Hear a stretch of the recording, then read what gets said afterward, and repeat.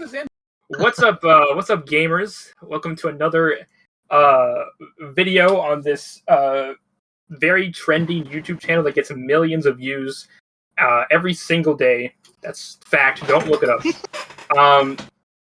I am going to be running a Keyforge game where the players are going to have to go into the unknown and just figure out what's going on in the unknown. That's basically it. We're going to go down the list here. Everybody will introduce themselves and their characters. So, Relin, if you want to start. Hi, I'm Relin. I've been playing Tabletop for a few years, and I became interested in Genesys system, as well as the Keyforge setting. So I learned them a few months ago, and now I'm happy to try them out. I'm playing a character called Monolith. He's a silicate. He's kind of short, sturdy, made mostly of rock with some kind of energy shining from between his cracks and eyes and mouth. And I guess you'll find more about him. Find out more about him during the game. Sounds good. Felbad, next. Hey, I'm Felbad. I will be playing Sir Karuka. Can't even say my own name right. This is going to go well. I am a squirrel paladin of the mighty acorn who rides a skeletal cat called Asaeus Catus. Beautiful. That's all I got. Beautiful. No, that's all you need to know. Fet? Hi, I'm Mr. Fett. You may recognize me from playing Ozzy in the last one-shot that was held here on the Genesys server. Today I'll be playing Xandorf, a genetically modified Martian who split from the Martian Empire and decided to join the Star Alliance. And he is happy to be here. Question mark. People definitely recognize you from the last video because, like I said, millions of views on this channel. So, yes, you're right. There's a whole fan base to you now already. Exactly. They're gonna have you signing stuff soon. They're already working on that comic book adaptation of that last game. Oh my gosh, where I fail every social check. Yes. All Just right. like real life. So I guess I should have just read this at the top, but I'll read it now. This was the one-shot intro. So Erin Ingram, MD of the Star Alliance, is looking to hire a small crew to help chart the unexplored lands across the Photic Ocean. Very few people have been there and back again, and Erin hopes this will be her big breakthrough in the science world. This one-shot will be heavy on exploration, surveying new lands, and cataloging unknown creatures, anything an expedition would need. And we have a newcomer to the Keyforge setting. I will provide a map. So check for our listeners at home, you'll just have to Google it. Here's a map of the local group. If you see on the top left-hand side, the Photic Ocean, you guys will be traveling across that and off the map. So you're going into just basically no one has charted this area before, and the whole aim is to get that charted. Welcome to Terra Incognita. I don't know. I did not get that reference, but It just means unknown land, I think. Oh, I didn't get that reference to Latin, even though I took it for many years. Okay, so you guys are gonna start already on the Star Alliance Discovery Vessel, or the SADV, or they call it the SADI for short, or SADI. That's probably a little better. Rolls with the tongue better. I'll type it out for you guys. It's basically an all-purpose watercraft, essentially, like a not exactly a cruise boat. It's not that big, but it's kind of a similar layout. Where there's a deck, and then there's levels underneath where people have laboratories and bedrooms, that kind of thing. But it's for the ocean, essentially. You guys are on there already. You left port maybe a few hours ago, and you're on your way out into the unknown. I'm going to go down the list and have each of you make a 2 difficulty resilience check to determine how seasick you are. And that's how you'll introduce your character. So, Moglith, if you want to give me a 2 difficulty resilience check, see how seasick a rock can get. I get a feeling I'm going to do everything first now. Nah! Don't, If you prefer, I could remove the sir and go right up to the top and do everything first. Oh, Do I need to roll? Do I need to roll for the cat as well? Oh, absolutely. Well, no, he's undead. No, he's good. He doesn't need to roll. Mogalith, you're rock. You're the rock, one would say. All it is a rock. Of this venture. If anybody's getting seasick, you're the exact opposite of that. There's no change in your demeanor. But go ahead, introduce Mogalith. Just one thing, since we're recording audio, maybe we should just read all the results. Oh, good one. Yeah, go ahead, read the results. I didn't even think about that. Apparently, I got 5 successes and 1 threat. Do we determine what that threat does immediately? Since you got so many successes, we'll just. Sometimes if it's only like 1 threat, I don't really see a reason to do anything with it. You got a lot of successes, so I think you're good. Okay. Well, Mogalith is a sturdy little fella. Not much shakes him. But yeah, as you said, he's a rock, so getting seasick is not something he's extremely familiar with. It's probably the first time he's sailing anyway. But I'll describe him a little bit more. He's wearing kind of a poncho and carries a backpack. He looks ready to explore. Even though he's a rock, his face is kind of expressive. I think he looks somewhat excited. And he also has kind of a metal gauntlet sort of thing on one of his arms. Despite that, he doesn't look like a very threatening individual. Beautiful. What is he doing on deck right now? Is he? Well, as I said, he's probably it's his first time sailing, so he's probably peering over the edge, grabbing onto the railing, trying to lift himself up to see more of it. Even though it's just probably endless sea with not many features, it still fascinates him. So the ocean is actually the water is boiling. That's kind of like the standard temperature of this ocean is like boiling hot water. So as you're looking down, you see she's like fizzing. Yeah, as you look down, you don't see too much beneath the waves, but you don't know if that's just because it's boiling or not. Fet, I can hear your fan, by the way. 7 last time. No, that's perfect. That's perfect. As Moglith is looking over the railing, trying to get a good look at that water, Sir Karuka, go ahead and give me that roll.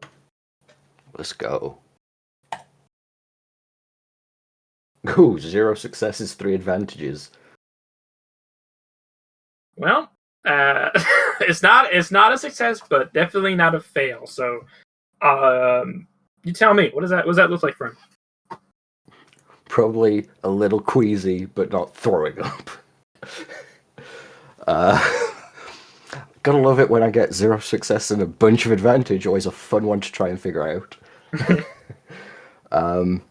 Probably just staying away from the edges in case falls off of the mount over the edge. Yes, you'll get lost. You're tiny. Just disappear. Maybe the advantage is that because you have your steed with you, it's like helping you. Steadying? Yeah, it's like steadying you a little bit. Good old Arceus Catus really pulling the heavy roll here. It's like calcium. keeping you stable. All right, Zanendorf. Xandorf. All right, I will roll. That is resilience. 2 purple. 1 success, 1 threat. I'm going to say that Xandorf has done several different types of expeditions, excursions. He's done a lot of exploring. I don't think that he would have particularly sailed on the Photic Ocean before, but he is used to some amount of inherent buoyancy and trying to navigate that while on board a ship. Perhaps not exactly a ship that is supposed to sail on water, but for various reasons, he has his sea legs right now. I'm gonna say, just because I think it'd be funny, the one threat is that at some point he did make himself a little bit sick, lost a bit of his lunch, and he quickly found some more organic matter on board the ship. And like he didn't go straight for the rations. He found something else to Some kind of fish jumped out of the ocean. He just grabbed it. just snatched it out of the air.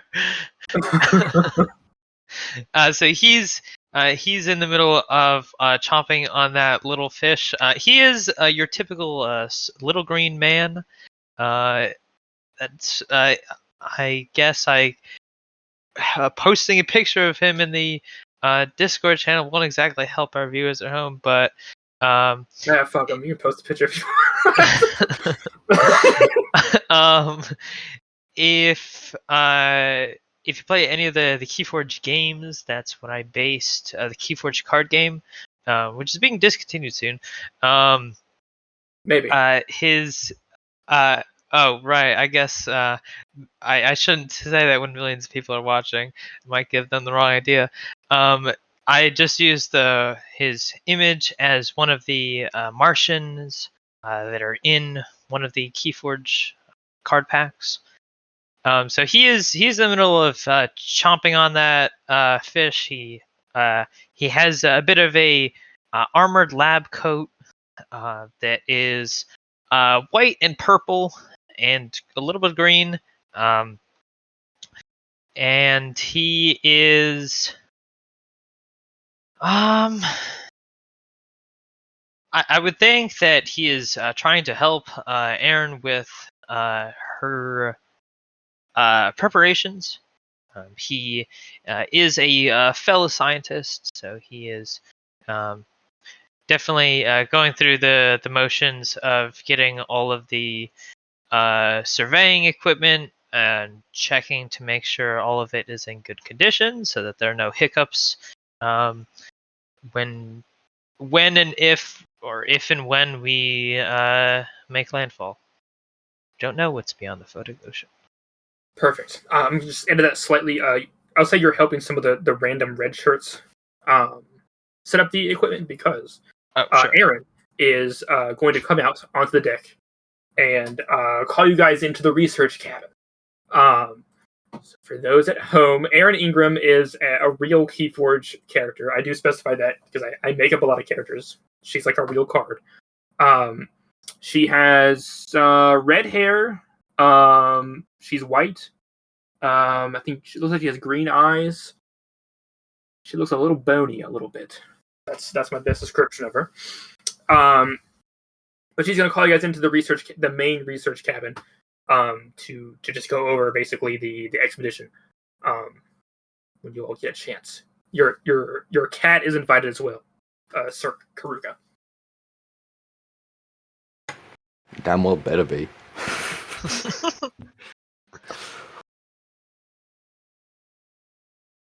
Okay, let's answer her summons. Perfect. You guys make your way into the research cabin. It's like all situated out with a bunch of gear. There's already kind of like specimens set up that they've collected just on this very short ways out from the port. They've collected a few random like insects, small stuff, no big discoveries. But she has you all meet in this cabin. She says, "I want to thank everybody." She's mostly mentioning to Magalith and Sir Karuka because Xandorf is part of the Star Alliance, so he's not being paid to do this, but you two are. So she says, "I thank you guys again for coming on such short notice. Captain Jericho has been very hesitant to approve of this mission. Our resources have been a little tight at the moment, but nonetheless, appreciate you all coming out. Just to go over again, this our main objective here is to catalog new species, map out the initial area for future expeditions, and then return back. We're definitely not going to be staying out here for much longer than we need to, just because it's kind of like a small thing. I would like to have a bigger expedition at some point, but maybe when we get a little bit more money." She pulls up she has like a gauntlet thing that projects like a little projection holographic map of basically the map that I sent you guys earlier, the Photic Ocean, of what they have mapped. And you can see the boat you guys are on is slowly moving towards the edge of where they stopped mapping. And she says, "We only know this much of the areas because of our contacts in Atlantis, the roaming city of Atlantis," she says. "But they don't go too past out this area. They call it the Dark Tide." I couldn't really get a reason why they call it that, so it sounds very foreboding. But I have good hopes that it will instead find a lot of cool stuff. Cure for cancer, that kind of thing. That's what I'm hoping for. Fear not, friend. I am certain the lad as a mighty acorn will light our path through these dark waters. Right. Also, going to apologize right now if my accent goes all wavy, because there's no way I'm going to keep this consistent. She kind of just stares at the little squirrel. Just like, okay, yeah, well, sure, we'll find an acorn out here. Absolutely. We will find the mighty acorn. Right. She kind of she almost lost her steam almost. And she's like, "What were we talking about again?" You were mentioning how you wanted a larger boat because size matters to you.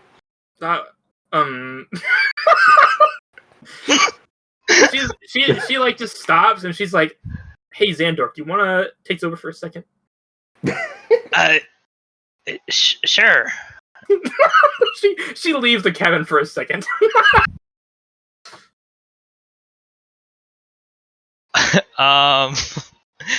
Was I given a briefing? No, not really. Okay. Less than 30 minutes in and already I've made a character leave. Let's go. So Xandorf was, or I don't know if he would be at all part of the planning committee. How many days worth of supplies do we have? You have about 2 weeks worth. 2 weeks worth. Mm-hmm. Yeah, again, it's just kind of it's hard to say if you're going to hit land or not. There's a really good chance you guys could just go out for a week and not hit anything, and then have to turn around. Well, really just hoping we don't sail off the edge of the world. That's a theory. That's one of the many theories. So there is. So Xandorf would clear his throat and he says, Erin has not yet mentioned this. We may be dealing with some type of substance as we're sailing out here called dark amber. We're not entirely sure what it does yet, and it's rumored to be in this area.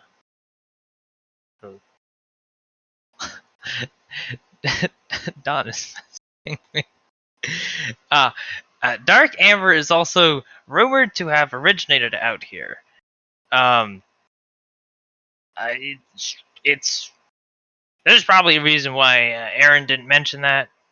Doesn't actually believe that the stuff's real. I've seen enough stuff on the Crucible to believe when rumors are true and when they're not. And I think that this thing is most definitely real. But we don't know anything about it though, so that's I guess you could say a secondary objective of a sort. Maybe it was good like amber. No, I have a feeling that this thing called dark amber is probably not good. It clearly lacks the light of the mighty acorn. Right. Well, maybe it is still pretty. I Beware suppose of pretty things. They are the devil's work. Jesus. After that outburst from Karuka there, Erin comes back in. It feels like it definitely looks like she's taken like just a few deep breaths and then came back in. Question. So I know that Sir Karuka is Silhouette 0 PC. Xanadorf is also a Silhouette 0 PC. So they're both two very short people, and then very tall. Is Mogalith a tall rock person? He's on the shorter side of size. I mean, Silhouette 1. Nice. So we're For the record, the cat is also Silhouette 1. Isn't that because it has to be in order for you to ride it? So this is the Short King squad, obviously. There's few of us, but they're small. Well, you know what they say. Good things come in the smallest of packages. Erin's already back in the room when he said you say that. She comes back into that. Yes. she looks to like a random red shirt guy that's in the room, and she's like, is this really the best of like that we could do? I thought we knew the 10 sticks. And then the other red shirt guy's like, they like broke up or something. And she's like, of course.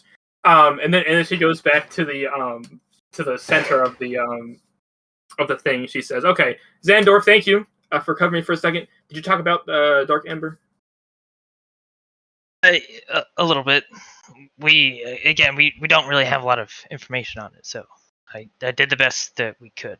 I did the best that I could with what little information we have right now. Yeah, I'm sure Xandorf mentioned. I'm pretty sure it's not super real. We've heard some stuff about it, but I'm pretty convinced it's just like somewhere along the line, Amber got corrupted or something and made it look purple. That's the best description that we got from the locals in Atlantis, but I've never seen it personally. And we don't have any like official research documents regarding it at the moment. So. For someone tasked with discovering new lands, you seem all too ready to deny the existence of something new. I'm just hesitant to accept it. The Crucible is kind of built on the back of this substance of amber. The fact that like a negative version of that could exist, kind of, I don't know. It just doesn't make sense to me, I guess.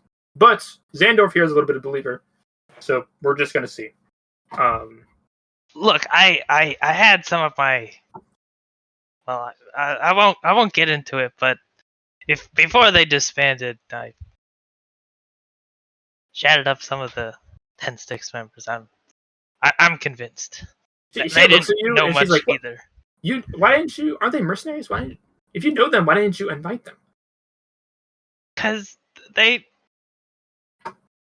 weren't on the best of terms. No, And again, I don't know where they are. They just like all disappeared. I'm pretty sure they left for other missions. That's mercenaries for you, always chasing the dollar. Anyways. Well, that's mighty presumptuous of you.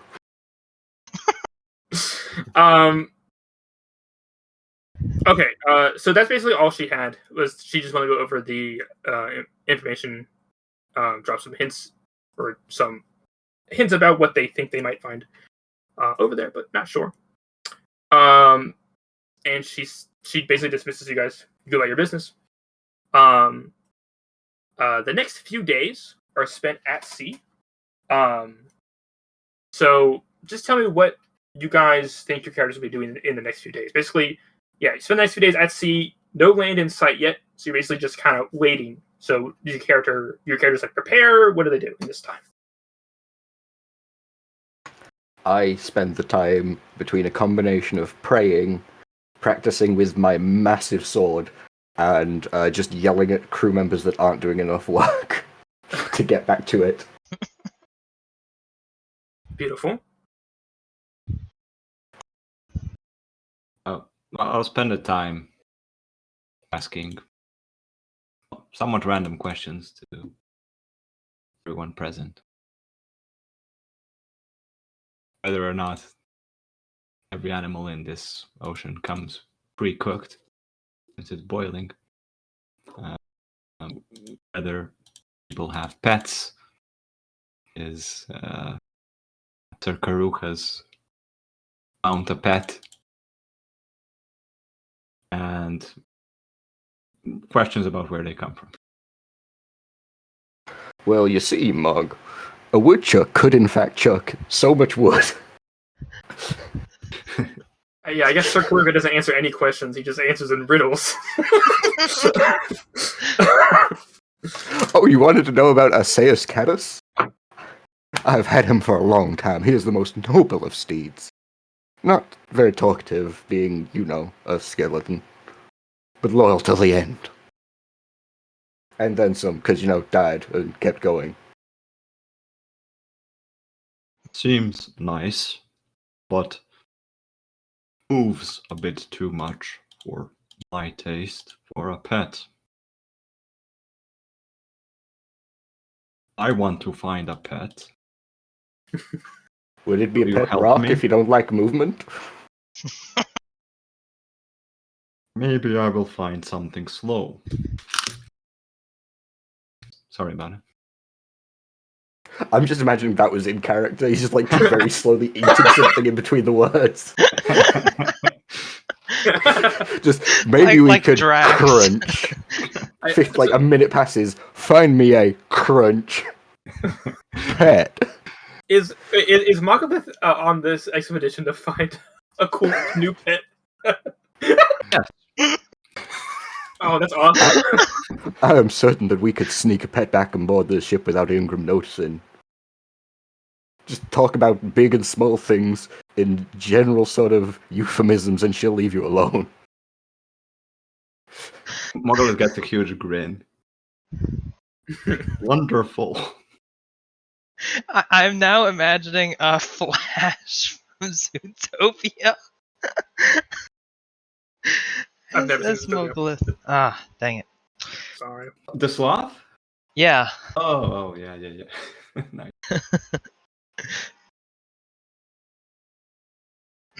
What is Andor doing? So, Oh, sorry. I was just gonna say, so Mog, what do you specialize in? I think I've already lost the accent. Shit. God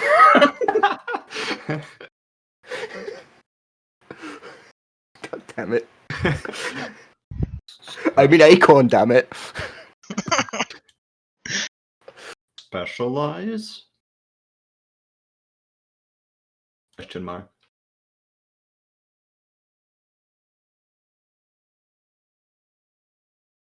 That was you felt bad. Sorry. What Dane you do specialize in? Like, what are you good at? I think I found the accent again, which is pretty good. Do you fight? Do you pray? Do you medicine? Do you make cocaine? I don't know. What do you do? I like to go through the Crucible and meet new people, new animals, and new rocks. Sweet acorn, give me strength for the speed at which this man talks. Whew. Good. Do you hit things well? Do you use gun? What if we are in trouble or trying to solve a thing, what do you do? For example, I have this big ass sword, and I draw the sword, and as I do, it goes, "You can't spell nutrition without nut." Every time I draw it, it's a giant. The sword's bigger than I am, My God. and it's clearly a promotional device from like 20th, 21st century Earth for some sort of foodstuffs. They sheath it again. So, as an example, I have a big sword. What do you do? Mogolith looks at it a bit confused for a few seconds, and has a moment of realization by his face, and he lifts up his right arm, which has that metal gauntlet sort of thing, and he points it at you triumphantly, as if that's all the answer that's needed. So you're good against scissors, but paper is your foe. He narrows his rocky eyebrows. Anyhow, I'm going to go find Zandorf and find out what they're good at. Have a very nice slow day, and I'm going to ride off to find Zandorf. In the distance, you hear a faint bing, bing, bing, bing, bing, bing, in the Seinfeld. Not the Seinfeld. There is no escape from the Seinfeld. Oh my God, it's returned. I think that Zandorf over the next few days, he sort of put himself in charge of maintaining all of the surveillance equipment and sensor probes that they have on board the ship. If such a thing exists, I'm assuming that we have some sort of sensors and things that we found those insects for. Right. Yep. Cool. So periodically they're sent back in for maintenance, and he takes it upon himself to oversee the all the diagnostics. He's checking the programming, because he has known that programming can sometimes go awry in places where danger is involved. So he is double checking everything to make sure that everything is functioning as it should. He has heard the tale of Earth's Bermuda Triangle, and he thinks that there might possibly be a connection or something similar here on the Crucible. So he's being a little bit more on top of things than he usually is. He's doing a lot of stuff. He's trying to do the maintenance on the drones. Sometimes he will just patrol around the ship, looking out, doing like a visual scan of the not terrain, but the water. Yeah, it is water, right? Have we tested that? It is in fact water. It's just the resting temperature of the water is like really hot for some reason. Okay. Just one of the things, of the Crucible. While you're glad you mentioned it, Zandorf, while you're one of these days while you're doing a scan, can you give me a perception check 3 difficulty, please? Yeah. Would this be a scan with equipment or a scan with the eyeballs? Eyeballs, got it. Just the old eyeballs. What's the difficulty? 3. Really missing the Maltese Falcon. Okay. 1 success, 3 threats.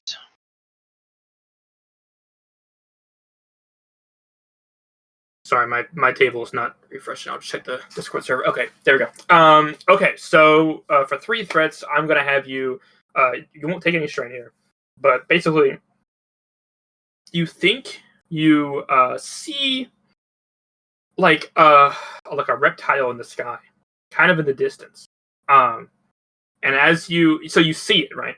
And so you go to back to get some equipment to get like a better. So you're not using your eyes, right? You're gonna go get some equipment to scan it. But when you come back, it's gone. That's the threat.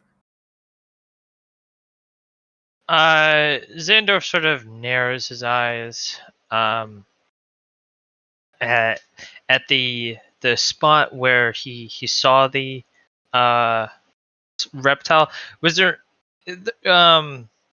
just based on that cursory glance, was there any way to gauge size based on direction, or is it really, really hard to tell? Did it look very small off in the distance? It wasn't super far in the distance. It was like close enough to where like you would have you got the equipment to like get a better look. You're like you could tell the reptile. You could see like scales on it from a distance, but it was pretty small, like still zero. You would probably think. Xandorf would write that down in a report, because unfortunately, due to the limited funding that Erin mentioned for the Star Alliance, we can't have constant probes up scanning like every inch of the vessel at all times. So whenever we like encounter something in this type of situation, I think it would be like standard Star Alliance protocol to note it down anyway, even if it turns out that observations were incorrect. Just to note that something was out there is enough. So he would write that down on like a data pad or equivalent. Perfect. I'm also going to give the chance to Magalith if you want to do the same perception check. Same difficulty 3. I'm going to give you a boost because you described your character as very slow moving. I'm going to say that like you don't, there's not like a moment where you like do a double take or anything. Like you're very methodical in where you're looking. So I'm going to give you a boost. Okay. Nice. 3 successes, 2 threats. Okay, so the 2 threats are going to be a similar where it's you lose track of it. The 3 successes. So Magalith, as you're looking, you notice maybe on I'll say like a different day than Xandorf. You are out on the deck and you see a small reptile fly in the air. You get a better look at it than Xandorf did. It looks like a chameleon. And it's when I say it's flying, it's like its legs are curled up like a you know how a cat sits when it has all its legs curled up.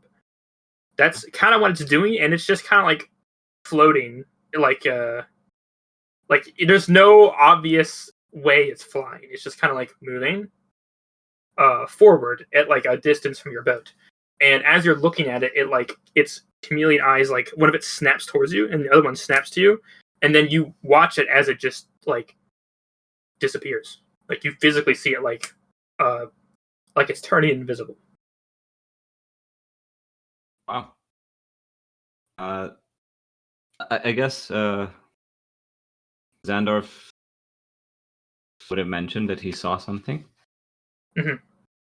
Probably. I don't know.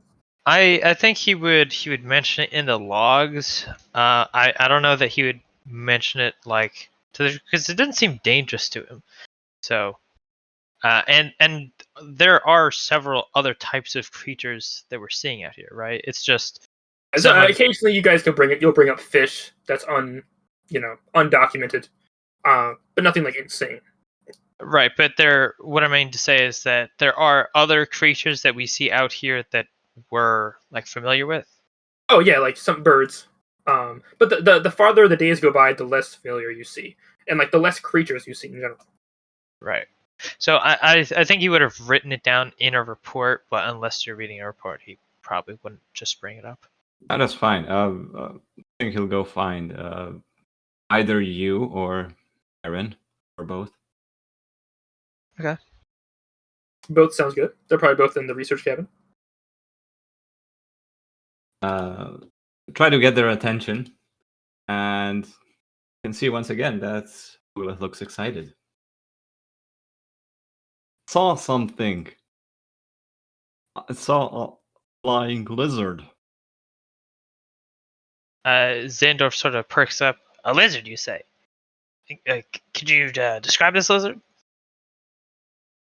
It looked at me with big eyes. And it had a curled tail. I don't know how it was flying, but it disappeared. When you say disappeared, could you elaborate on that? It didn't go anywhere. I could just not see it anymore. Erin is going to take out her little gauntlet and project a picture of like a normal Earth chameleon. Just gonna be like, they look like this. Is it from Earth or is it from Crucible? It's like from both. I don't know. The stuff from Earth ends up on the Crucible. Yeah, it's just like a plane. It looks exactly like the thing you saw, but like, Without flying. yeah, but it doesn't fly. Yeah. Yes, it looked like that, but it was flying.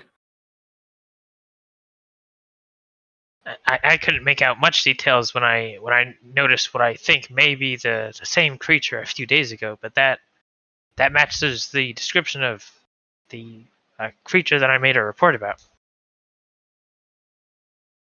Erin, she's kind of look on it. She's like, a chameleon that can fly. This might just be like this might be a scenario where like an animal just ate some amber, perhaps. But better be safe than sorry, Xandor. If you want to help me set up some equipment, we'll have it set up. Maybe we can detect it. Yeah, I had assumed that we might not see that thing again, so I should have set up more equipment. Yeah, I'll help you set up. I think it's just shy. It will come to us soon. Moglet's like, I get a pet. The pet will come to me. If it comes close enough, I can attempt to ride it. Do you have Let's Ride? No, I just have a really good riding skill. It is still 0, so it's not big enough. I could try, it just wouldn't work well. You just jump on it and it's like, shit. So another day goes by. You Xandorf and Erin set up the things. Erin helps you, Mogolith, write down what you saw in the log. They set the sensors up. A day goes by. Nothing is picked up. Every couple of days, I'd like to take out my holy icon and see which direction it sort of lightly floats in, see where the nearest source of nuts are. Okay. See if it's still pointing just out into the wilderness. So it was pointing back home for like the first couple of days. Like as soon as you left port, it was probably pointing back towards home. But at a certain point, it just would spin, like slowly. But in the last couple of days here, it's been pointing in the direction the boat is going. Just at some point when it starts just spinning, I'll go find Ingram and mention, it appears that we have gone far enough away to no longer feel the pull of the nut. Wish I worded that different. She just then kinda... when... Son of a bitch. I can't spell nutrition without it. Anyhow, and then when it starts pulling in a new direction, I mention we must be approaching a new land. Maybe the holy acorn is nearby. So the second time you come to her, she's like really not ready to hear what you have to say. But when you say that, she actually she's like, oh, actually, that's helpful. We might be nearing land, I guess. Oh, now you like the information. Fine, and I'll walk away. And go back to just yelling at some poor crew that were on a smoking break who are now getting yelled at by a religious zealot to get back to work. A vape break, thank you. I throw them off the ship.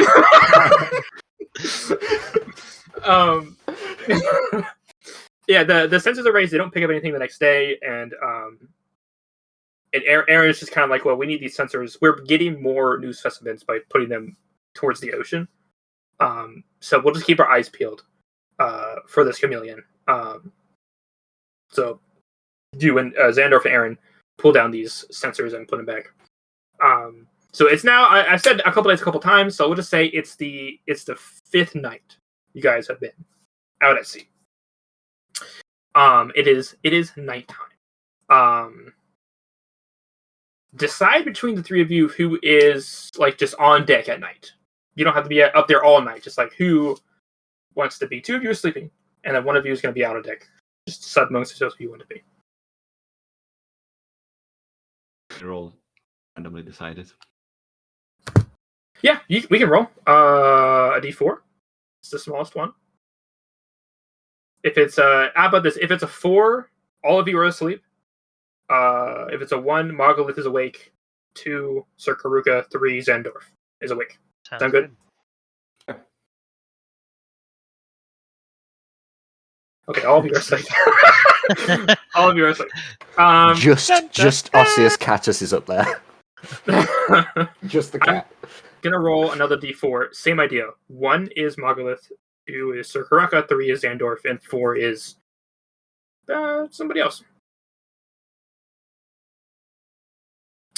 Okay. So, Zandorf, you are asleep in your little bunk.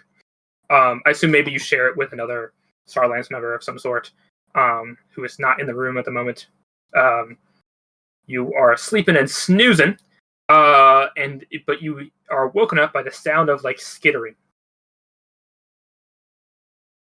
So Zandorf was in the Martian military, and some instincts never go away. So he is immediately as awake as can be. Because first I should ask. So, of what I know of the crew, are there any reptilian-like creatures or any sort of creatures that have appendages that would make skittering noises?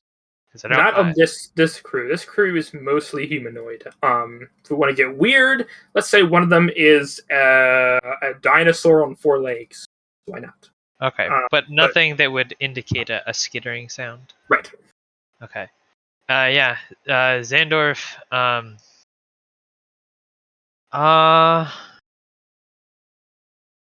Yeah, he was trained as a scout, so he would notify someone. So, do I hear it close by? Yeah. Okay. So he. Oh my god.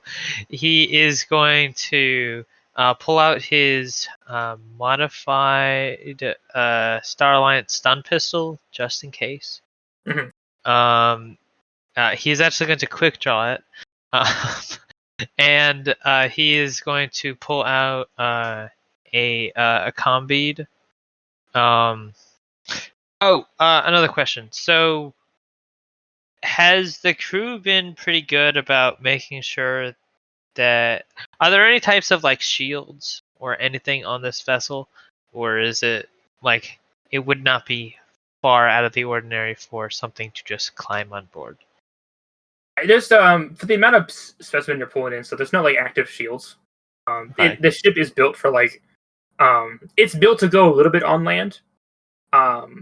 Like you can probably get it beached a little bit and then be able to move it back out, but it can't like drive or anything. And it's a very sturdy ship, but there's no active shields. Okay. So he is. Who is the? Is there like a chief of security that is on board the ship? Nope, that's what she hired. So Zandorf is going to ping Moglith and Sir Karuka on the comm beat. The other person you said is not in the room at the moment, right? Yeah, your bunkmate. It could be Erin herself, or it could be another member. Somebody, whoever it is, not there. Okay. I don't have one of those heretical comm-beats. You have what? I don't have one of those heretical comm-beats. You're gonna have to come and wake me. So, Moglith, do you have comms? Well, they give him something. Sure, they would definitely. I see you don't have one, so yeah, they would give you one when you joined. I'm sure Karuka turned it down, but Moglith, you do have one. They would give it to you. It's probably just stuck inside the cat's rib cage, and I've just never noticed or touched it. Like, you need one of these. No, here, no. It starts beeping. As you, Mogulith and Karuka, get this notification, beep, beep, you message them. You're waiting for them to answer Zendorf. On the ceiling of your bunk, decamouflages the chameleon. He's hanging from the ceiling with his little toes, and he's staring at you like upside down. His eyes are kind of gyrating a little bit, but they are focused on you. I quick draw my illuminator so I can fully see this creature. Okay, yeah, you turn it on, and as soon as you turn the light on, it makes like a little, like a little like a a hissing sound. Nah, not really. It's not like surprise sound, and it vomits on you. And when I mean it vomits, I mean it's a lot, and it smells like shit. It does no damage, but it's like. Do I have so my my lab coat? I added the sealed quality to it. Okay. Can I activate that before it hits me? Not before it hits you. Okay, that's fair. So the Xandorf is just like blinking up at this, covered in this disgusting thing. He dims the light a little bit. And as you dim the light, it just stops, like making noises or anything. You're just standing there covered in vomit, and you see that it slowly. It's so chameleon eyes, they're like bulbous, very weird looking. They have like wrinkles around the skin, So those wrinkles are like lines, and they start changing colors. Like they go red, green, pink, and they repeat in like that kind of like neon bright colors, and it's like pulsing. Can I do it? Oh shit! 2 strain. That's all. As it's just really annoying. Like it's like bright, and it like strains your eyes out. So you just take 2 strain. Can I make a any sort of I have a feeling that this may be some sort of communication because it's repeating a pattern. This may be an intelligent creature. Can I? Well, first off, he pulls out a data pad. He makes sure that he's like looking at it as he's pulling it out, so that he's always like watching it, even if that's a little like disorienting. He pulls out the data pad and starts recording. And is there any sort of check I can make to see if this is some sort of communication? Like a Crucible check or something, because there's a lot of different types of communication methods of communication on the Crucible. Knowledge. I'll say knowledge science. Okay, that's probably a better fit because you're not sure if it's intelligent or not. You're just trying to figure it out if this is communication. I feel like deciphering the language would be culture for sure, but you don't know if it is yet. Sweet. Okay. Science. I'll say 2 difficulty. 2 difficulty. I'm going to use before making it know-it-all, before making a knowledge check, your character may use this talent to add a number of boost no greater than their intellect. PCs and Nemesis-level allies witnessing the check suffer strain equal to the number of boost added. So I have an int of 3, so I'm going to add 3 boost to this check. Nice. It's like I'm somewhat of a scientist myself. I know that I know Morse code, and then 5 successes, 2 threats. You know for a fact that this is 5 successes is pretty good. This is not an intelligent communication array. Like he's not trying to talk to you, but with those successes, you know that he's communicating something. All animals communicate in some way or another. But you simply, with the 2 threats, you don't know what it is. You don't know if this is a reaction to you flashing with light. It's like an offensive. It's like a warning, or is he trying to like? It did cause you stress on your eyes. Maybe he's trying to like get you to disorient you so he can get away. You don't know. Is the door closed? I would assume the door is closed. Either the door is open or a window is open. They got in somehow. I'll decide. I would think that You wouldn't leave a window open, so I Sorry to guess it's the door. interrupt. I was just gonna ask how far Mog and I Probably just in the next room over. would So you count that as short range? probably medium, I would say. Okay. Just because of the walls and stuff.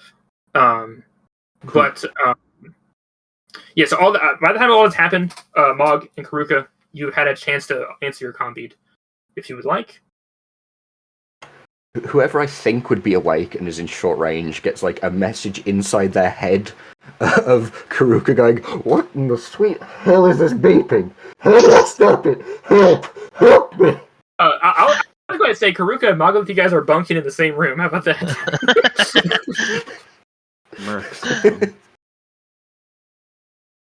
So you hear a voice in your head. Is it like a pager or a Star Trek communication device? I imagine the comm bead is, well, you might be able to like describe it as whatever communication device you want, but if it was provided by the Star Alliance, probably some sort of pager. Star Trek one, yeah, something like that. Yeah. Gotta love them tricorders. Yeah, it's like a Star Wars one, yeah. So, a little thing you pick up and talk. Something we can answer. Yeah.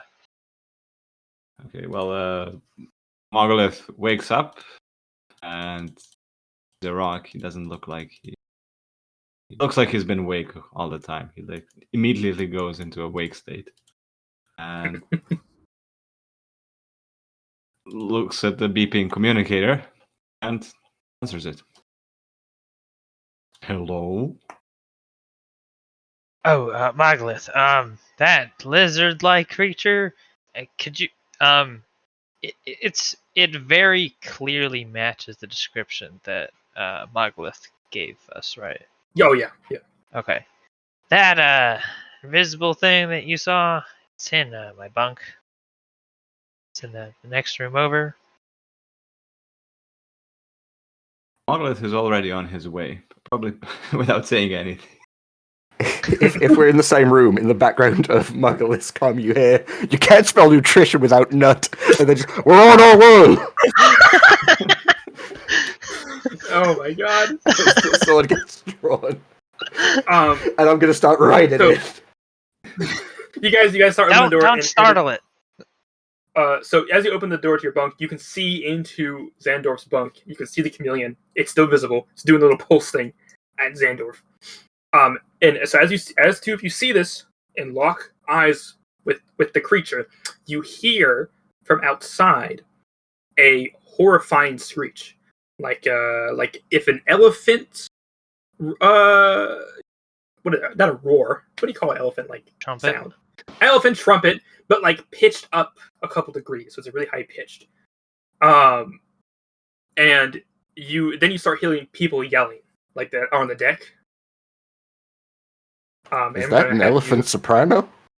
I'm gonna have you all roll initiative for me, please. Cool or vigilance? I'll say vigilance. Thank you, Fett, for doing that. I would have just not done that. Appreciate it.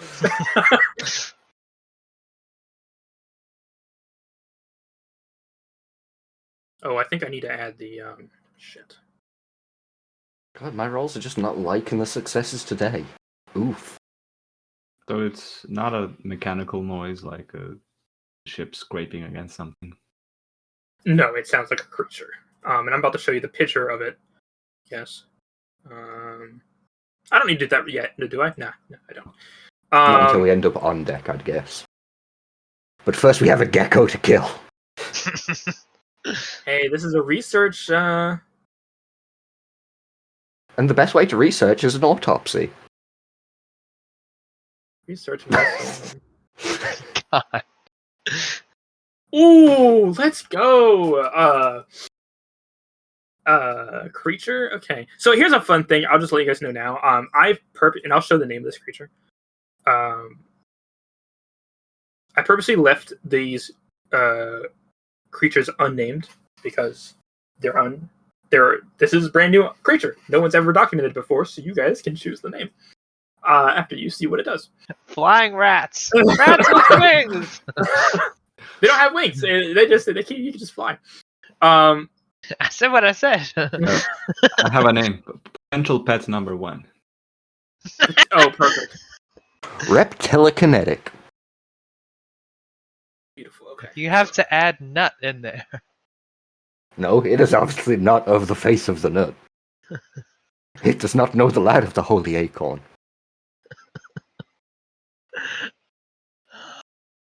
Okay. All right. Okay. So, player goes first. Let's go. And I'm gonna have all the Star Alliance go at the end of the entire round. Those lazy bastards taking forever to get to work. I better whip them again. Does somebody else want to go first? Because I'm just going to swing at this thing, and I'm guessing one of you wants to try and talk to it first. Oh, yeah. So I'll. So if I. Oh, you go ahead. I just said go ahead, sorry. Oh, also, before you do, for everyone who is listening, it currently goes player, NPC, NPC, player, player, end of round when Star Alliance goes. Thank you, Velvet. So this thing does not look overly hostile, right? Or It looks like it's it looks like it's on the combat. defensive.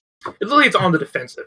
Like, you know how, like, when I don't know if this would be relatable. If a cat walks into a room you're in, and then it gets too close to you, and then it starts freaking out because it got too close to you, even though you haven't moved. That's basically the kind of that's kind of what's going on here. Like, it came into your room, but now it's acting all defensive, like as if you had done something to it. That's basically what it's acting like. Okay. So Zandorf. God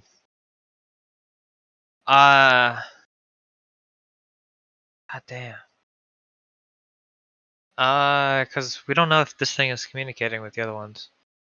So Zandorf hears all the screaming, and he motions towards everyone. What are you waiting for? We need to go find out what the hell happened over there. You're the mercenary. You're like hired guards. We need to go help those people. We ran in here as soon as we heard, but, deal with this and then we're going up. What do you mean deal with this? I point at sword.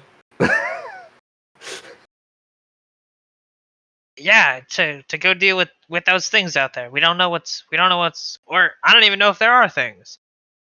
It definitely made a sound. There's definitely other creatures on board the ship now. Oh, okay. Very obvious. We need to go deal with whatever it is that's above deck, on the double.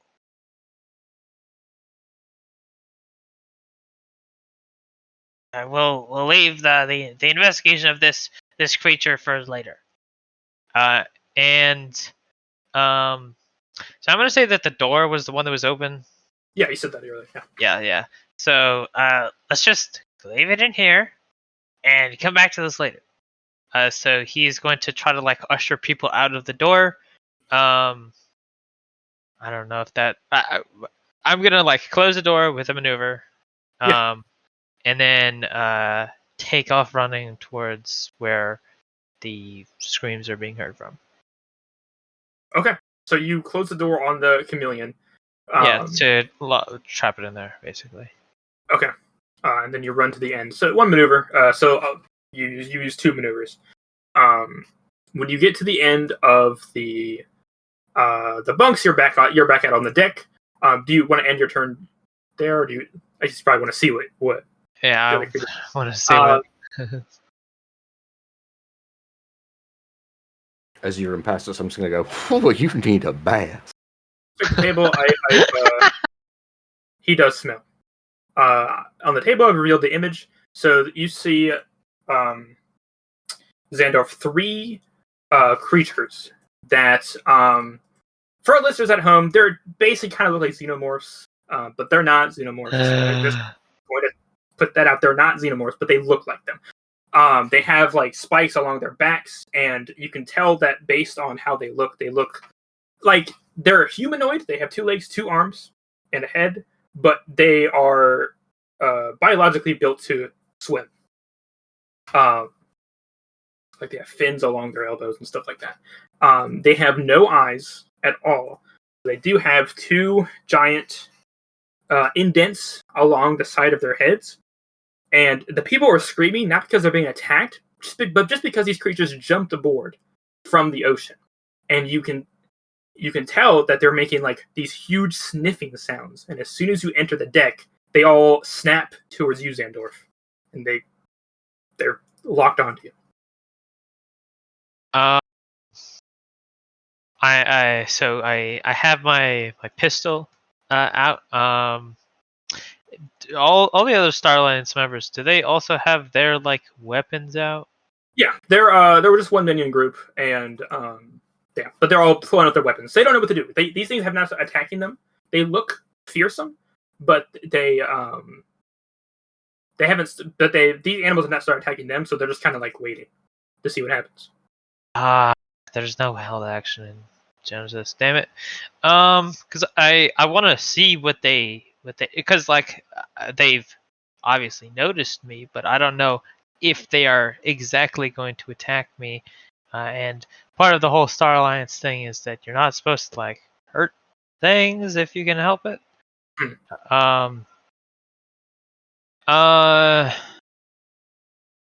I would guess that they would take being shot with even a stun blast to be hostile. Yeah, is there no way that I can like do a held action if they start aggressively moving towards me to shoot at one of them? Say them snapping their heads towards you and sniffing a lot. I'm gonna go ahead and say you can probably read that as aggressive. Okay. So, well, are they like snapping their jaws and like? Do they have teeth? Oh yeah, like, baring their teeth at me. Okay, yeah, I shoot one of them. Okay. They're medium from where you are. Okay. There are them. Any adversary? Adversary 1, no defense. Short, you said? Medium. That might be a problem because my weapon is short range. Be able to shoot him too far away. All right, yeah. So I guess I'll end my turn. All right. That is player turn.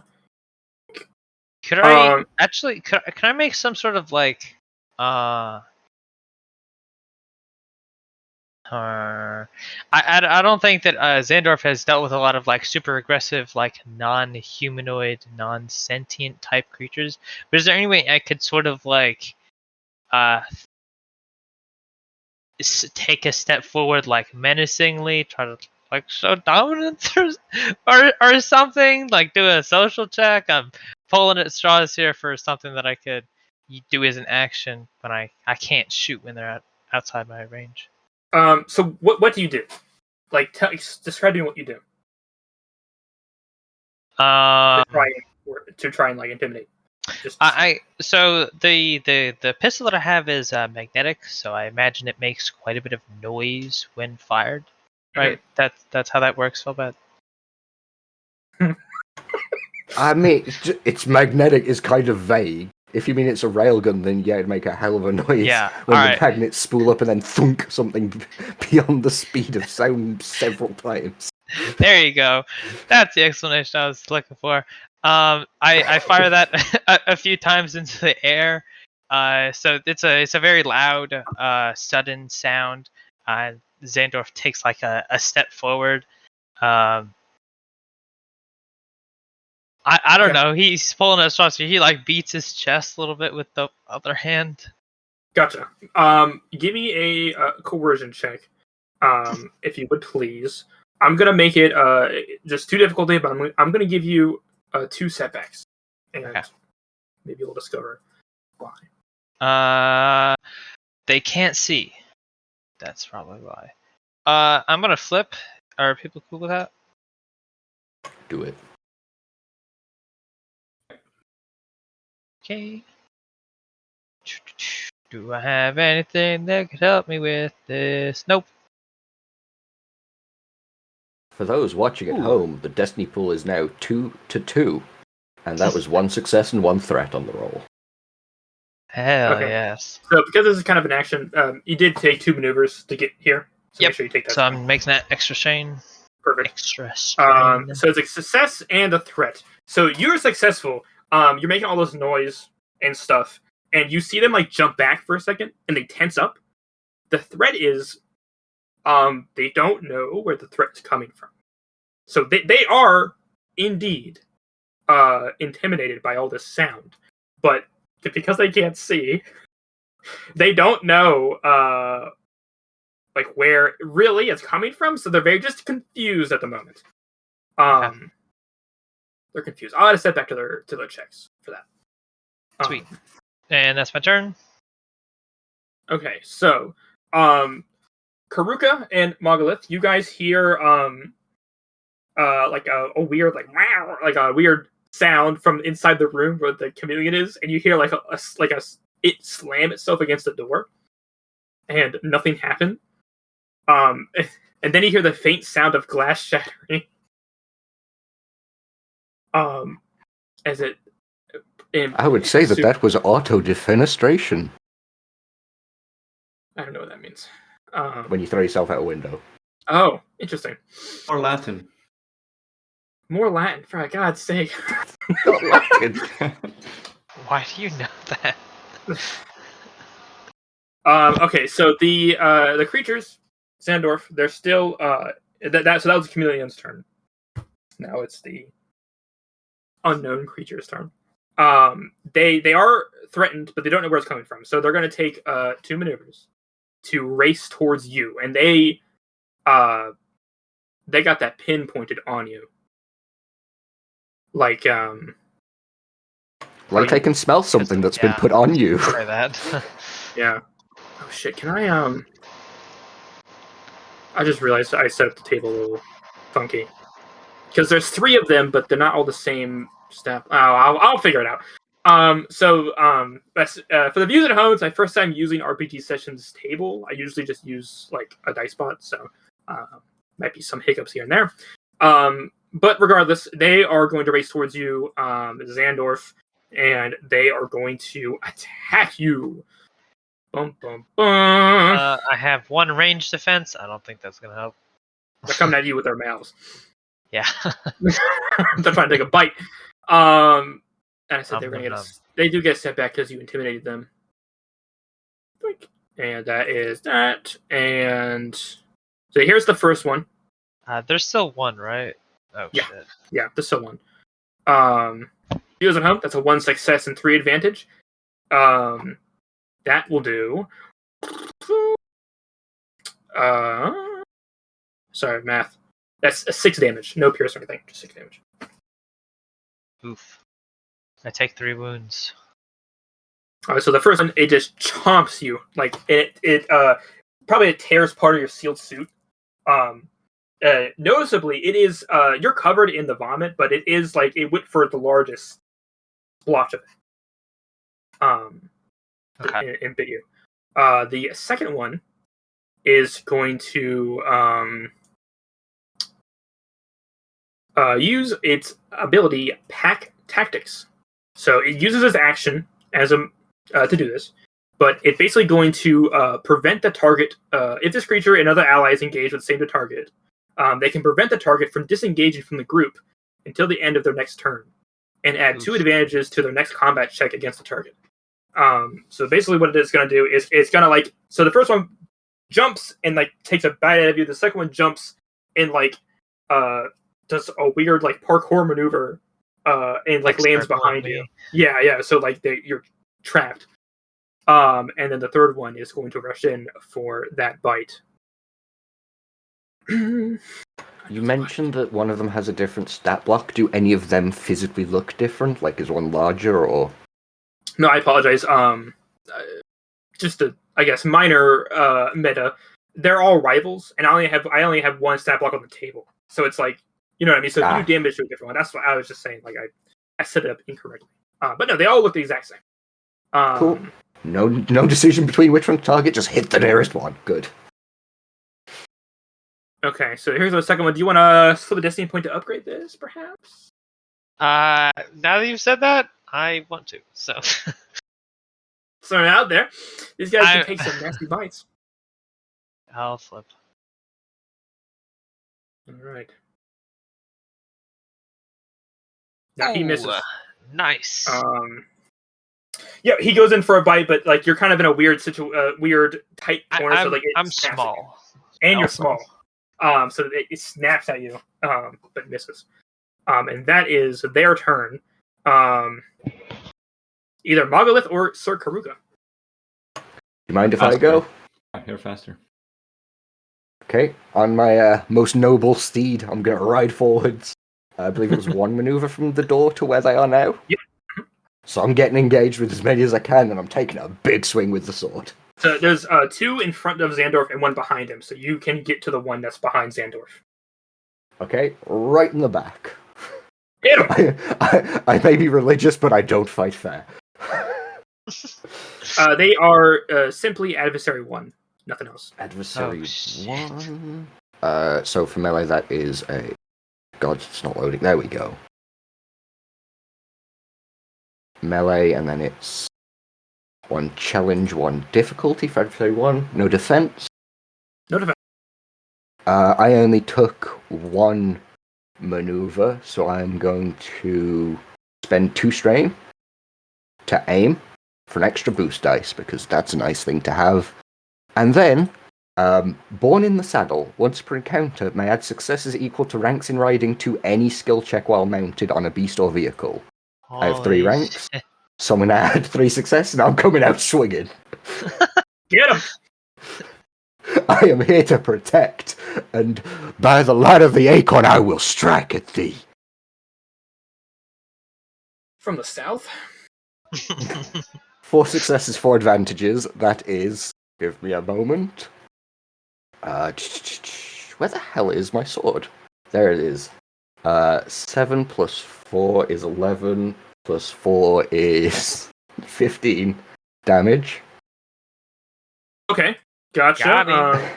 Okay, it does a ton of damage to him. But doesn't kill him. And then I will spend 2 of those advantage to activate Burn 1. Okay.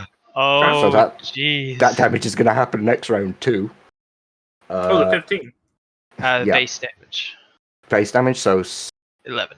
11. Still nice. Yeah. That's still, yeah. Yeah. I could flip a destiny point to add an extra bit of damage on top of that, but I feel like the burn should be enough. I can activate knockdown for free, as I have bowl over and knockdown on the weapon, so it is now prone. Now that it's prone, is it getting that same pack tactics boost? Can it effectively do that from the ground? Yeah, you're still boxed in. It's Okay. until its next turn. So you're still like it's still there. It's just like, it's just And laying then down. with the last 2 advantage, I'll heal 1 strain and pass a boost to next. So Mog, whatever you do, you're going to get a boost on the first check. And that will be my turn. As I just stand slightly over it on the back of this cat with a sword that is bigger than probably all of us. So I'm just wielding in one hand, and I'll say, "And stay down." you slam this thing, and like the sword, it makes it like flame up. It's like really easy for it to catch on fire. Weird enough. And it's just screaming and like throwing its limbs around. You can tell Karuka it doesn't know where the hell you came from. Like this is as far as it's concerned, this is a surprise attack. Like it's freaking out. It's on fire. If I notice that, I'm going to yell out, "My brothers and sisters, they cannot see. They can probably only smell the shit on my friend here. So feel free to stab them and run." All right, Margaret, you're up, buddy. So if you use 1 maneuver, I get into the engaged range. Yeah, with the guy on the ground. Yeah. The prone one. I'll do that. I'll approach them that way. And I'll say, when I notice that Andorf been attacked, it's pretty obviously say, don't hurt Zandorf. And Rocky Face doesn't look at all pleased with what's happening. Looking at the thing on the ground that Ruka started with, I'll try to stomp it into the ground with Gauntlet. Beautiful. The difficulty is going to be 1 red and 1 purple. And you get a boost because he's prone. And Yeah. a boost from Felbat. Beautiful. Okay.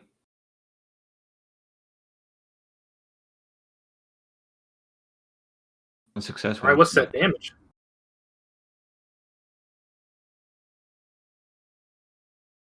Damage? Yeah, it should be. It says it's a brawl weapon. It should have a number, and then add your brawn to it, and then add successes. That's the total damage. So, Brawn has 0 damage. I've crit. I get 1 damage from the flaming. Your brawl weapon, from what I can see, does +1 damage. At least that's what it says on your sheet. So it's Yeah, that's- 3 for your brawn, +1 from the weapon, +1 from the success. That sounds right. 1 is from the flaming. Perfect. So that is 5 damage total. Okay, gotcha. You do just enough damage to pass its soak.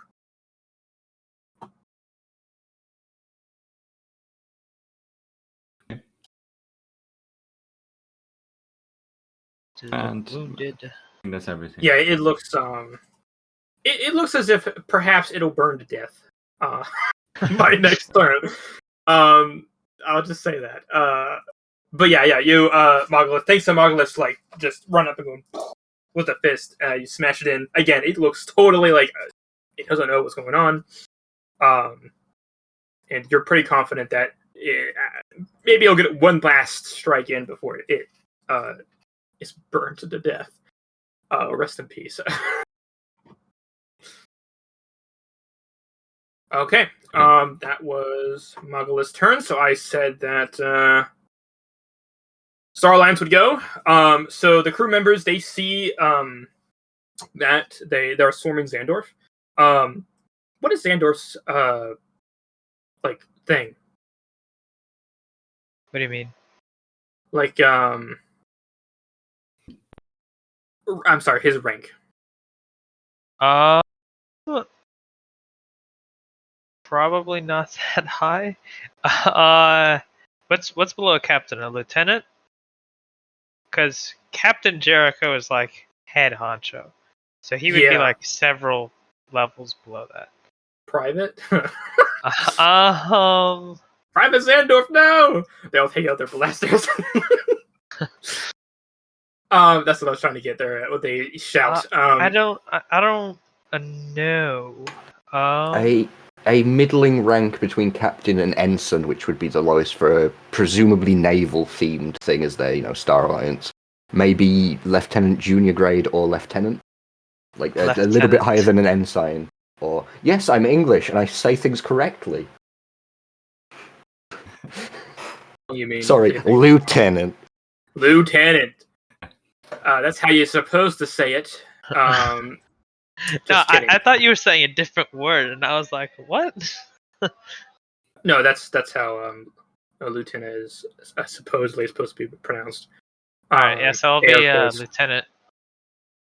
Lieutenant Xandorf, no! They pull out their blasters. That is, what is their range on their blasters? Just shoot! It's medium.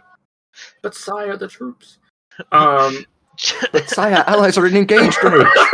It's going to upgrade the difficulty. You're engaged, so they got to upgrade this twice because of adversary. And but they're a mini group of 5. So they Send off dice to friendly fire. they do get some Classic Martian. I left the Martians because of the acceptable casualties. Damn it. They got 0 successes, 2 advantages. So they start just open fire. They don't bother to turn stun on. They just open fire with like blasters. But they all miss. His eyes wide. He's like, just set it to stun. Set it to stun. As he ducks one of them. They're like, oh, sorry. They all at the same time like do like an animation where they switch to stun. Like in sync. I'm gonna look at them all firing and missing with blasters and just go, so uncivilized. 2 advantages though. They're gonna pass a name boost to Xandorf. That's who they're trying to save. And Erin is going to burst out of the research cabin that's like elsewhere on the ship, and she sees what's going on the deck. She starts running down. So she doesn't get to do anything too much. But that's a player turn. Top of the round. You guys cool with me going first? Because yeah, you're gonna Xandorf, you might want to wait until after they've gone so that you can leave. Yeah, go. Seeing the one on the floor that is burning to death. I would like to just step over it casually. The light of the acorn clears a path, and you are the next in the way. And I'm going to take a swing at the next one. Perfect. Adversary 1. Do I need to use a maneuver to get into engage with it as well, or is everyone just close enough together now for... I'll say because it did use pack tactics. I'll say you have to use a maneuver to kind of step over the creature and then like mosey next to Xandorf to be able to hit. So we'll just say that's definitely mosey. Mm-hmm. I'm mosey on down. So that's one maneuver. Where's my character sheet? There it is. Yeah, I'll just take another big ol' swing. As I'm using a maneuver, bowl over resets. Ha ha ha ha! You've made a mistake now, and I will take 2 straight to aim again. What's our destiny pool like? We've got 1. I'm not going to flip. I will. I need to be cool. using them. Good for you. So that's 2 challenge dice now because of versus my melee. I am aiming with the same maneuver. Big money, no whammies. Please. Oof. Pain. That's 0 successes for advantage. You got no success on that roll. And they got no failures, too. It's like just advantage of the threat. Wow. Do I have anything that I can... Damn, the Star Alliance should have passed me a boost. Damn you, Star Alliance. This is on you. They passed Xandorf a boost. I can't, like, do knockdown on a miss, can I? I have to hit for that. You have to make contact, yeah. Could I spend 4 advantage for my mount to attempt an attack? I don't know how mounts work. Sure, yeah, that sounds fine to me. If you want to use all 4 advantage, yeah, it has a little attack I can do. Go ahead. Yeah, sure. I've got the roll for it. I just don't have it like as a clickable, so I'll just type it out. Are you spending another destiny point, fate point, whatever, like story point, or yeah. Is it just? I'll leave it as red purple. I will just roll flat. No aim or anything because it's a mount. My cat's going to attempt a bony claw, which is just a kick because it's just a horse that's been reskinned. Don't question it. Like unskinned. Hey! Oh, and he comes out swinging. My boy doing damage. That's 7, 8, 9.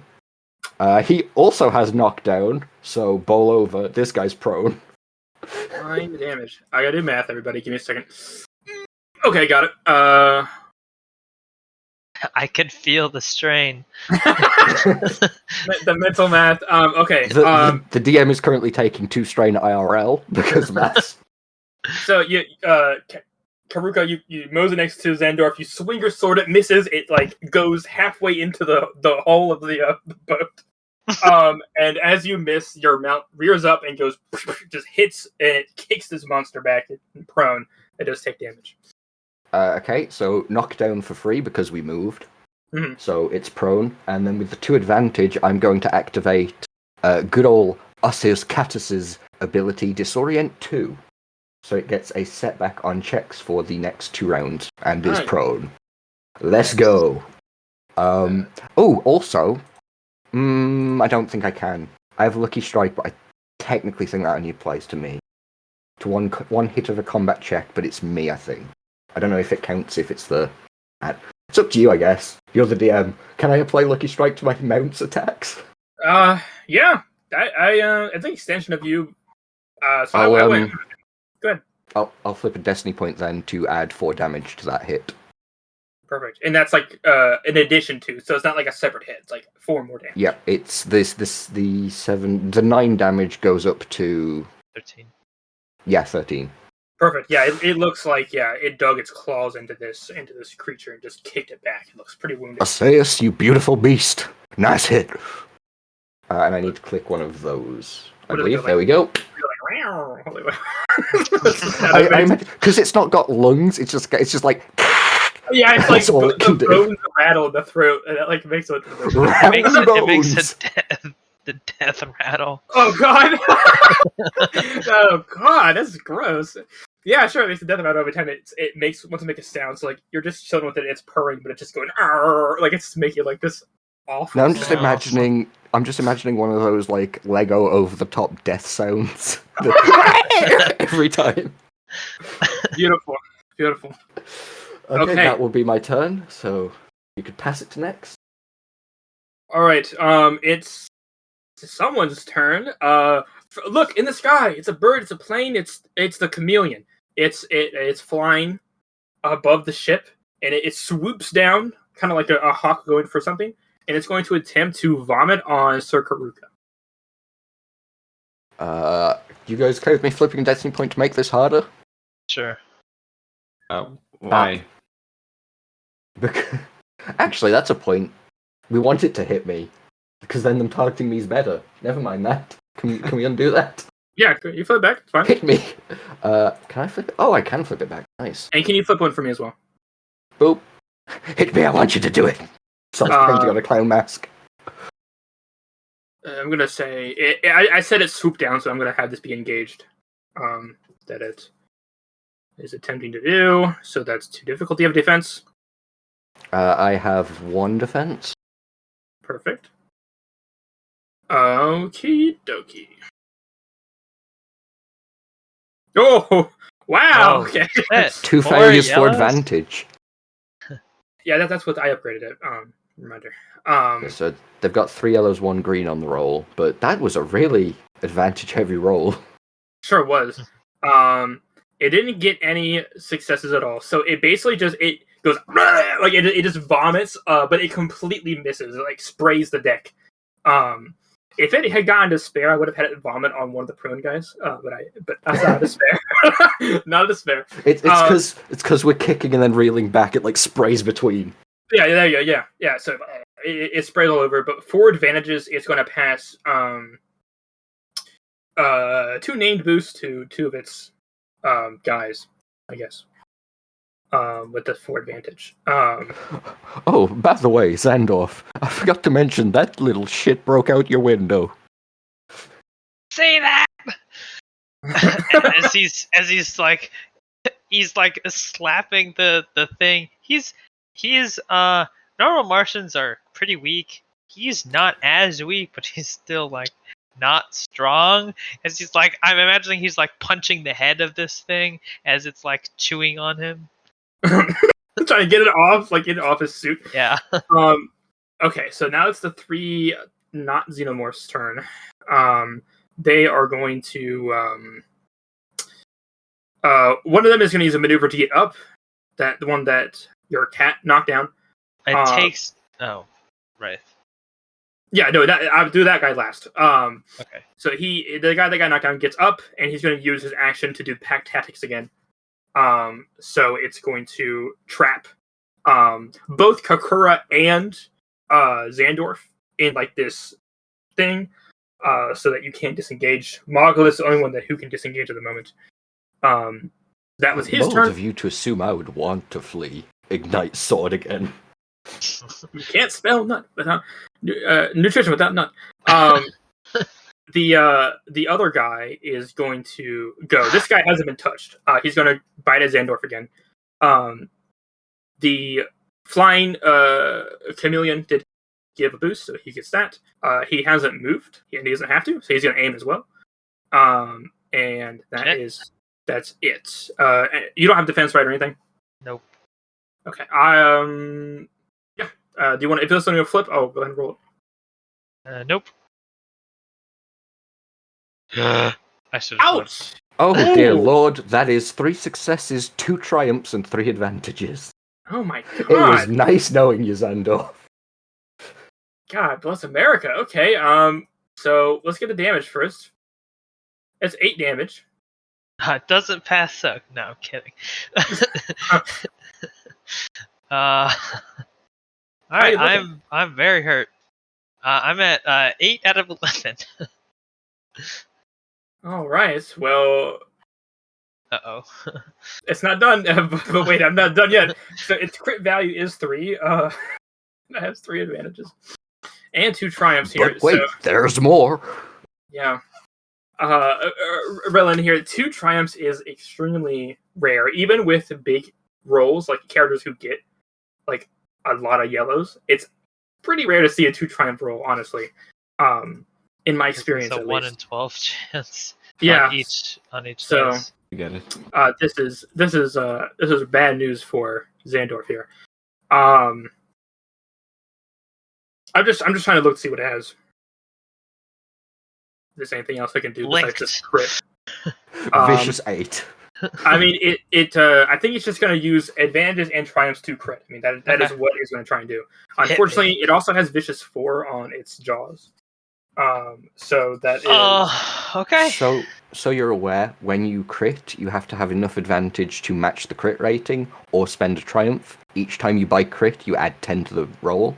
So it's 1 for the 3 advantage, and then plus 10 for the 2 triumphs. And then Vicious adds to that.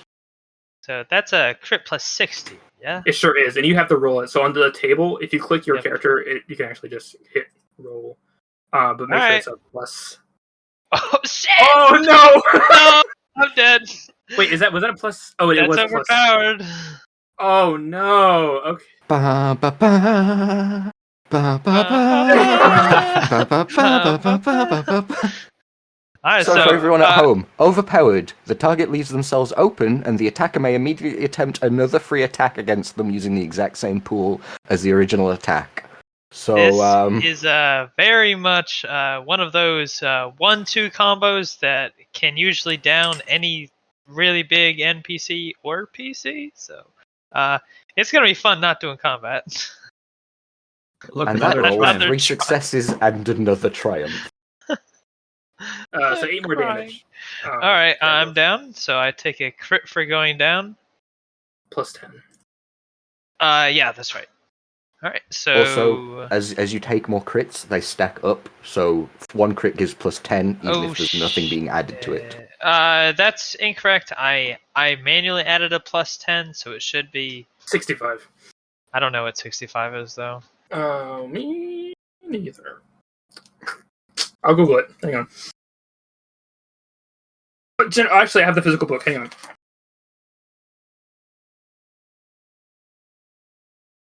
We're doing it live. Likely date. Huh? Oh, did you find it? Yeah. Okay, that's not too bad. Doesn't sound too bad. Which one is that? Slightly dazed is what he said. The So target there's a setback to all those rolls you're not going to be making because you're unconscious. Yeah, just go ahead and add that on your sheet if you can. And is it going to crit me? Oh yeah. That's a triumph. Yeah, absolutely. It's trying to kill you. Unfortunately. So that's just crit you again. Vicious 4. I hate to say this now, but I just thought, is this the one that hasn't been hit yet? Yeah, it sure is. Okay. Question: the severity of the is 65, right? Okay, so add a K to all checks for the encounter? Question mark. Until it's healed. Okay. To all checks. Period. Okay. And then this is another plus 60 because you have 2 crits and it has vicious 4. Oh, but I would only roll at plus 40, right? Is it automatically adds crits by the look of it, so just plus 40, yeah. So I'm going to save this, make sure that has the number of crits right. 2, 3, Please 4. hold technical difficulties. Scattered senses. That's not too bad, all things considered. Oh yeah, it just removes all the boosts from all those checks I'm not gonna make. That was a crit result of 67 scattered senses. The target removes all boost from skill checks until this critical injury is healed. Once again, to all the checks they're not going to make because they're unconscious. So this is what happens. Xandorf is like trying to get this off. It goes in for like another bite, which just leaves Xandorf completely open. And then it just kind of uses its hand to kind of just use its claws, tear into Xandorf's stomach, and just like push him away, basically. And Xandorf is knocked unconscious. I have not seen someone get mauled that harshly since Leonardo DiCaprio in The Revenant. There's still one more left, but he does burn to death. Did he take the damage start of his turn, end of his turn? Start of his turn. Yeah, start of his. Oh, never mind. He dies. So one of them goes, "Ah!" And one of them just dies. It burns to death. It was the one on fire. And it's dead. So only 2 remain. And they still don't see anyone except. All right, Mogalith or Circura, or no, it was Xandorf. So Mogalith, go ahead and go. I go and nothing happens. Gurgle. Oh. Fearlessly charge the one that took out Xandorf. And I'll try to grab it. Okay. Do you want to just do like a brawl check to do damage, or are you trying to like restrain it? Oh, the latter. I kind of want to, grab it and try to point it towards the red shirts, as you call them. They can shoot it. Okay, gotcha. No, that sounds cool. Yeah, let's do an athletics check. It'll be contested against its strength. So its strength is of 4. So just go ahead and roll 4 difficulty athletics check for me. Oof. Oh wait, no, I'm selected Xandorf. Okay, I'm much better at athletics. Is there a way to clear the dice? Oh, just click on them. Yeah. I think you just click it on it anyway. What happens? Oh, 1 failure, 2 advantages. Okay, so you walk up to this creature that just basically bit the shit out of Xandorf. You walk over to him and you try and like grapple him, but this thing is just really alien, pardon the pun, in its like build. So you have a really hard time trying to grab it in a way that it doesn't like immediately like slip away and get out. So you don't manage to pin it down, but you have 2 advantages. So you can pass a boost to somebody else, or if you want to be a more narrative way to use it, we can just say like you get in between him and Xandorf. So even though you don't grapple him, you are able to get in between him and the person he's trying to like eat. It makes sense to me that I would grab its attention at least, and distract it or whatever. So our alliance guys have an easier time shooting at it. Gonna give them the boost. Sure, absolutely. That sounds good. So they'll get a boost on their attempt to shoot it. That sounds good. Okay. That was your turn, and that was Xandorf's turn. Xandorf, what do you want to do? Actually, no. Xandorf, you wake up, and you are on a boat, a sailboat. The ocean is black, the sky is black, and there's a little toad in overalls driving the boat, and it just looks like he goes a ribbit.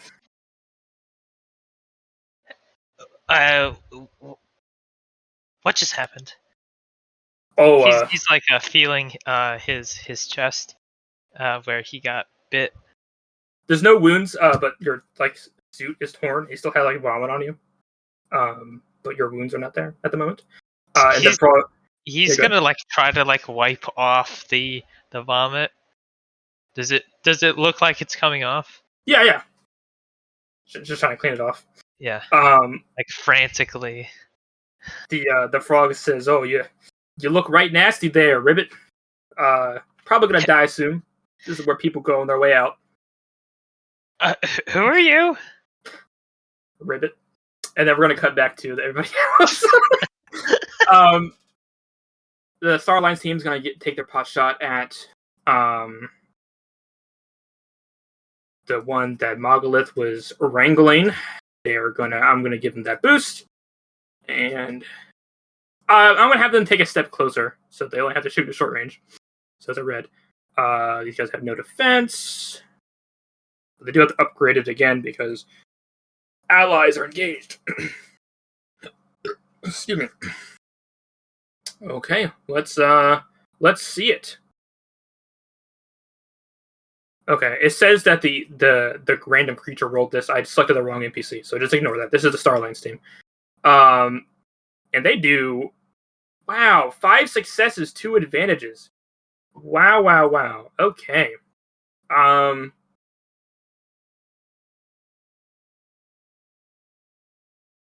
So their guns don't actually have a stun setting.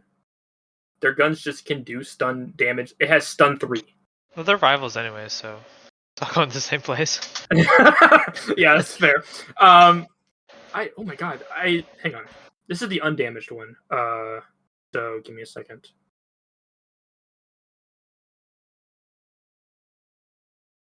Stand by, listeners. I'm doing math. 5 plus 6. They do 11 damage. Oh my god. Before soak, of course. So that is that much. Yeah. I think numberless dice would have math. For real. Okay. Yeah. No, this guy does they almost do half of this creature's wounds in one volley of shots. Thanks to Mogalith wrangling it down. They just blast the crap out of this. They have enough advantage as well to activate stun 3. So that's an extra 3 damage basically to this creature. It does not look good. It looks messed up. Shoot it with those stun blasts. Okay, and then Erin's gonna finally make her way down, and she's gonna take a shot as well. May as well at this creature. At Zandorf, she never liked it. Bow. The doctor is not going to play doctor. I mean, she can't get to you. The creatures are in the way. Yeah, okay. Right, she's on the other side. She's not coming from the direction Mogalith and Zandorf are coming from. Mm-hmm. They're coming from the other. She's coming the other way, so she wouldn't be able to get to you. She cares about her colleagues. She's trying to help you out. She's trying her best. As a note to the other PCs, I am only 2 over my wound threshold, so if you had any sort of healing items, I could get back up. Ooh, shit. It's still a failure though. So that's right. Yeah, so it whizzes Mogalith. This shot almost hits you, but it goes past you, and you hear Erin say, "Sorry." But she's gonna pass a boost to you, Mogalith, because she almost hit you, so you get a boost on your next check. And that's a player. An apology die. An apology die. Yep, there you go. Okay, player turn. Do you want to see if you can finish off the one near you, since it's apparently low? Yeah, let's try that. I'll do one of those maneuvers. Okay. That's a boost, yeah. So you got 2 boosts now. I'm counting correct. Maybe. And try to mist it. Face. Perfect. It's a red and a purple. I am going to flip. So make that 2 reds for the difficulty. It'll be like this. 1 success, 1 threat. Nice. What's that damage then? 5 again? What's that damage? I think it's 5 again. Oh, 5 again. Okay, cool. So yeah, it takes a little bit of damage. Not a ton, but you can just clonk it on the head. It takes a little bit of damage, but it's still up. And I can perhaps use another maneuver for an item. I have an armor with the ether quality. It causes strain. While active, other engaged characters suffer 1 strain at the start of their turn. Oh, cool. I think, spend a maneuver to activate or deactivate this trait. So I Okay. take 2 strain to activate it. It would be a total of 3. 2 to activate the second maneuver, and then 1 to activate the trait. So a total of 3 strain. Okay. And because you took that aim maneuver, and so Ether, just let you know, this is cool, but it says all engaged characters, and Sir Karuka is engaged with you at the moment, so he would also take a strain at the beginning of his turn. Oh, sorry about doesn't that. it also say that it has something to do with you not breathing it in because I have sealed armor? So would I be affected? It is a gas. Okay, yeah, if your armor is sealed, yeah, you're good. Boom. Perfect synergy, everybody. Hey, my armor's also sealed, so. Not anymore, it's got a few holes in it. True. Just a few. Okay, yeah. So at the beginning of its turn, it will take a strain. That's good. For that guys, for these guys, that's just a wound. Beautiful. Okay. That is your turn.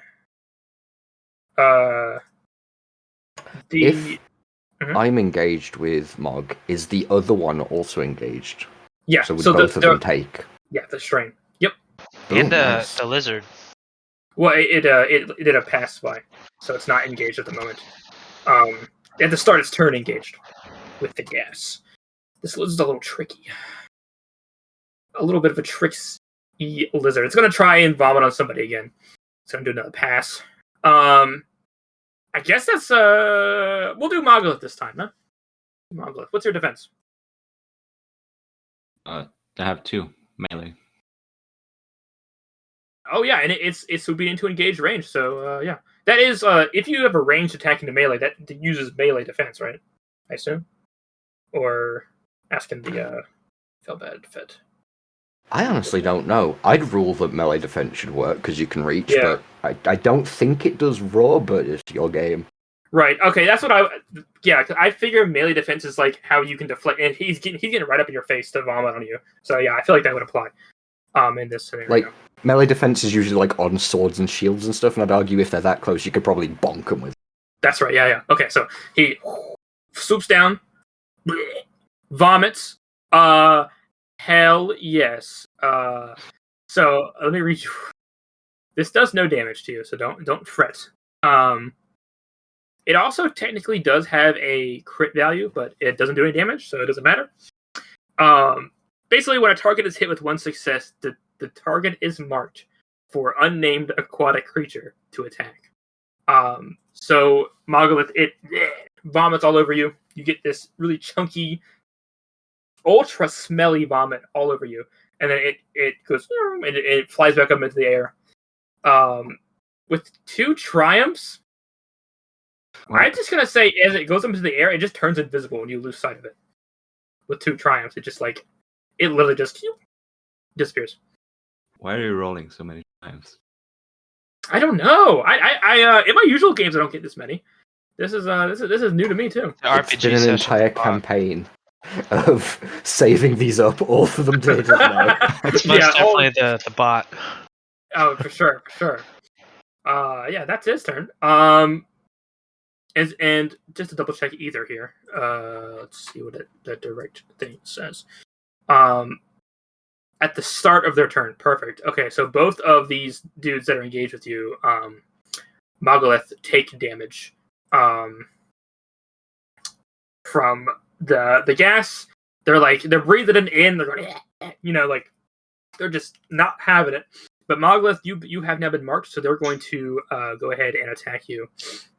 You have 2 melee defense. And they don't have to move, so they're going to aim. Yep. So here comes number 1. Oh my god! Oh my god. Triumphs! My goodness. That is 7 damage to you, Mogulith. Okay, soak 4, so 3 damage. And it will go ahead and crit you. After you add your damage there, just have on Mogulith go to the dice that are like the numbers on them, right? And it should say roll crit, and then make sure you just add plus 40 to it. 40? Yeah, plus 40 as vicious 4. Okay. Unable to match dice. Oh, there we go. Ooh! It's a Damn. permanent reduce the. Oh my goodness! Oh wow, that's a bad roll. That was 127, gruesome injury. Roll 1d10 to determine which of the target's characteristics is affected. And then there's a list of which number affects which. The characteristic is permanently reduced by 1 to a minimum of 1. That's a very nasty crit to get. Sure is. So just roll that d10 and let's see what you get, Mogulith. I add a minus 10 to that 1d10. Okay, let's see. 9. Presents. Okay, I don't care for presents. Okay, so presence is like your ability to like be charming and stuff. It's not. It's also how you like how well you speak. So I'm gonna say it's you've been marked by this vomit, so it immediately like it snaps to you, Mogulith, the one in front of you, and it just takes its claws and slashes your face, so you have a big gnarly scar just etched into your rock face. That affects your presence. I'd say scars are cool, but that just reduced your cool, so I don't know. Yeah, I don't know. It's hard to say. I think that the scar makes the most sense, honestly. I think it's in the shape of an offensive symbol or something. The British flag. It's maybe the what are your people called? The silicates. Yeah. So silicates. Maybe like the way it's like it's still a claw mark, so it's not very complicated. But the way it's scratched, yeah, maybe it's like an offensive symbol in your culture. So it's like it's almost like you've been branded by this creature by like a pure coincidence. Damn, that is nasty, dude. I'm sorry. So I'll just edit it on my sheet. Yeah. I don't think it automatically adds. I think you have to manually to add that. And here comes the second one. It's been marked. So is that, and then So once it stabs Xandor, hopefully it's on the ground. One of those ones should still have disorient on it, so should be rolling an extra setback. Thank you for the reminder. All right, so it's 3 setbacks on this guy. Let's see what happens. He misses. So that first one slashes your face, Mogulith, to get this gnarly scar across your face. The second one goes in for like a bite. It just like maybe it actually bites you, but you're made out of rock, so like and like it just bounces off. Like it doesn't. It breaks the tooth. Yeah, like like it doesn't pierce your rock skin. But 3 advantages. Let's go. It's That extra setback for once coming in clutch. It's gonna pass a boost too. Its next allied check if they live to see it. Karuka, it's your turn. Let me allow me to introduce myself. One of them's close to death, and the other one is the one near me that's been hit, but not as bad, I think. So they're both about the same at this point. Okay, well then I'll just hit the one I'm nearer. Yeah. I'm already engaged with it, so I can't get my free knockdown. Big sad. But I won't aim. I'll keep my maneuver because I'm also engaged with Xandor, right? Yeah. Do you have any heal tabs on you? I have several. Because I have none. Ambrew. Can I, as a Ambra. maneuver, just slap one of those onto him, onto Xandor? Yeah, or that's fine. 2 maneuvers or something. A maneuver is fine. That's fine. Cool. So my maneuver is going to be to get Xandorf up with one of its own heal X tabs. Awaken, my brethren. You are not out of this fight yet. Narratively, can the cat do it? Sure. While I'm swinging the sword, the cat's just pouring at Xandorf and somehow hits it at the right angle. What it does is I imagine they're like tiny little syringes. It just slams the syringe and it just part of it pierces the skin. Shatters it. Yeah. Shatters the syringe, the glass goes in, and just the whole thing seeps in. It's not pretty. Alright, so I heal 5 wounds. 5 Yep. for the first. Do 3. And then I'm going to take a big ol' swing. Is it worth aiming, or shall I not? I've got the strain for it. I'll aim. Then it is a good old melee. I've aimed. No boosts have been passed to me from our adversary. Are you flipping? Nah. Okay, no defense. Big swing, let's go. 2 successes, 4 advantage. So that is 13 damage. It's dead. Cool. Not much I can do with the advantage stuff then, so I will pass 1 boost to next, and then I will heal 3 Don't strain with bother. the rest. I don't get any pass boosts. Will it just go to the next person after that, or shall Nah, I it name would it? go to Xandorf, and then Xandorf removes all boosts. Okay, I will pass a named to Mog then, and then I'll heal 2 strain. Perfect. And that will be my turn. Well, how do you kill it? I take this big sword that every now and again just randomly it's swung at the wrong angle and it hits the button and it once again goes, you can't spell nutrition without thunk, and it's just right in the neck. Right in the neck of this creature, decapitate. And then Ooh, spin the okay. sword back. Stylish. Yeah, its head goes flying across the deck. It lands in front of the Star Alliance members who are like, Yeah. "Ugh!" And Aaron's like, quick, freeze it! Like, don't let it decay. I yell up to Erin, there's one for you to study. This one will be next. Beautiful. So, Xandorf, what did I see? What did I see on the boat? Yeah, it's a black ocean. It's a black sky, white stars.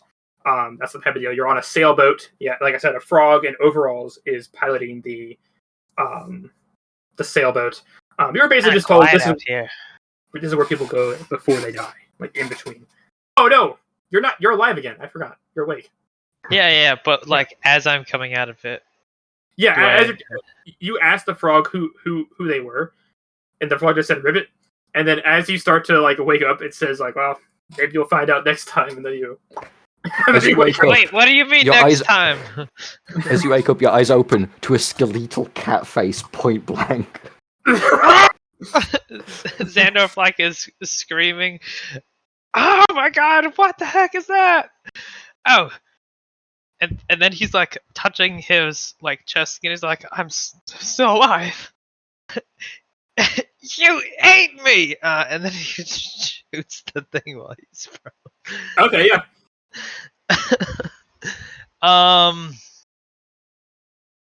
God damn. So technically, you get a boost if you're prone and you're shooting at someone, but I don't get any boosts.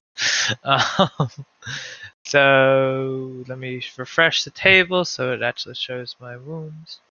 Well, actually, no, that's not what I'm gonna do. I'm gonna scramble out of there.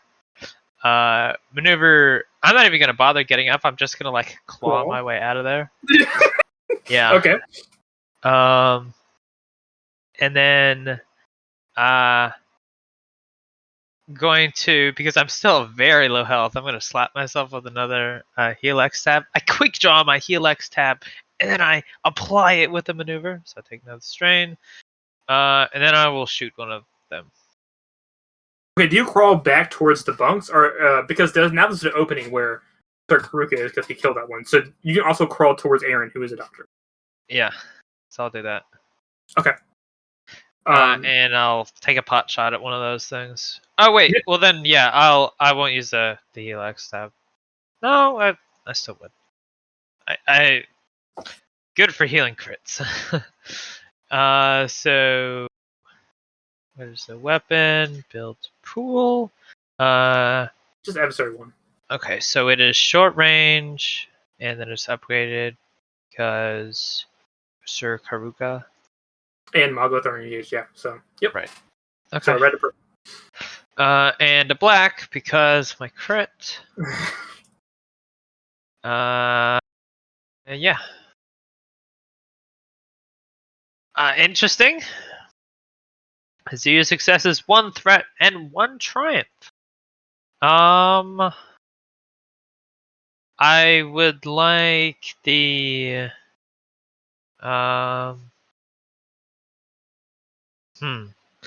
I don't know if you'd allow this. So I know that they were definitely frightened by specifically the sound of my shooting the gun earlier. Right. And they hadn't heard the sound again for a while. They have heard like other firing noises from the Star Alliance, but the same one, maybe that they will. I don't know. Can I make them make a fear check or something? No, that sounds good. Fear is discipline, right? I'll say average. Okay. Fear check. They only have a will of 1, so they are skittish. Let's see. Nope. So yeah, you fire at this thing. It has a magnetic sound or whatever the sound is supposed to be, not an explosion, whatever. Sounds like a railgun. Of well, it'd be the coiling sound, so like an electronic whine, and then it'd be the sound of the projectile going past, so the crack of supersonic speed. Beautiful. That happens. The monster it sinks down, like it slumps its head to its shoulders when it hears the sound. And it's gonna try and make a break for it. It can't move right now, but it starts to like turn away from Monolith. He's also firing like several times. He's like, "You bastard!" You definitely have a little bit missing from you. Huh? As you can see, their will is weak, for they do not know of the light of the great acorn. I was gonna say, there's definitely a piece of your skin like missing, Xandor. Like it was trying to eat you. Yeah. May I? I'm sorry, let's go please. real quick. Yeah. So Star Alliance, they're gonna take a crack shot at this guy before it starts to fly away. The yellow, green. It's gonna fly away. Good to know. Or not fly away, swim away. I misspoke. Honest The other mistake. one's flying away like a goddamn coward. And turned invisible. Went all Ghost Recon Breakpoint. I mean acorn, damn coward. Sorry. Single red for being a short range. That sounds right. What Mogolith's still engaged. And so it's Sarkaruka, so not red. Okie dokie. They miss. They'll pass a boost to the next allied check. Another volley of fire. Hey, the last time they shot, they did 5 successes. They did 8. I know. They did a ton of work. I just want to throw it out. They're really all or nothing. They're either the entire volley hits, or they're all just shooting in the air like idiots. Erin's gonna run over to you, Xandor, and she's gonna try and attempt to tend to your wounds. I saw this frog. she's just trying to tell you to stop. His face is completely covered in like the goopy shit, and like there's blood everywhere. Erin, I need a medic bag. There was a frog. What's are you above half? Yes. So what is that? No. So it's just 1 difficulty. The heal your wounds. Could you try to heal crits? She can after a structured encounter. Oh, okay. I dare say that she heals all your wounds. Let me see what she has talent wise. She has 3 ranks of surgeon as well. That's so that's 8. Yeah, 8 wounds. Dang, I could have not taken that extra step. But then I would have been over half. Anyway, I'm fully healed. Beautiful. Yeah, she starts to tend to your wounds and slapping basically like futuristic band-aids. Yeah, like the band-aids like slaps over a wound and it seals it so like it doesn't get anything else in. She just one of the tabs like absorbs the blood into it so that because that blood could be potentially infected and it's like bubbling up there. It looks really gross. Oh, the vomit is getting your wounds too. Oh god. I'm gonna make you make a resilience check after the battle. Just see if you get you get dysentery. This is actually This one is game. a trail. Okay, yeah. So Karuka, you said you wanted to go top of the round. If you don't mind, Mog, I would quite like to take a big ol' swing. You were pretty good at hitting them before. Keep it up. So the last one, is it engaged with me, or is it? Yeah, Because I was engaged with the other one, or... Yeah, it hasn't had a chance to move, so you're still engaged. Cool. Then I will take a big ol' aim and a big ol' swing. And you get a bonus. And it is still one red, one purple. Are you flipping? No, I won't flip. And I forgot to give Erin the boost from Star Alliance, and she has 2 advantage as well. So, Sir Karuka, take 2 boost. Oh, nice. Oh. From the heart of the acorn tree, I stab at thee. Let's go. The Nice. acorn tree says, "Die, bitch." What's that damage? That will be 7. I should really note down the base damage rather than scrolling up and down. 11 plus 2, 13. 13. Yeah, it's dead. And then, for the hell of it, to advantage, I'm just going to have knockdown on it so it just gets crumpled into the ground. Like, I don't even hit it with the blade part. I, like, turn the sword sideways and just bop it on top of the head. And it just crumples. Oh, you hit it at the top of the head. You hear, like, crunch. Like, it has an elongated head, like a xenomorph. So you, like, crunch the back end, and you, like, hear and feel it. Like, as you just slap it on the back of the head, it just, boom, crunches, collapses to the ground. So, is combat... No, this flying one's still here, isn't it? He is. I'm going to say combat's over.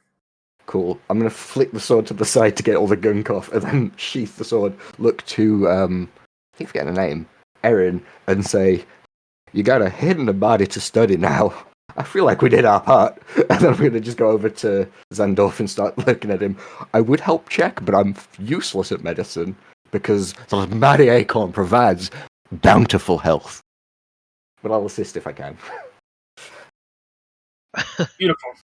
Yeah, combat is over.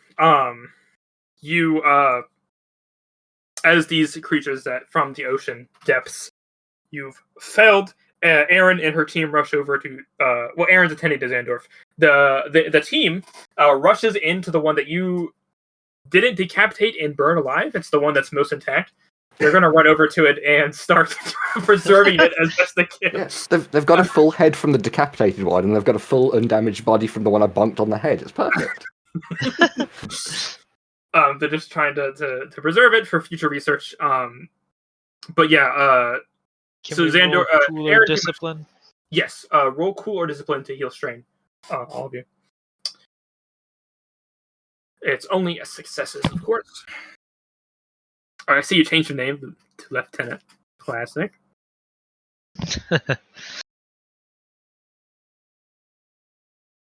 Beautiful. Heal that strain. Erin, since Zandorf is being like propped up, his wounds have been hit. He still has critical injuries that she will get to. But she's gonna walk over to Mogalith, and she's gonna take a look at your scar. If you would allow her to, Mogalith, she's gonna try and make a medicine check on you.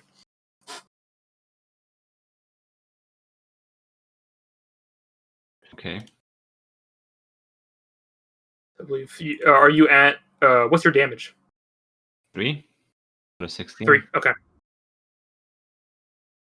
So that's pretty simple. I was going to say, if they're trying to heal the crit, it would be the crit difficulty, but...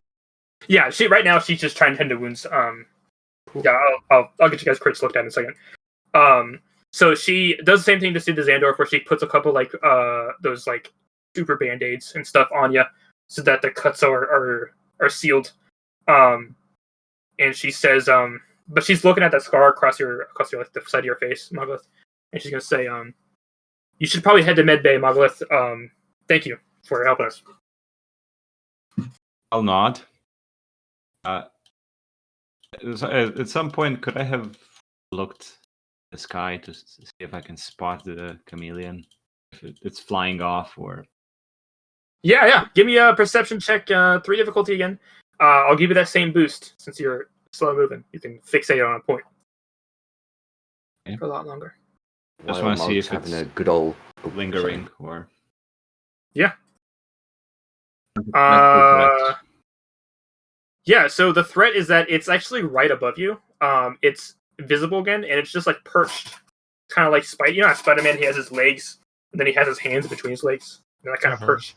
That's what the chameleon's kind of doing on like the side of the boat, and it tilts its head to the side as it looks at you. Its eyes fixated, but it's not doing anything. It's just chilling. I'll tell Erin. It is still here. I'll point to it. I'm gonna shoot it. They all pull up. You're gonna shoot. Wait. Wait. Everyone stop. I'm gonna try and sneak and get closer to it, see if I can grapple it. Okay. Okay. Awesome.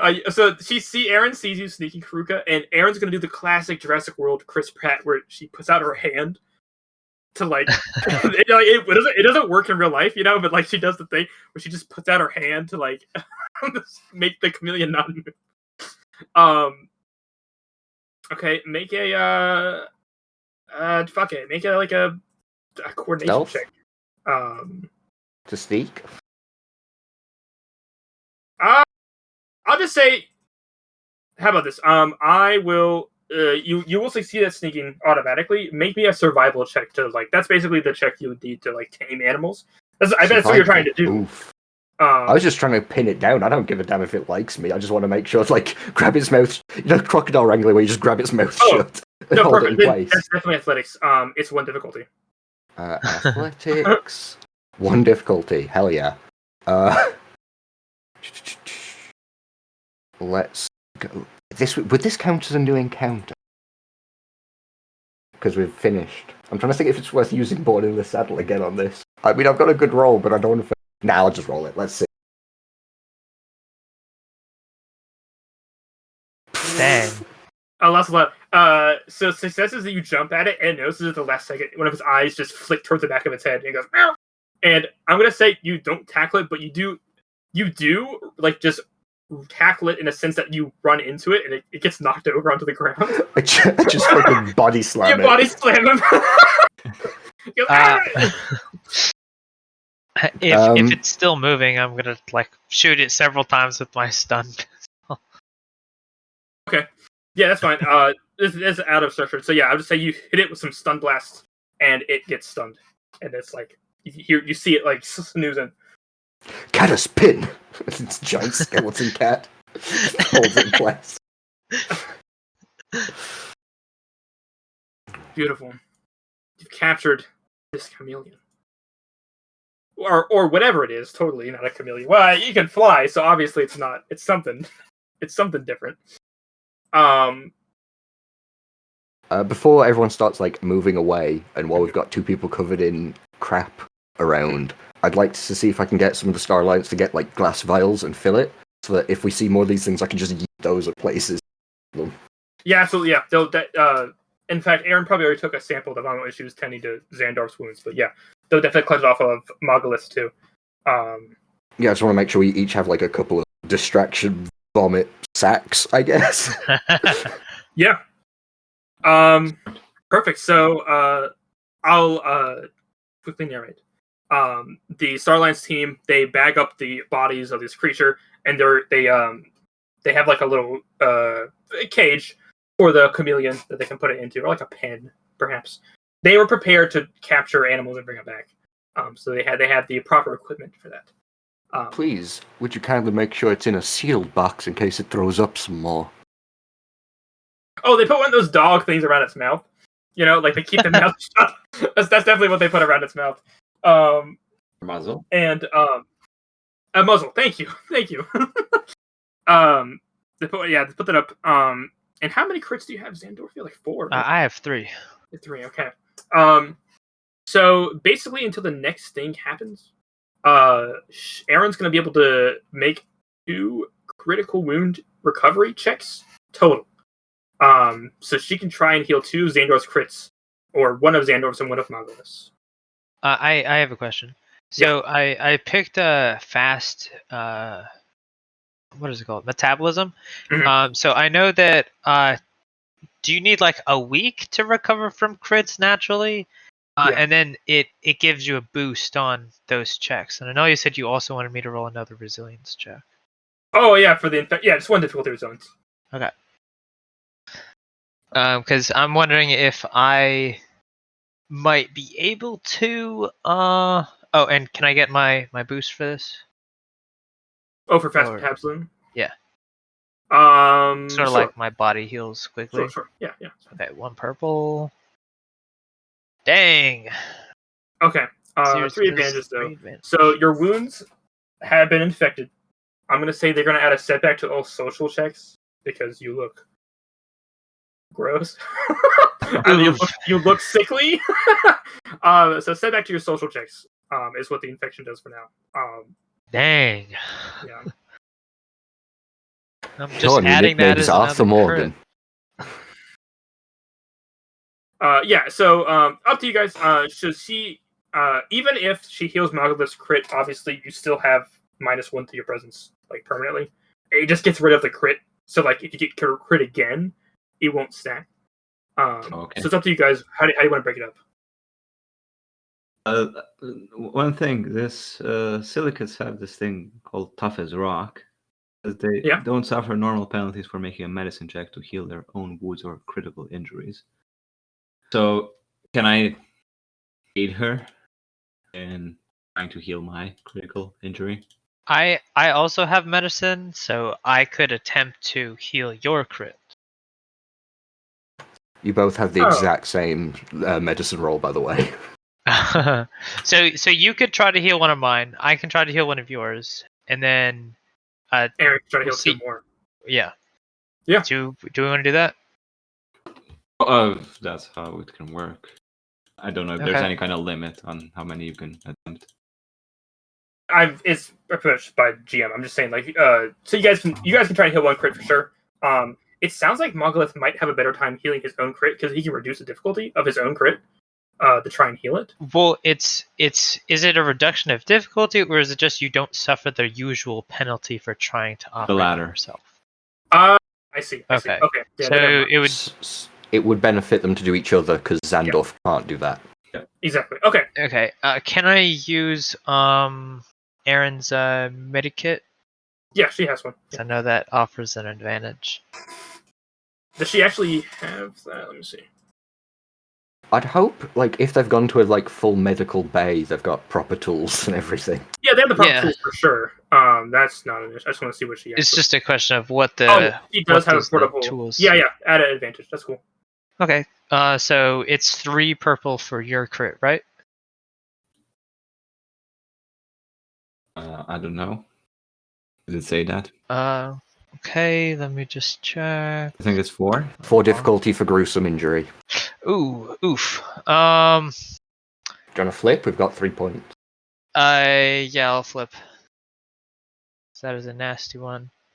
Can you assist me, or would it just be? I dumb? could assist if you want a boost. Oh 'cause I'm yeah, not doing anything else. I'll take that. Yeah, I'll take a boost. Karuka's gonna be the Okay. nurse. I am here to offer you some divine absolution and encouragement in these trying times. Beautiful, Mogalith. Get rid of that crit. It's been healed. Okay. And then you can try to heal some of my crits. They're all 2 purples. Okay, 2 purple. Overpowered being a 2 difficulty is still insane. I know. Boost for While that's happening, as I helped one, do you want assistance on this as well, or well, if you're still around to be a nurse. I'll play nursemaid once more. I feel like Ingram's probably got Star Alliance team members aiding, but for this I'll help. What does that do? Gives an advantage? A boost. Yeah, a boost from Sir Karuka, and then you have an advantage because you're probably going to use Aaron's medical toolkit. Weirdly enough, if I made the check, I could add 3 successes if I do it from the back of the cat. Nice. Okay. Yeah, take one of your crits away, Xandorf. They're all the same I difficulty. I'll take away. Slow and steady scattered does in fact win the race. Yeah, god damn, that's a good amount of successes. Nice. Alright, And Aaron- then Aaron can try to heal the other two, both 2 purples. Did you take any damage, Karuka? No, I just took some strain. LOL. My entire outcome of that entire fight was 1 strain by the end of it, because everything else healed or just didn't get hit. While Erin's doing the medical checks with the team, seeing as they don't need me anymore, I'm gonna go to the the widest part of the ship, take out the holy icon again, and sort of walk from one side to the other, and see if it turns at all, to see if I can figure out how close to land we are. Absolutely. By the way, Aaron succeeded both of those mission checks with a lot of successes and advantages. So Xandorf, your crits are cleared. Spoilers, it's going to take a few more days for the next thing to happen, so your strain would recover anyways. So yeah, that's fine. For our listeners, I can get rid of my 1 strain. And Relin as well. Strain, all your strain recovers after you sleep. As long as you can sleep, then you can recover all of your strain. It's much easier to get rid of than wounds. So, yeah, all of your strain, you can go ahead and make that 0. Already was. Perfect. Margalith, the rock of the team, as always. Also, if you've got a lot of wounds, it might be worth slapping a med patch on before you go to sleep, because it's 1 less each time you use it in a day, but it resets. I think he didn't have any wounds. I think, Aaron healed him. Just in case. Of course. So as you, Kruka, you get a sense of where it does enough that you could tell the kind of direction it is.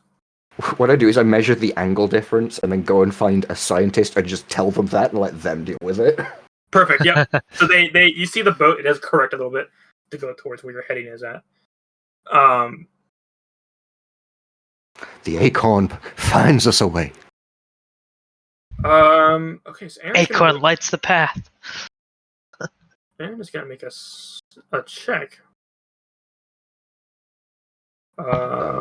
And whenever I can, I will be keeping an eye out now that we've been attacked. I'm not good at it, but I will. I'm going to be investigating this fucking thing that vomited on me. I make sure I get a cleanup crew to go into the bunk to clean that shit up off the floor. Also, if we have time in the next few days to patch up my jacket. Oh yeah, that. I mean, they probably have another one for you. Oh, cool. Swap it out with. They do that thing where they get a bin bag, put it over the window, and tape around it. Oh, a window. I thought you meant your sealed suit. Yeah, that's also that as well. Why not? Okay, they have another sealed suit around they can give you. Oh, the window. Yeah, I mean they don't have another window lying around, so they'll do their best to board it up with some wood, I guess.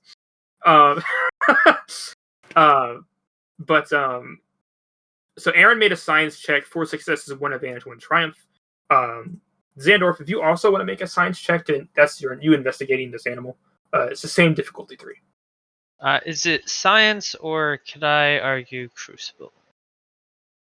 Why Crucible? I don't know. Okay, so science. Science it is. I feel like Crucible is more like landmarks, factions, that kind of thing. Alright, what's the difficulty? 3. Okay, I'm going to use Know-It-All. Beautiful. I do all my posturing when Aaron isn't investigating it. I'm like being an assistant, and then when she leaves, I'm like, I actually know. I turn to the camera. I know a lot more about this than you might think. And then I monologue. Okay. Ooh, 5 successes, 2 advantages. Nice. So this may or may not be obvious, but basically from your investigation, it spells it out. So whatever this aquatic creature, that the 3 that attacked you, and then the chameleon have evolved. What's it called? Codependently. Symbiotic relation. Symbiotically. Yes, symbiotically. So basically, the chameleon will find prey and mark it with the vomit, and then the other creatures will come and basically rip the target to shreds, eat what they want, and then leave enough for the chameleon to also eat. It's like to scavenge the rest. So basically, it's like marking prey that it can eat, so that it can eat the leftovers. That's from like those. a spotter and a snapper. Yeah. One targets you, and the other kills you. Yep, that's the idea. That's how they've evolved. Erin comes to the same conclusion. She has just as much success as you in her investigation. So you're able to compare notes, and you guys reach the same conclusion. So you're pretty confident that's how it happened. Now all that's left is to find a name for these creatures. Wait, is chameleon also amphibious? He is not. He cannot be underwater. So this helps them hunt for something on land. That must mean that there's land nearby. I was gonna say if the flying thing can't go underwater, there's no way it can just fly. Actually, it maybe just flies forever. But presumably they would have evolved on a sort of reef or something very close to the surface or an island. Karunka does not say any of this. One of the random scientists probably does. I would also point out that Xandorf would have tested once he found out that there's a definitive connection between the two. He would have tried to see how the vomit reacts in water, because if this thing it lives on the ocean, in order to like verify that it is that there is land nearby, we would test whether it like dissipates in water. Because if it flew around and barfed on something that was in the water, like a fish that jumps out of the water and it vomits on it, and then the other creatures go and find that fish, if the vomit dissipates in water, then that would not be a useful hunting mechanism near water, and so it implies that there is definitely land nearby. Exactly. So you put it in the water, and the boat goes away from it. So you like tour it and watch it, and after a few moments, you actually see one of the creatures appears where you dumped the vomit at, and it breaches the water. It like swims around. It's sniffing where you put the vomit, and it kind of just when it realizes that nothing's there, it goes back underwater. I pull out one of the trap vial things that I made and yell back to the scientist, "Do you want another specimen?" You're like, "Oh wait, no, we have 3. You're good. You're good. We don't I mean, one." you have 2 really. I wouldn't count the charged corpse. Yeah. No, we don't need another one. So it does squirrel noises. So from that test, you can probably assume that like it does work underwater, but the chameleon itself. Well, no, I wasn't seeing whether or not it worked underwater. I was seeing if and I wasn't suggesting tossing the vomit overboard. I was more suggesting we find like a bin of water and we pour the vomit in, and if it like diffuses in the water, then it wouldn't be useful, because as soon as you vomit and the vomit dissipates, then the creature would just see like a large area instead of like a concentrated animal, if that makes sense. No, yeah. So okay, so one of the other scientists do that. I guess they throw it overboard to see what happens. And so you put it in the like a bucket or whatever. It does dissipate. It doesn't stay clumped together. It's still vomit, like regular vomit. So it would dissipate. There's some chunks in it. They float to the top. I have an idea. Do you guys have any fish-like drones? Yeah, we have like 2. I'm gonna grab one of them, dunk it in the thing, and then just yeet it off the side of the ship. Dunk it in the vomit bucket? Yeah, in a bunch of vomit, and then yeet it off the ship. Now you can track where they go and take that to. Yeah, it instantly gets attacked by these like creatures, like they just swarm it. It's like 5 of them. And then it's the miraculous. I really hope that has a tracking chip in it. Otherwise, that is a terrible drone. Miraculously, the camera stays intact. So you get to see it drags it so far down into the under the ocean that the pressure destroys it. Holy Under shit! the sea. Under the sea. Do we have like telemetry from it? Because if we can track its location, we can track how far deep it went before the camera feed cut. Yeah, Probably just figure out the crush depth. something. Sure, science, numbers, numbers and calculations. You get your answer. It's deep. I don't have like an exact number, but like it's very deep. Cool. All right. I'm not a math nerd. They live pretty deep under the ocean. The difference between a science nerd and a literature nerd. Also, they have no eyes, so it's reasonable to assume they're pretty deep.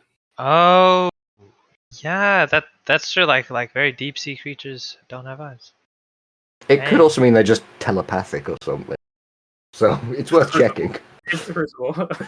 Anything is possible. Somewhere out there's this giant human-sized fly that acts like a horror film villain. It's horrific. So the most important part, you get to name the creatures. What do you want to name?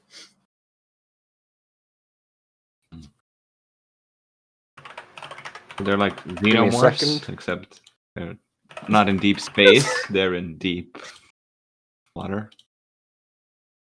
Aquamorph. Vomitus lacerte. Is For that the Latin? lizard. For, Vomit that lizard? Latin? That's Yeah. genus. So I will paste how that's spelled. 'Cause Latin, there it is. Vomitus lacerte. And then for the other one, what words fit that well? And then we'll Latin them. 'Cause Deep sea. Bastard. Actually, I'm a biologist. You have to match the second word with the first one, so it would be vomitus lacertus.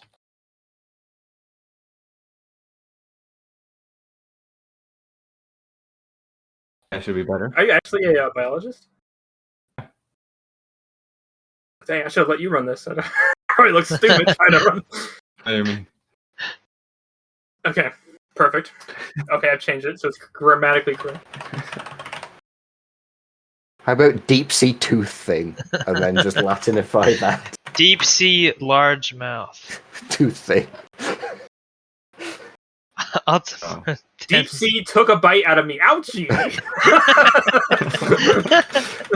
Deep sea. Ah!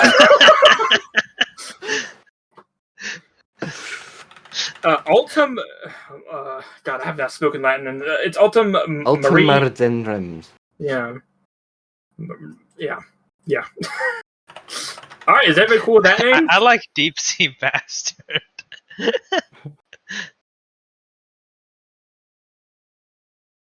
I think that's what we're going with.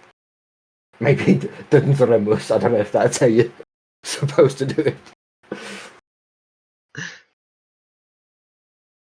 Yeah, it's not final. You haven't published a paper yet, so no. The bastard from the deeps. To be fair, I probably list it in like Latin normally, and then someone else translates it to doctors. All right, if you refresh the game table, I have changed the names to reflect your naming Convention. naming convention. interesting nomenclature. Can't wait for the adventure book. Yeah. Second Keyforge source book. Yeah, it's the monster guide, and it's gonna be like credit to Magalith Sokaruka Sandor for naming. credit to a rock boy, a fucking squirrel, and a Martian. For discovering the species. Beautiful. Okay. So let me just make sure everything. Yeah. So, yep. The next few days pass. Xandorf, you do your research. That's how you get all the successes. You and Erin come to a conclusion on how they evolved. So Karuka, I'm sure every once in a while you go out on deck to look at your little acorn compass and help correct the boat. In a way, but I keep taking someone who's smart and like standing, pointing it, and then going to the other side of the ship, pointing it, and going, figure out distance, and then walking away. So you keep doing that. And Mogwith, what do you do during these? I'll say 2 days. So we'll pass. I'd like to think that nobody pointed out that that he has a scar now. He's completely oblivious as to why people are cringing at him a bit. I feel like also none of the people on this boat would understand that it's so bad, so it's a gnarly scar. None of us get the like shape of it. Cultural significance. Oh yeah, the cultural like it's like a bad symbol. That's hilarious. And Okay. but he's probably just gonna gloat a bit that he knew the chameleon would come visit us after it stopped being shy.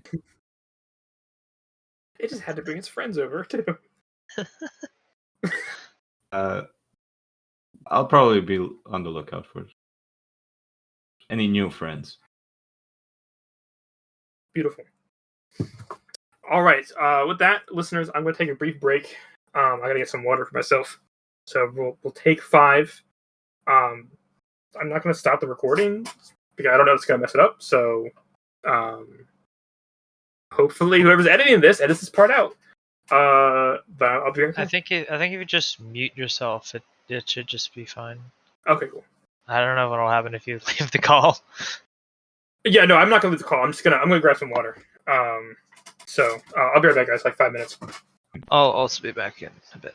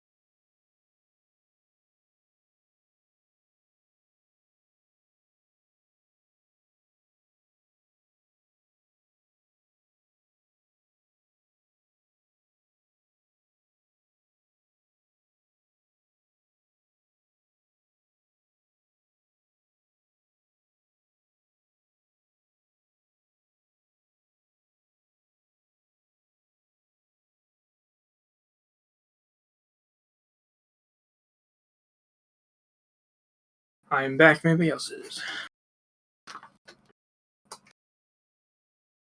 Hola. What do you think of those creatures, huh?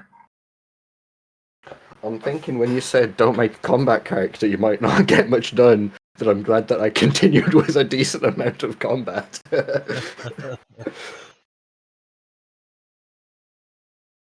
Yeah, I was would've been really fine. worried when you said those things said vicious 4, and I'm like, okay.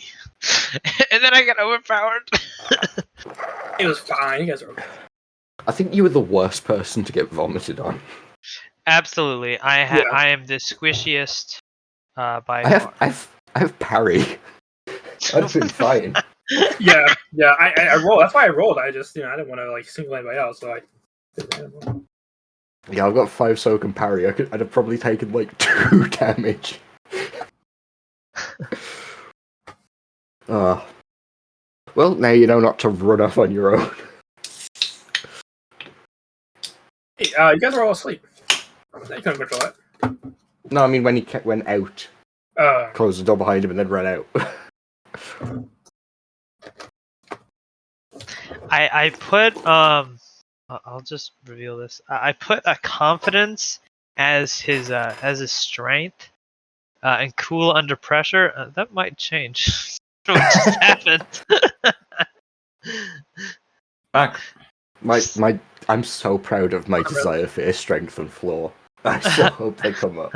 I don't know how they will, because that's social combat and we're going into the wilds, but... Yeah. I did have a, just very minor, behind the scenes. I did have, I wanted to do, a social encounter with, some pirates. But I realized that, this is an expedition. I built it as that, and I feel like the pirate one, it would just take up way too much of the one shot for this to be focused on an expedition. So maybe also, if pirates showed up, how quickly do you think I'd have just gone? I'm going to sink their ship. Right. You've played with me before, Don. What's the quickest method to deal with people on a floating thing? Yeah, destroy it. Yeah. Yep. So I just thought it was. Try stealing our ship when you're drowning. But maybe if I run another one shot that's ocean centric, perhaps I will do a pirate. A little pirate social parlay thing. It's kind of fun. Might have the return of a certain someone. No, he died. Legends say otherwise. Okay, so, also he died, and then he came back. Well, debatable. Okay, so 2 days pass, and Kuruka, your compass still tells you, just from your compass, so whatever the holy acorn tells you, but whatever. You're still pretty far from you're not pretty far. You're still a little bit out from the land, but you're getting How are we doing for food by this point? So it's probably been about a week by now. So you're nearing the point where you're gonna have to turn back soon. Basically, Aaron's if we don't see anything today, we gotta turn back. I also just want to add this in there. After we're done cataloging, the burned guy. Yeah. After we're done cataloging that, he's organic matter. Mm-hmm. I have him for a snack. My lunch. We could just catch. I've lost the voice. Damn it! In a vaguely southern accent, referential to a sort of preachery character, we could just catch fish, so you don't destroy the specimen. No, Aaron signs up on it. Yeah. He took a bite out of me. I'm gonna take a bite out of him. She's like, this specimen's ruined anyways, and we've done so much research. I gotta triumph my roll. That's what Aaron says in canon. She says, I gotta triumph my roll. These are safe to eat. They're fine. They're not gonna be tasty, or anything like that. They're not gonna be something that turns into a delicacy. But Xandorf, if you wanna, she knows your condition. What sort of devilry is this triumph? I think I got the voice back. There we go. Listen, don't worry about it. And then Xandorf, I don't know, finds some surgical equipment and makes cuts out a steak. Falls into it you have the bib on. Don't worry about it. Is cutting up a body to shove into a lunchbox to then turn into food to eat. Clutching holy symbol in the corner. I do it out of. I wait till you leave, and then I do it. It's out of necessity only. So you're still quite a ways. Sorry, I had to burp. Okay, I'm good. You're still quite a bit ways out from land, according to Kruka's compass. But one morning, you hear one of the Starlands members. They call for land. And as you guys clamber out onto the deck to look, you see in the very distance, you see landmass, but more importantly, you see a light that's flashing in a rhythmic pattern, not unlike a lighthouse. Off in the distance. Does anyone have a telescope? We have sensors. We can zoom in on whatever it is that's making that light flicker. And I already said that Xandorf knew Morse code. Does can we decipher? Yeah. So just real quick, this is a real life thing. The lighthouses, that's not Morse code, right? The lighthouse thing is No, just it's I was just saying Morse code Right. is like, oh, he knows a few right.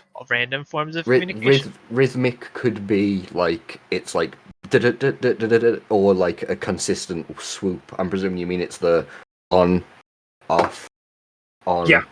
off So of a lighthouse, not a boop boop boop boop boop of a Morse code. Yeah, so Xandorf, you would know that. It's not doing anything to like warrant language. Yeah, it's literally just like a lighthouse swoop. Yeah.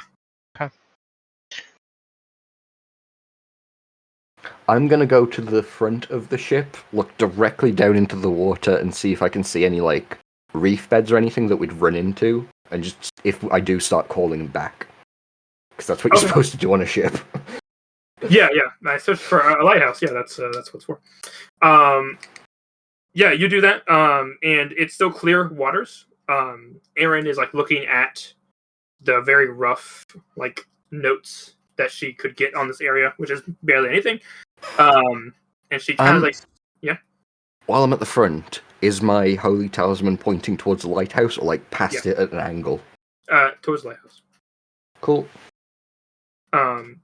She kind of like scratches her head. She's like showing the map to Xandorf and Mogolith. Is that landmass supposed to be here? She says, I mean, like that's why we're here. So that makes sense that the landmass is here, but the lighthouse is what I'm confused about. I mean, if we're to believe the very few things we know about this dark tide area, that there is no civilizations out here. Because in theory, if there were, they would have made contact with us. So that means either this is a civilization that has, for whatever reason, not made contact with us, and there could be many reasons for that, or she kind of just like trails off, or I have no idea. Either way, we need to make landfall. They have some holy divine. Don't take that as any innuendo, you heathens. Just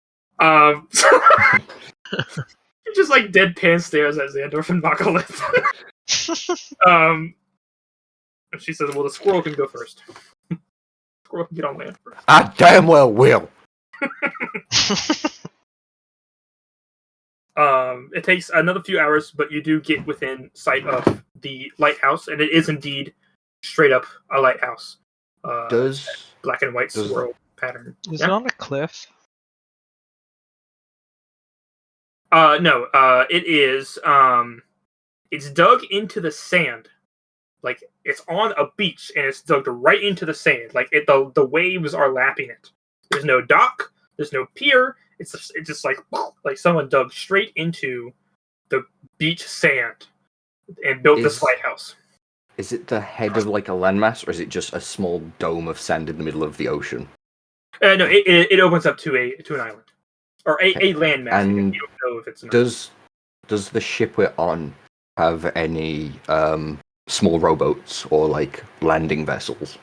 Oh yeah, for sure. It at least has two. Two, we can hold 5 people. Each. 5 still 1 people? Yeah. Yep. Yeah. I offer myself as part of an away team to go and investigate that lighthouse. I'll join you. Ketis, get us onto that boat. I'll pull Erin's sleeve. Get her attention. Oh, you said Erin's sleeve? Ingram. Yes, yeah. She says, "Oh yeah, Mogolith, how can I help?" Does Sadie want to go there? Sadie? That's the name of the ship, isn't it? Yeah. Should we want to go? Well, I mean, we'll probably leave the boat a little bit a ways and then take the away boats over. the problem is the Sadie can go on land, but it's not the best at navigating on land, so you're probably better off leaving it out a little ways off the beach. Especially if this is a civilization that has not made contact with anybody for a purposeful reason. Well, we all know religious people who are devout and somewhat militaristic are the best at first contact. Let me go and get the blankets. Did you ask Sadie? Maybe she wants to go. The ship is not sentient, Mogolith. I'm sorry to disappoint. So? But she kind of like, she doesn't know what to say, so she just says, Mogolith, why don't you ask Sadie then? Because if I don't think I can. As I overhear this, I'm going to yell out, Hey, Sadie, do you want Mogolith to go and investigate the shore in a boat? And then using, what's it called? Silent communication in his head, in what is clearly the same accent, but trying to do a different accent poorly. Yes, you should go and investigate the shore with Karaka. I can't say my own fucking name. Karaka and Zayendorf. Just roll a deception. Oh my god! I feel like Mogolith, it's up to you. He's gonna buy it. Oh, he's definitely gonna buy it. Yes, let's go. He's gonna nod contently. Yeah, my deception's 2 greens. That's about accurate for what it should have been. He looks at the landmass and say, "This reminds me of a hill I used. Let's go." Now you're just the landmass that I used to know. Beautiful. Erin's also going to go on the away team. She wants to take a close look. She leaves some rando in charge of the boat. Does the leader of an expedition going out on an away team not break several rules of engagement? Not in the Star Alliance. The Star Alliance is actually common practice. I was trying to give you a Kool-Aid moment of being like, damn, the rules, but okay. It seems like you guys who crashed a ship are pretty smart. Said the one-inch fucking squirrel. It's Star Trek. The head team always goes down to the surface. I'd like to point out in Star Trek it is against the rules. Lower decks. Like, it is legit against the rules. It's just Kirk's like, nah, I'm going anyway. Oh, is that what I don't. Okay. I thought it was just like they don't explain it. I thought he just goes down all the time. No, it's he's literally against the rules. They're supposed to send like ground teams and stuff. He's just Kirk. I'm going myself in case there's any ladies. Let's go. And then he saunters on down. What does say? Erin says like something like, "Whatever you guys find, I want to see it like for myself. But if there's any trouble, yeah, we'll book it." Right, and so since she's not sending any red shirts with us, we know it's going to be safe. It's gonna be fine. Something important's gonna happen. Just as you say that, 2 red shirts get in the boat. They could fit, right? Because we have 2 still 0 PCs. You have the cat. There's still 1. So the cat, and then you 2 count as 1, and then we can both ride on the cat. Okay, 2 red shirts will go with you. Yes. As you 2 seem to be wearing shirts that are the color of blood, and I do not know your name, I am simply going to bless you and hope for your safe return. They just look at each other. Stay behind me, and I will do my best to ensure your safety. It's a human and a goblin. Jonathan, don't mind him. That's the goblin's name, Jonathan. He says, "Okay, Lieutenant, I won't." He's no longer a red shirt. he's been promoted. He has a name and a face. That means that this is a film and it's going to be even more of an emotional death. That's how that works. It's gonna be like when Dobby dies on the beach. He's the goblin. Okay. So yeah, you take the boats out to this mysterious lighthouse. Spooky. I'm having to like very carefully keep control of Asaeus Catus, because though he is a skeleton, he's still a cat, and this is still water. Right. So as you approach the lighthouse, you notice that obviously it's built right into the beach, which Erin will comment is very structurally unsound. That she's like, look old? I'll get to that. It definitely looks like if you were to build a building in the sand, like the sand moves and stuff, like it just wouldn't You'd have to dig out a lot to make like proper foundations. Right. So which means either this thing is very unstable and poorly made, or there's a giant underground complex attached to it. Yeah, that's what I was gonna say. Actually, in my notes, I say Erin is going to explain this or feel bad. Whoever does it first. Yep. I have never been so offended by something I 100% agree with. So you saw Erin began to explain that film that picked it up. Yes, that's exactly what Erin explains. That either Don't mind me, I'm just going to become Erin for a moment. I didn't register correctly. That is so funny. But yes, it's either this thing goes really deep underground, or it's just like it's moments away from falling over. It also could be because I've actually seen this in person because so when beach heads are constantly shifting. I know that's sort of what you were going for, but they can also like completely move, which means that this thing could have been built on solid foundations like years ago if it was old, and over time the beach has moved up like further inland, and then this is now where the beach is, and it's like really fucking old. Right, so yeah, it's either, which again, it still would be moments from falling over, assumedly, if it's in that condition. So yeah,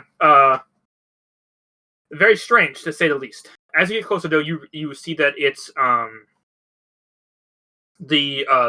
almost it's as if the mold they used to build the walls of the lighthouse was grooved and like spiraled up. It's very strange looking material used to build a lighthouse, and again, it's still doing the rhythmic flashing of. Does it look like a plant was grown into shape? Is that the sort of vibe we're getting from this, or? Yeah. I guess kind of like vines almost. Like grooved and spiraled. Yeah. Is it straight up and down, or is it tilted? Straight up and down. Okay. As we get close to shore, I ready my weapon, and everyone once again hears, "Can't spell nutrition without nut." As I get ready in case something jumps out at us. You beach land. Nothing comes out to you. And you see that there's an opening, like where a door would be, but there is no door and hinge or anything. It's just like an opening. The sand as we step off the boat.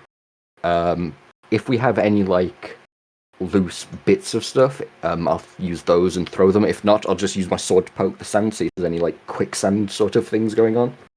Gotcha. Yeah, regular sand. It's coarse, rough, gets everywhere. I hate it. Is there any Asaeus, to the entrance. Any flora around, or where the be hiding? Yes. Thank you. I almost forgot. As you approach the island, you see the trees. Green, red roses too. They're not really trees. They look more like PVC pipes that have been built in a way to look like trees. Like someone has made them to look like trees. No leaves, they're all bare or anything like that. Just like weird PVC stalks, essentially. Dear Matty Acorn, we have reached the edge of the simulation. Are they like painted brown? No, they're just like they're just regular like white PVC pipes. Some of them are different colors too. Maybe like they're like older or like whatever. It's really really slapdash looking. I think someone may live here. We should.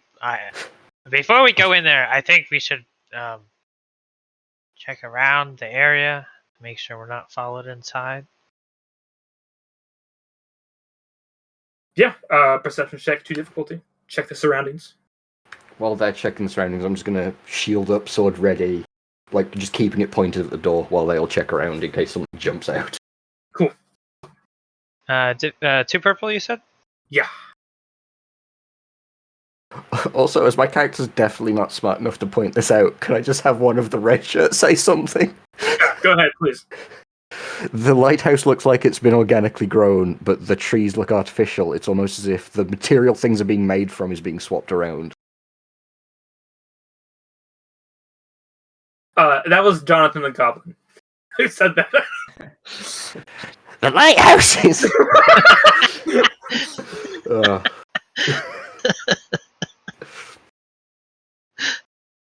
Alright, anybody else want to make that perception check? It's open to anybody. I'm busy watching, so no. I'll go around the trees. What's there between them? Gotcha. Give me that roll.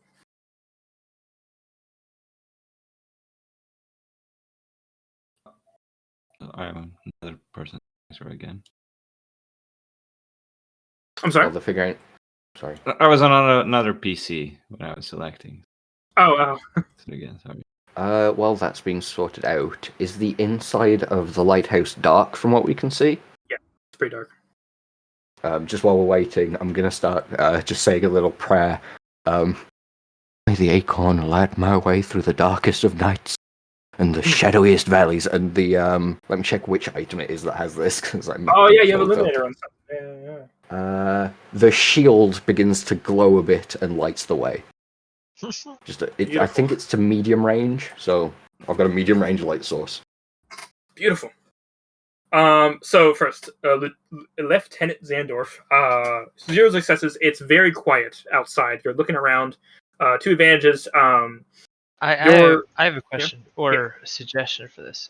If I don't see any being, can I find tracks? Because he's a scout. His whole thing is tracking people, or when he was part of the Martian Empire. Mm-hmm. So if he finds any sort of tracks, that would also work. And factor 2 advantages tell you that there are no tracks at all. Animal tracks, human tracks, nothing. And no birds. Very quiet on this landmass. Monolith, 2 successes, 3 advantages. You notice that the PVC pipes are like really in the ground. Just really in there. If someone built all of this, they made sure that these would not bend over by the wind or anything. They're just PVC pipes, so assumedly any type of weather would, knock them down. But no, they've definitely stood the test of time. How long that is, you don't know. But with 2 successes and 3 advantages, that tells you that. And also, again, just like Zandorf, you don't see any animals, no bugs skittering around on the ground. It's all very quiet. Devoid of life. Anything coming out of the top of the pipes? Like, because it's presumed it's a pipe, it could be open. Like, is there smoke or anything, or is it just there? It is high up, so you can't just see into it at the moment, unless you want to start breaking stuff down. I meant more like from where they are, can they see like smoke coming out of the top or anything? Nothing like that. If you want me to crack a pipe, I can head over. My voice is breaking slightly. I'll report to the group first. After them. Someone made these very sturdy, like, outside. But I think they are hollow.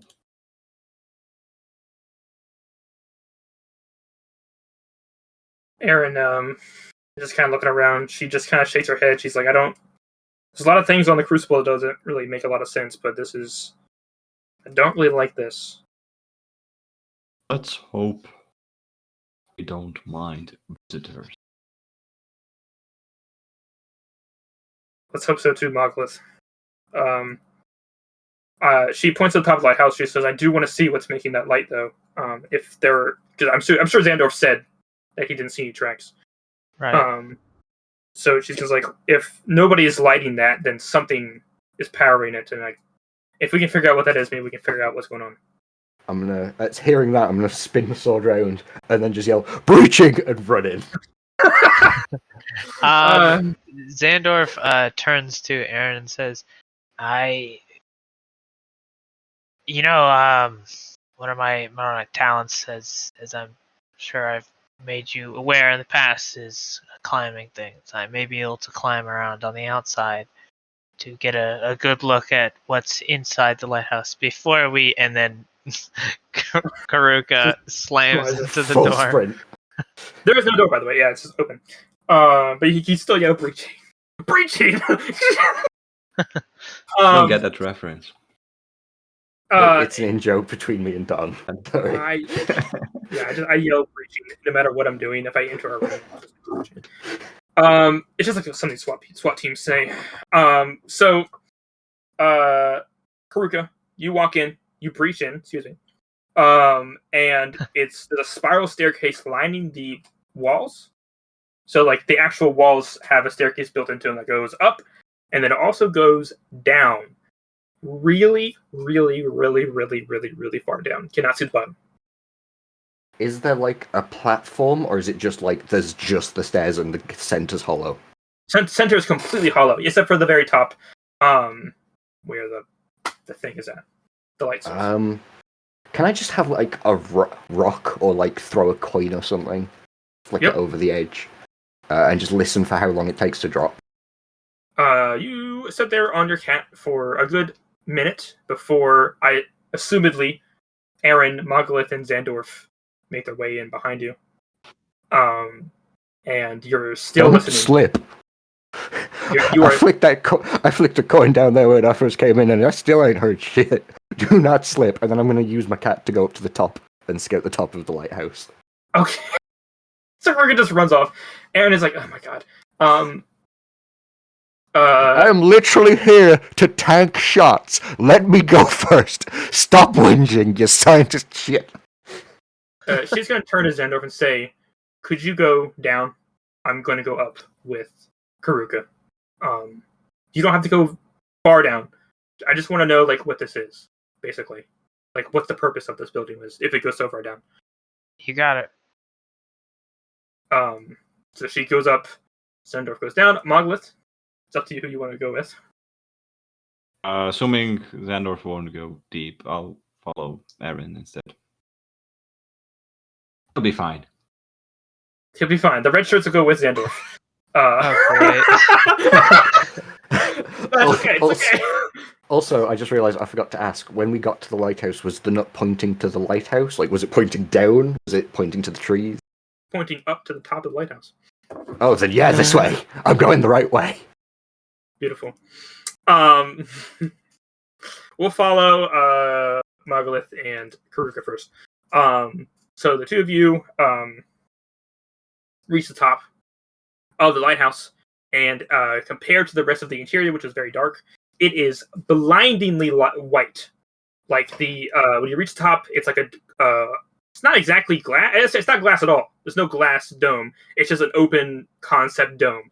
But the interior of this pit it's like alabaster. It's so white. It's like very hard to see almost. In the center, suspended in like animation, is this very strange spear that is shining this yellow light on and off like a lighthouse does. It looks strangely organic, like it has veins and stuff, but it's just floating there. And every once in a while, it squirts black ooze into the bottom of the pit where there's like a little drain, and it goes down into the drain. And there's like some stains from time of it doing this black ooze squirt. Is my amulet pulling towards that? Yeah. I sort of walk around the chamber a little bit, see if it keeps like pointing at it. Yeah, it's yeah. Sheath the sword. There's only one option. Holy acorn, guide my hand, and I'm going to try and grab Aaron's like, whoa, don't touch it, don't touch it. She says, too late? Okay, hang on, contested. What is this? Coordination?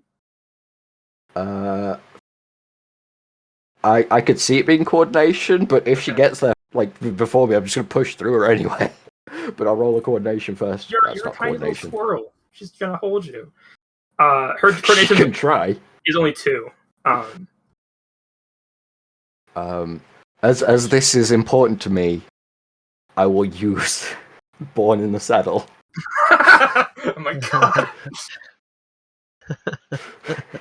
Let's go.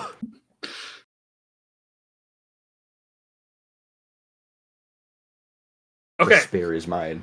So she tries to stop, and she's like, wait, we don't know what it's going to do. And what, do you just, like, lunge and grab it?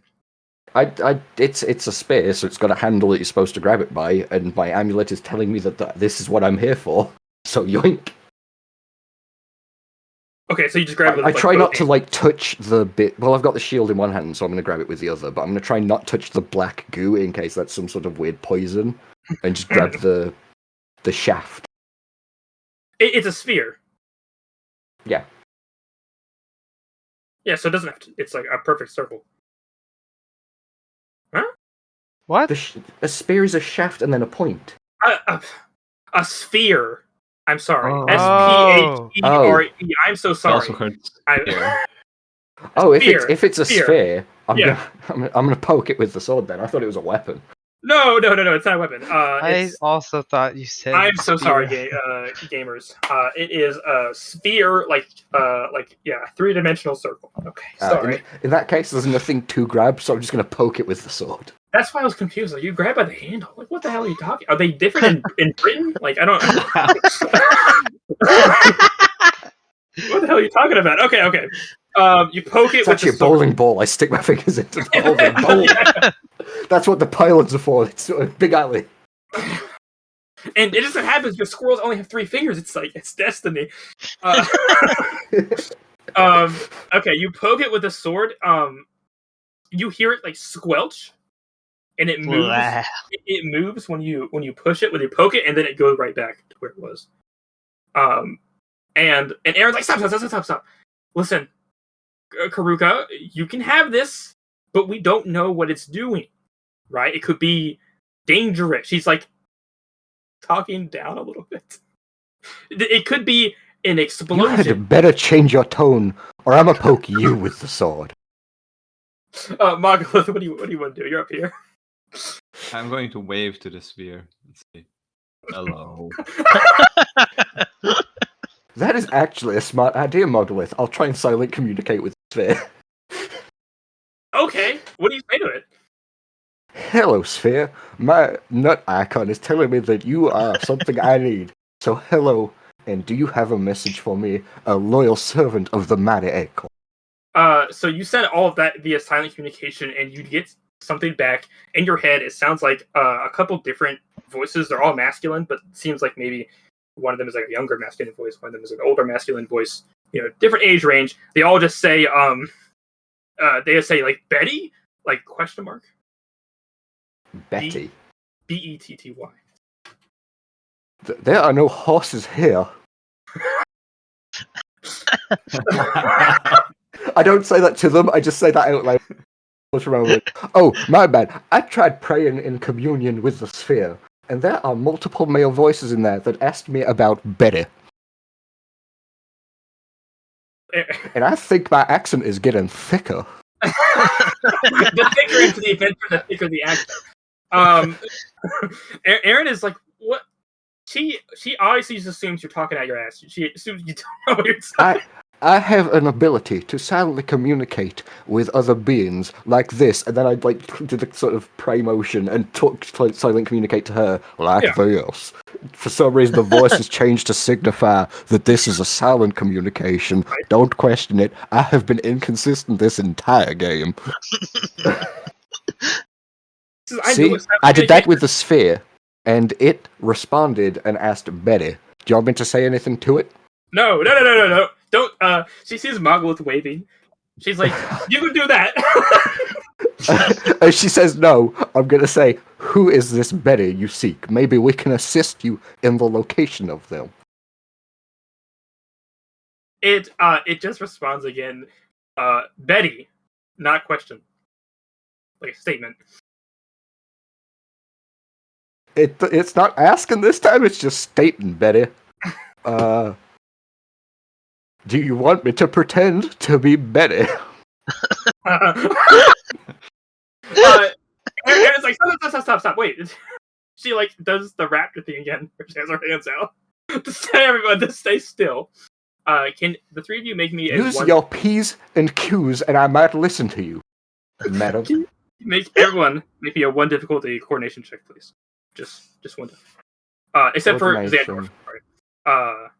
1 difficulty. Actually, can I use Asaeus' coordination for this? Yeah, you're right. Yeah, that's cool. Okay, so that adds a yellow, because Asaeus is more coordinated than I am. Like a good cat mount. Not that it fucking matters.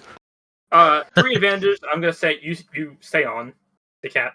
But it kind of like leans up against the wall of the pit. So you don't get knocked over, but it does trip. Erin also falls over. Mogalith is unfazed. As he usually is. What happened? Exactly.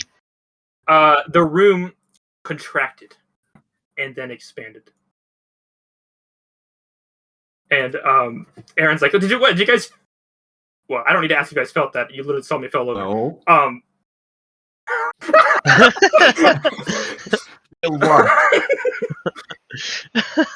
She just stop. Wait, guys. She leans up against the wall. And she says like, wait. And if you guys are silent for a moment, you can hear it. Breathing. Oh my god. When the light sweeps again, the room contracts and then expands back out very slightly. When you say the light sweeps, is it like lighting up a section and going round, and is the wall moving with it, or do you mean like the whole thing is like a pulse on in every direction and then off again? Yeah, here, I'll send a GIF. Sorry for our audio listeners. Because lighthouses like spin and light up a section, but if the whole room's contracting, how would it do that with the spin is my question. Oh, good point. It's like whenever it completes a cycle. Okay, I will mark where the cycle is and like point that out to Erin. Cool, so they can like everyone can better. So that we're aware. Yeah, so Mogalith is like, what's going on? So he's unfazed. He's just gonna look at. Okay. Mogalith and Monolith. For real. As you guys have this weird realization that this thing might be breathing, this entire lighthouse. Xandorf. The red shirts have pulled out their like little flashlights. I have my illuminator out. Perfect. Lighting the way. You notice that there is some scratches on the wall. At first, it's just nothing. It looks like maybe even animal marks of a scratch. But the further you go down, and it's not by much, but the more steps you take, the more the scratches become like words. How big are the scratches? Still one. Like not each scratch is still one, but like a still one being made them with like a knife or a stick, or Okay. That's what it looks like. Or their fingernails. I don't know. You know what I mean? That's what it looks like. I'm gonna tell Jonathan and Don't name him. Yes. No, don't name him. Jonathan and Donathan. You're not killing one of them called Don, are you? No, it's Donna. Yeah, Jonathan and Donna. Xandorf is going to motion to them. Let's take this a little bit slower. Yeah, and he's gonna like try to examine the scratches, see if there's anything decipherable about them. Yeah, and he's taking pictures of all these as we're going. Of course. Actually, I'm gonna say that Donna has a data pad that is just recording live feed. So when the horror stuff happens, that's what the camera switches to. Xandorf's making their own phone here. That's a found footage horror movie. Yeah, so eventually they become legible. You're on the Crucible, Rayland, and for listeners who don't know, the Keyforge automatically translates all languages. So this is in some type of language, but it's automatically translated for you. And this is what it says. I have it written out here. Everyone bear with me. Betty, I'm here on your doorstep, and I planned it out for weeks now, but it's finally sinking in.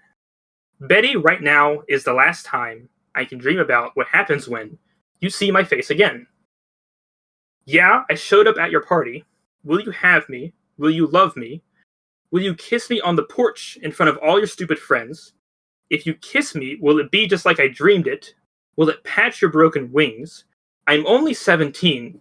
I don't know anything, but I know I miss you. That's what it says. What the heck? Fucking Taylor Swift lyrics. It's beautiful.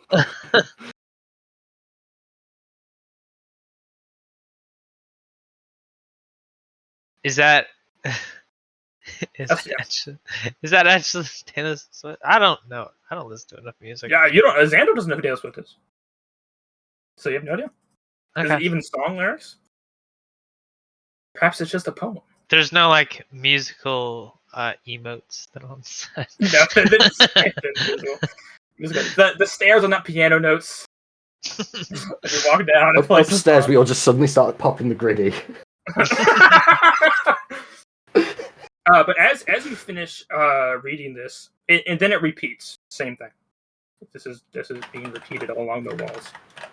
You notice that as you're reading it, the wall seems to come closer to you, and then back out again, as if it's expanding and contracting.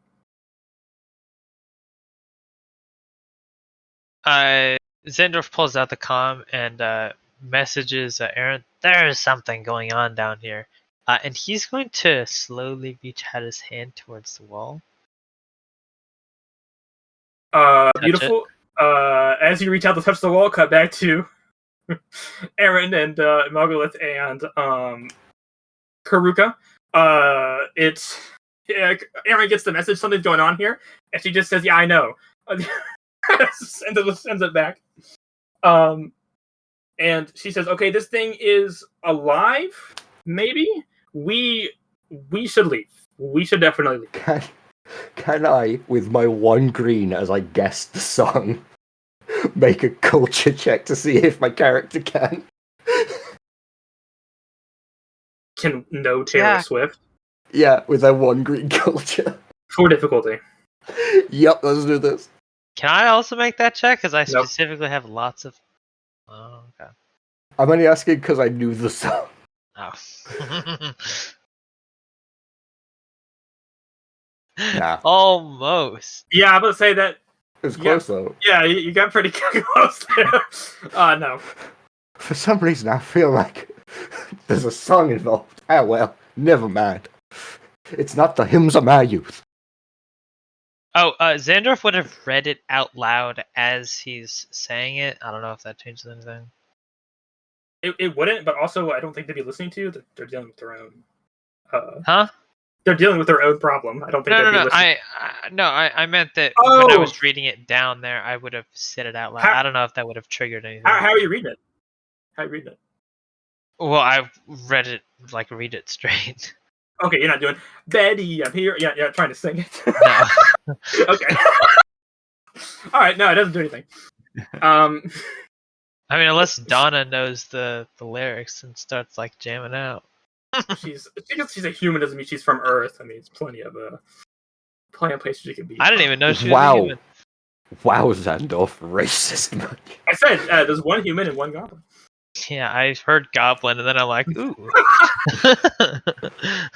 Okay, so you don't know it's the song Karuga, but yeah, Aaron's like, let's leave. Quick out of character question. Yeah?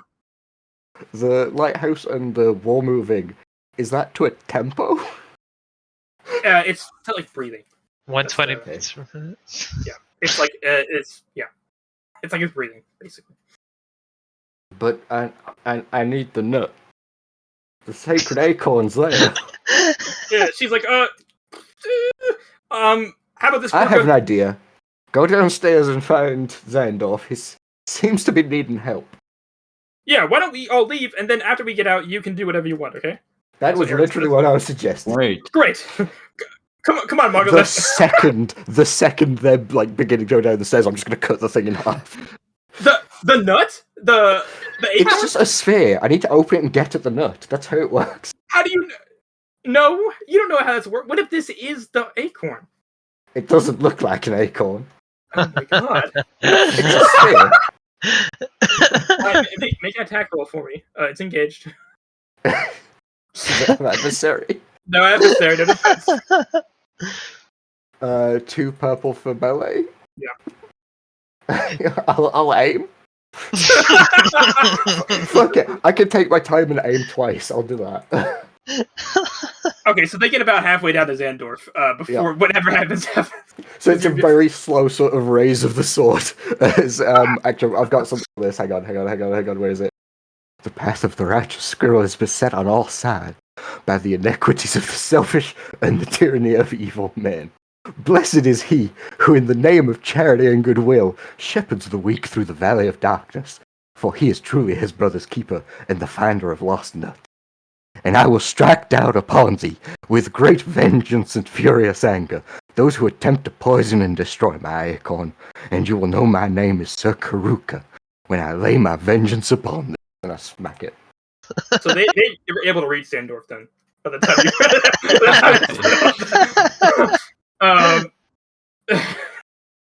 okay. Do you want to know the amount of damage? Calculate that. I'm gonna narrate what happens to them, and then we'll cut back. Margaret, Erin, guys, should I spend a destiny point to increase the damage? Do it. Okay. I'll calculate that in when I tell you it. Crazy. Awesome. Erin reaches you guys, and so is Margaret. She says, "We got to get out of here. Karuka is going to kill us. We have to leave." There's this writing. Okay, yeah, let's go. You have it recorded? Yeah, let's go. She takes out like a scalpel, and she just cuts a piece of the wall off, and she puts it in her pocket, and they and just gonna run for the door. Okay, what's the damage, Karuka? Hang on. There we go. It's 17 damage, and then I'll activate either burn 1 or 2, whichever's going to be funnier. Burn, definitely.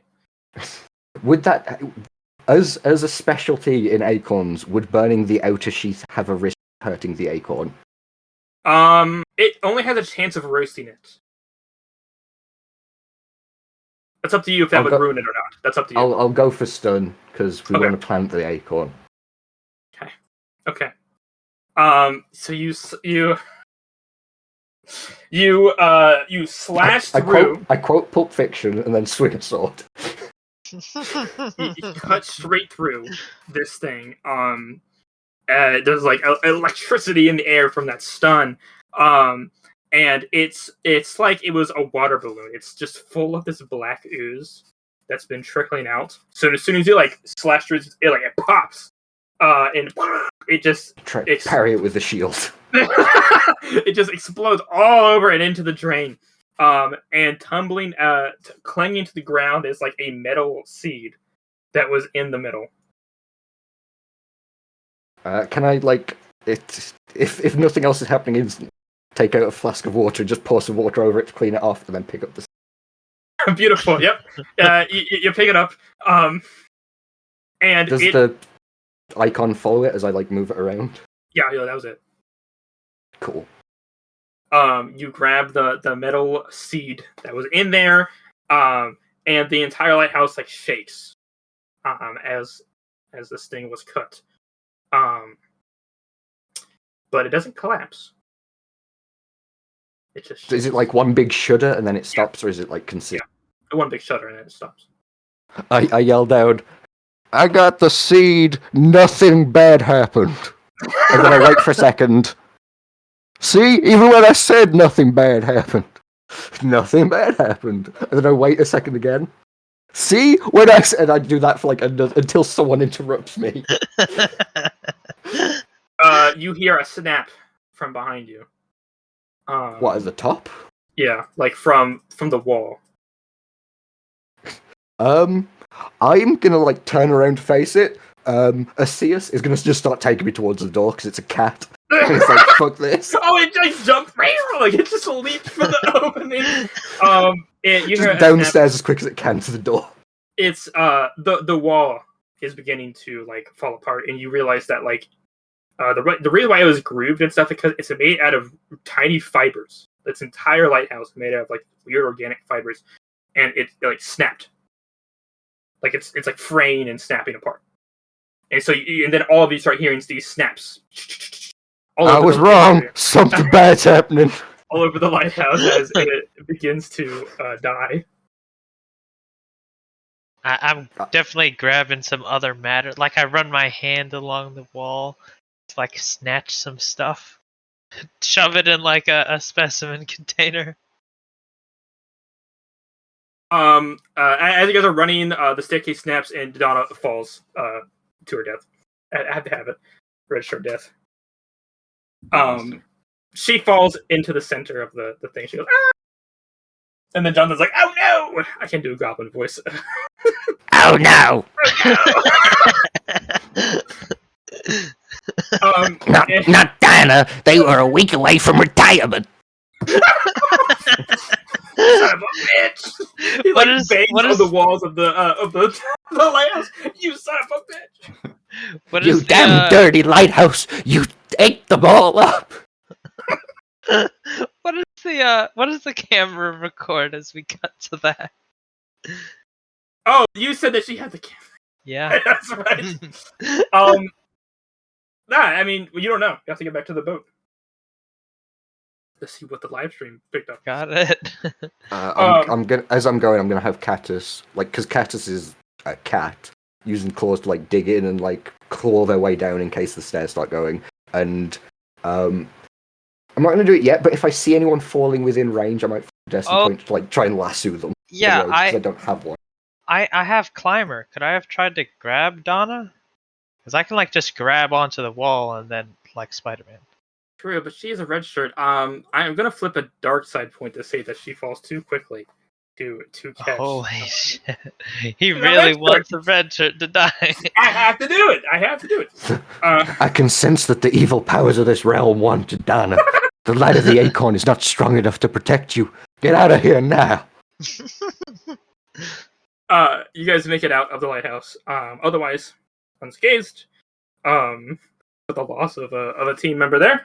And as you get out, it's not like it collapses all at once. It's like you see it like step. It's probably gonna take a couple hours. As it's doing that, is the sand around the edge of where it hits the ground beginning to go inwards at all, as if it's shrinking? Yep. Okay, I'm gonna start pushing everyone back to the boat, because if that cracks, a lot of sand's gonna fall in. Karuka wouldn't know this. Ingram would. Yeah. So once again, I'm gonna embody Ingram.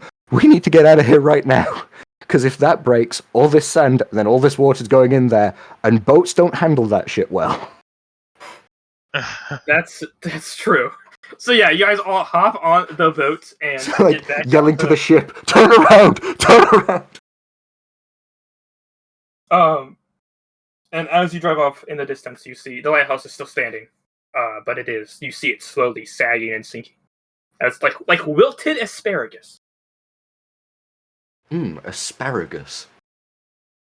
What's happened to the PVC pipes? Nothing. They're chilling.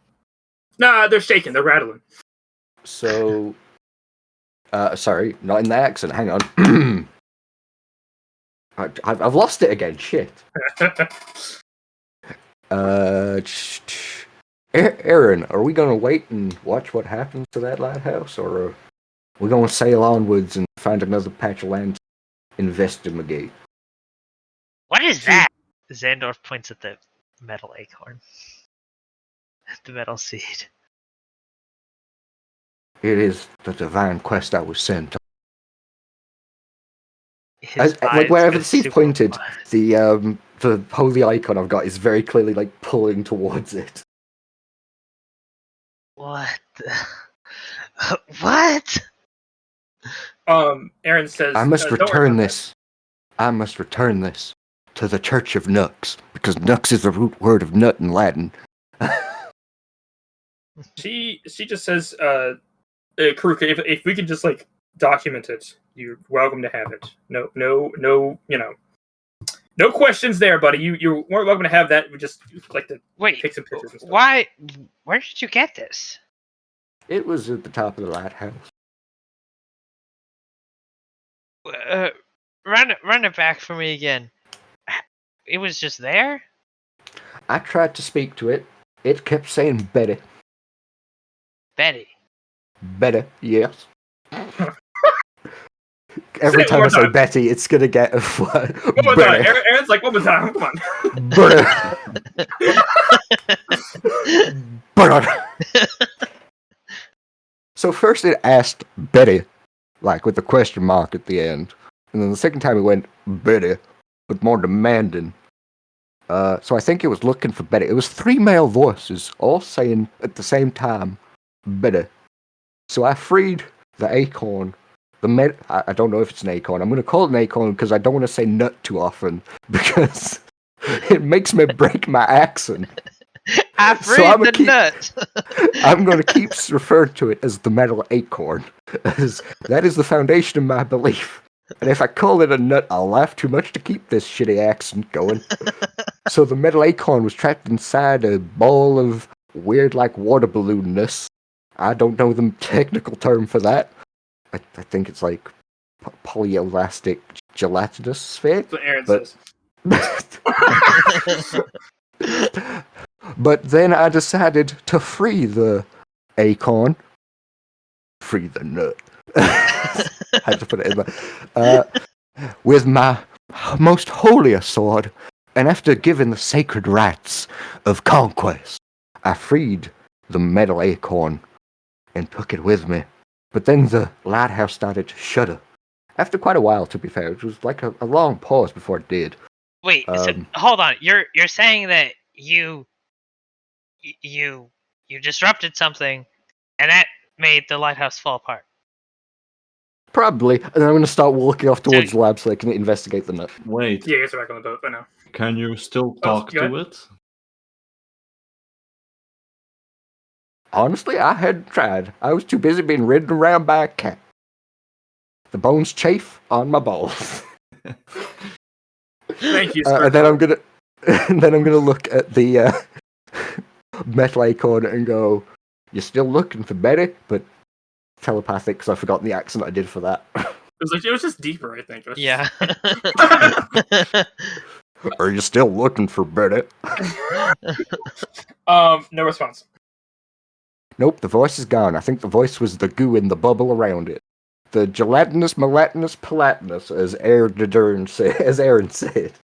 Oh, So you killed Donna. Donna slipped and killed Donna, and I'm just gonna keep walking towards. Oh my god. Fate itself interceded and killed Donna. That's true.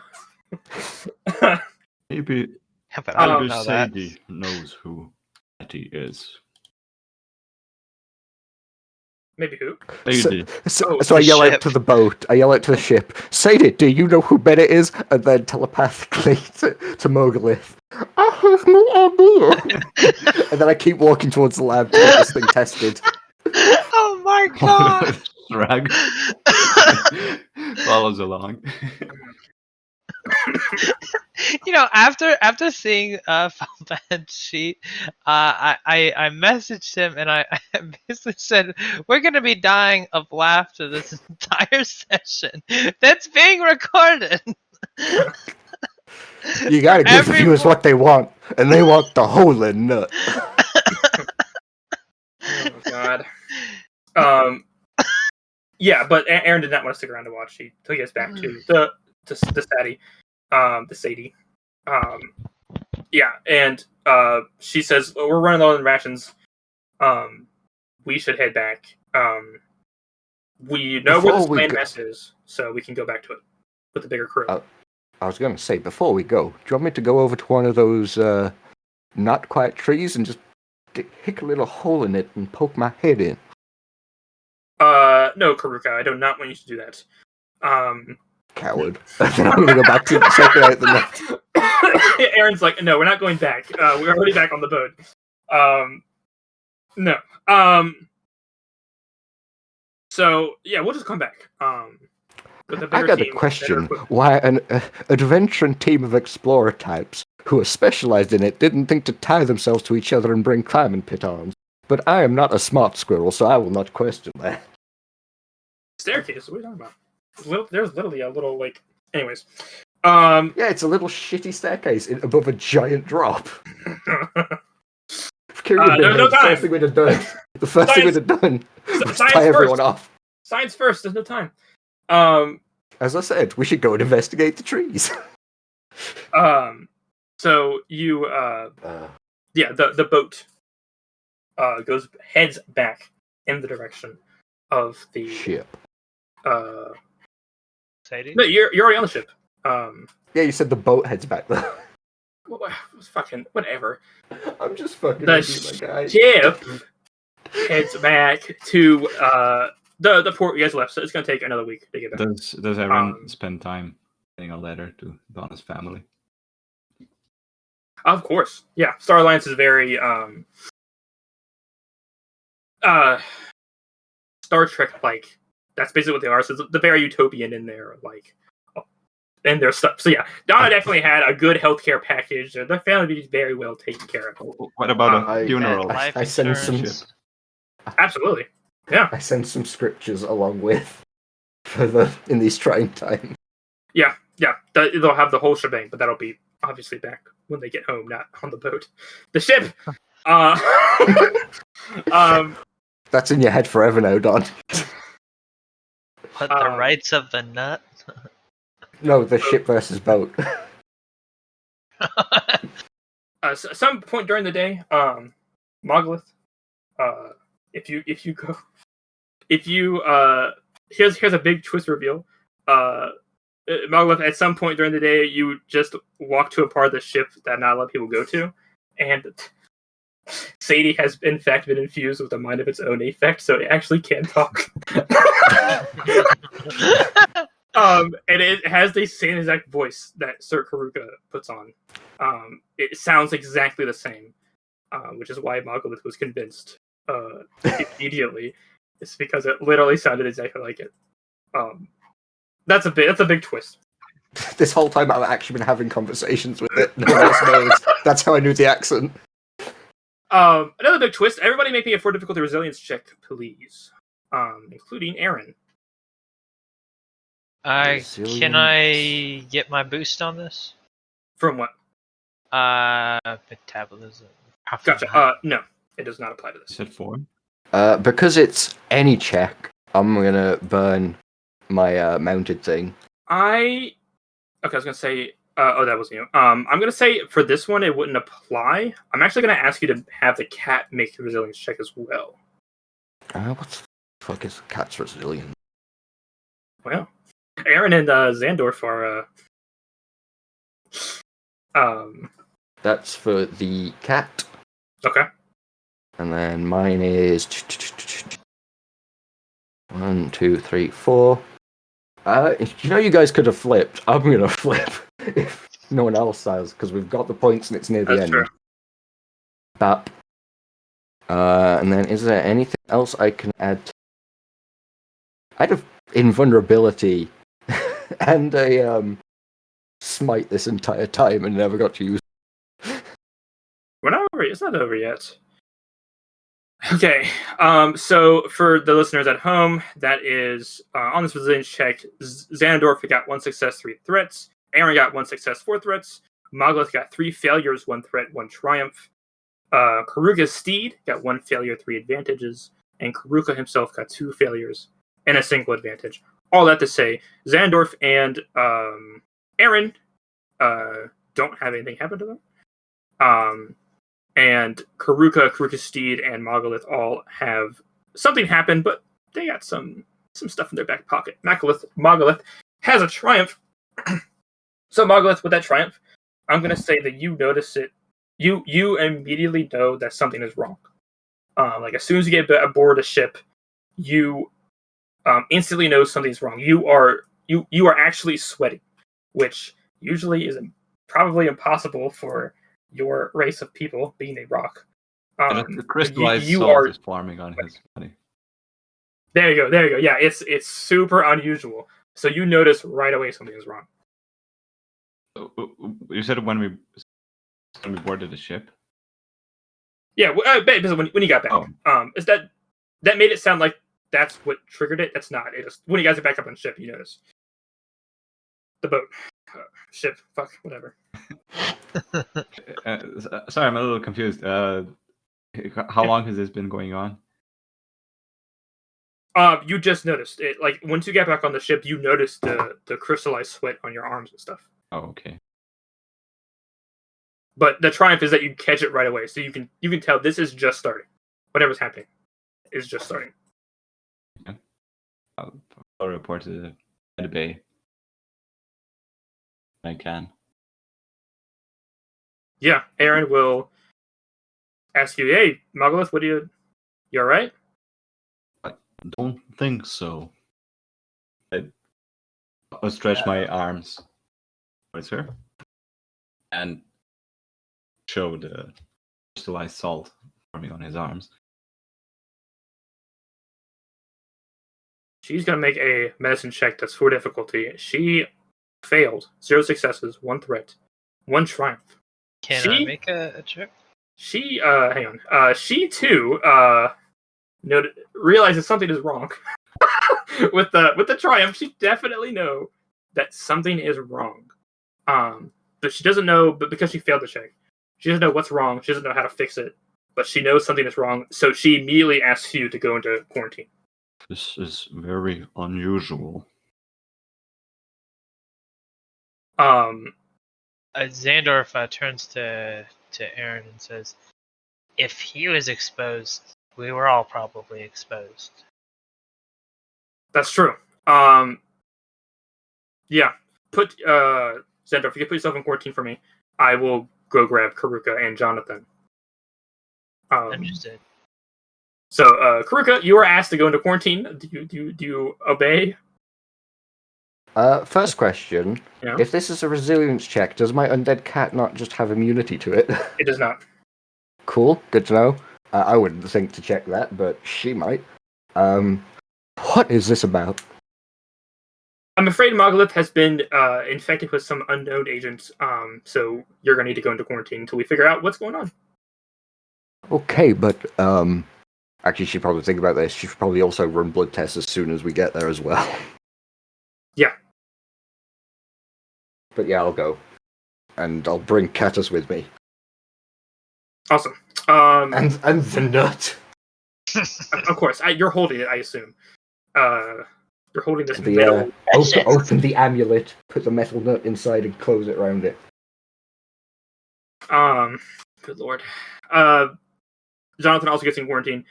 So Xandorf, you and Erin probably get into like hazmat suits, so you're quarantined inside a hazmat suit, but you can still like do, Stuff. Yeah. Yeah. So if you want to make the same 4 difficulty medicine check to try and clean something. Okay. So basically, with the Mogolith got a triumph, and then Erin got a triumph, but still failed. So basically, I'll just tell is that those 2 triumphs are making it so that whatever this is, it's not going to go to other people. You guys caught it early enough. Oh, okay. I'll flip then. The last one we got. Alright, it's 4 purple, you said? Yeah, and I'll flip back. Make one that run. Do I get any... I suppose I don't get any boosts from those other successful checks? No. Okay. Sorry, how did you flip one back? What happened? I upgraded this check right here. Oh, so we both flipped on both our sides. No, that Yeah, was allowed. so- Okay. Yeah, I flipped to upgrade the check. I can do that. Each person can only flip on a check once, but the DM can flip as well. So it can, like, Yeah. increase the difficulty of both sides, but you can't be like, I want to increase the ability twice. Again, yeah, we just can't keep doing it infinitely. Makes sense. Alright, so that happens. Yeah, 0 successes, 1 triumph, 1 despair. Um, Wow. I'm gonna say I was working on Jonathan when this happened. what? You know what? I work on a PC. That's so rude of you. To treat a PC so disposably. Meanwhile, I flipped the destiny point earlier. It just kills. I was going to ask if while this was happening, I could attempt to pray whatever this is away. You can attempt. There's no roll. It's automatic failure, but you can definitely attempt. Push comes to shove, I have a backup plan. So, so the triumph is... I don't know what the triumph is yet. I'm going to say that the... I get it. I got it. So, you fail to identify what's going on, right? Triumph of Despair is like a double-edged sword. You don't know what it is, but you know it's not, like, science-based. You know that it's not, like, something that you can administer a vaccine for, or anything like that. It's, I don't know. It's completely unknown. The triumph is that you can at least identify that it's completely unknown, but that's also like a bad thing, so that's a despair. Wait, so I feel like that's just a despair. Because I haven't learned... you know that you don't have to keep making medicine checks. Like, that's not the avenue to pursue. If they know it's, like, not science-based, could I make a discipline check to see if my faith has any information? Sure, go ahead. That's 3 difficulty. Dope. Like Discipline, that's 3 the difficulty. triumph. You don't have to. You're not wasting time. Another question. Yeah. So at this point, because I'm assuming a medicine check takes a while to scan people, because Erin and I succeeded, do we know that we are like not affected by this thing? Yeah. You guys are not. So you guys are unaffected, but you notice that Karuka and Karuka's steed, which is an undead cat, and Makalith and Jonathan are sweating. I think this might be amber based. As Xandorf turns to Erin, amber can, do crazy things like how organics and non-organics can eat ambred and it restores their health, or drink amber and it restores their stamina. This might be some sort of amber-based disease or something. I know this is like exposition for like the listeners and stuff like that, but you telling this to Erin, who's like also knows this. I know. She's like, why are you explaining it to me like this? It's like for the audience, like you turn to the camera. Yeah, I pause and I look at the camera and I say all this. That's why my fuck. Can I use my? Never mind. Okay. I was gonna ask if I could. This isn't a knowledge check. God damn. Because I could do the know-it-all thing. As this is to do with my faith, can I bond him saddle to this? You're quarantined away from the cat, unfortunately. I would not let the cat leave my side. I would fight for the cat. Oh, okay, fine. Go ahead. Yes.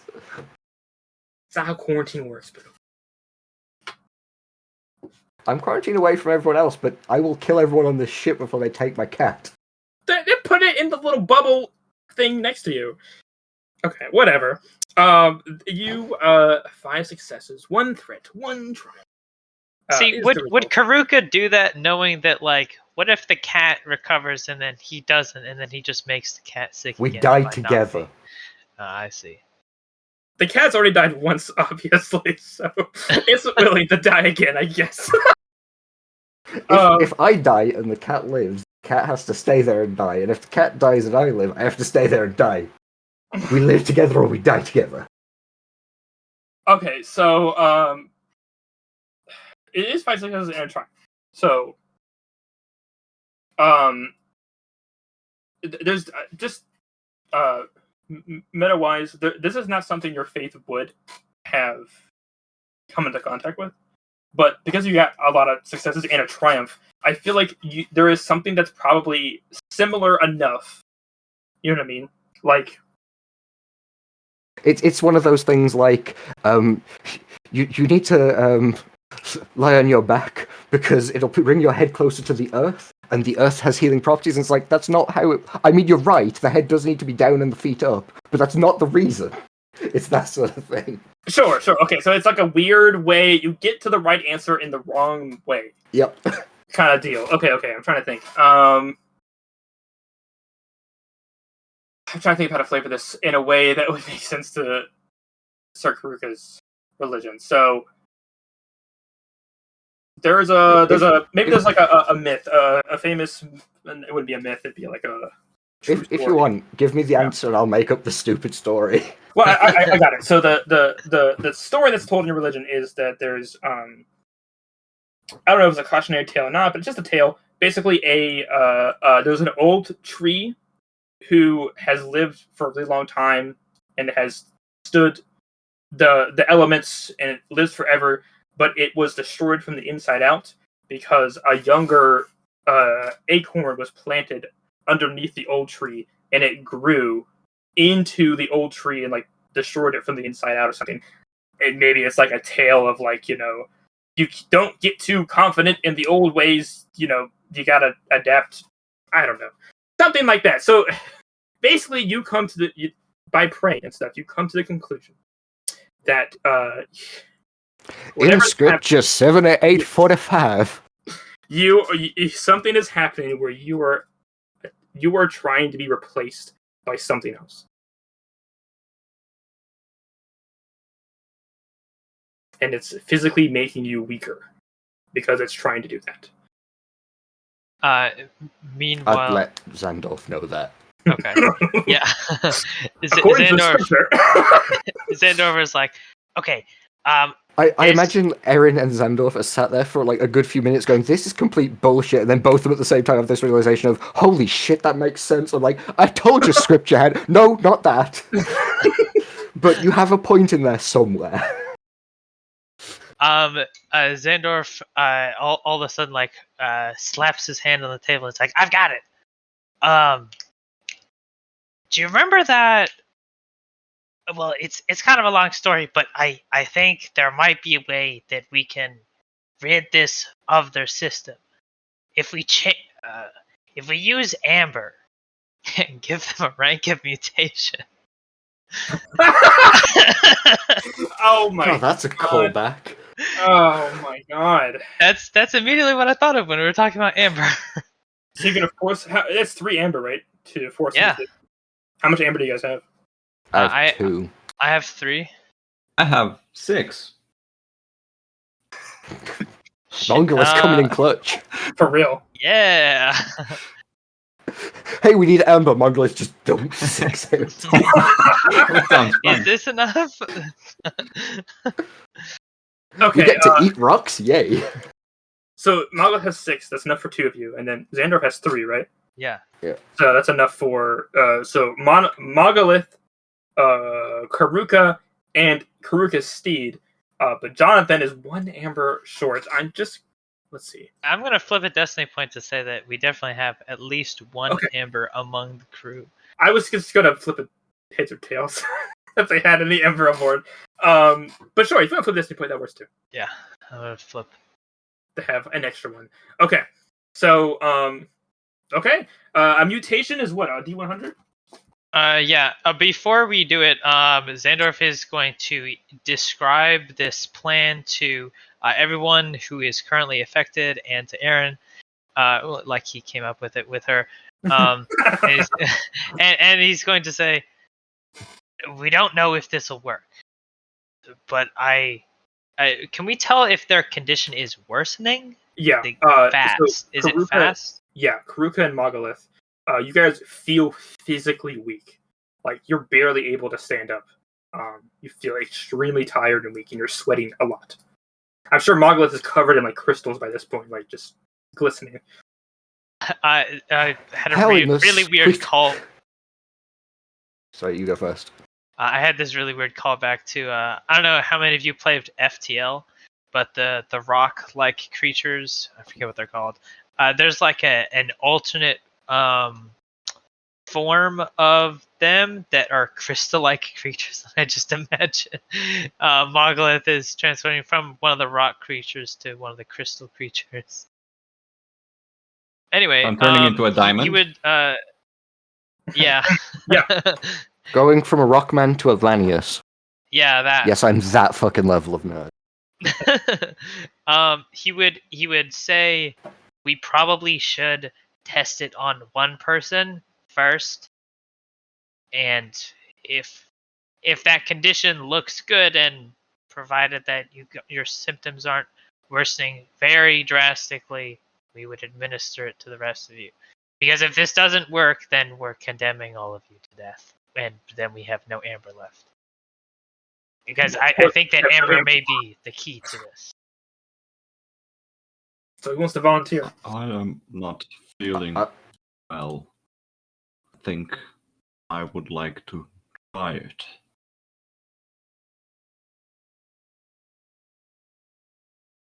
Okay. Are you sure, Mogolith? Amber is good. I want to I guess feel it is good. sort of like a stone, and I guess it is sort of like a stone. And wait, is that cannibalism? No. It's okay, okay, I guess. it only looks like calcite or citrin, but it's not a stone. It's good for me. I was going to offer, but if you want to, I won't fight you on it. All right, Mogolith, you were given 3 amber to eat. Usually, mutation costs experience points, but it's a one-shot, whatever. You're just going to get a mutation from this. Just roll on the D100. I cross my fingers for extra limbs. Here we go. Percentile and D10, right? Yep. 73. 3 is, drum Bring roll, your answer to me. slashing bits. Oh, you've got like crystalline knives on your hand. Where is slash? Like a We're hybrid. gonna give you the nickname Pulverine Uh, because you're like Wolverine but a big rock. you get either sharp claws, talons, or teeth. And then your unarmed combat is actually altered as well to reflect that. So what do you want? Do you want teeth, claws, or talons? Ah.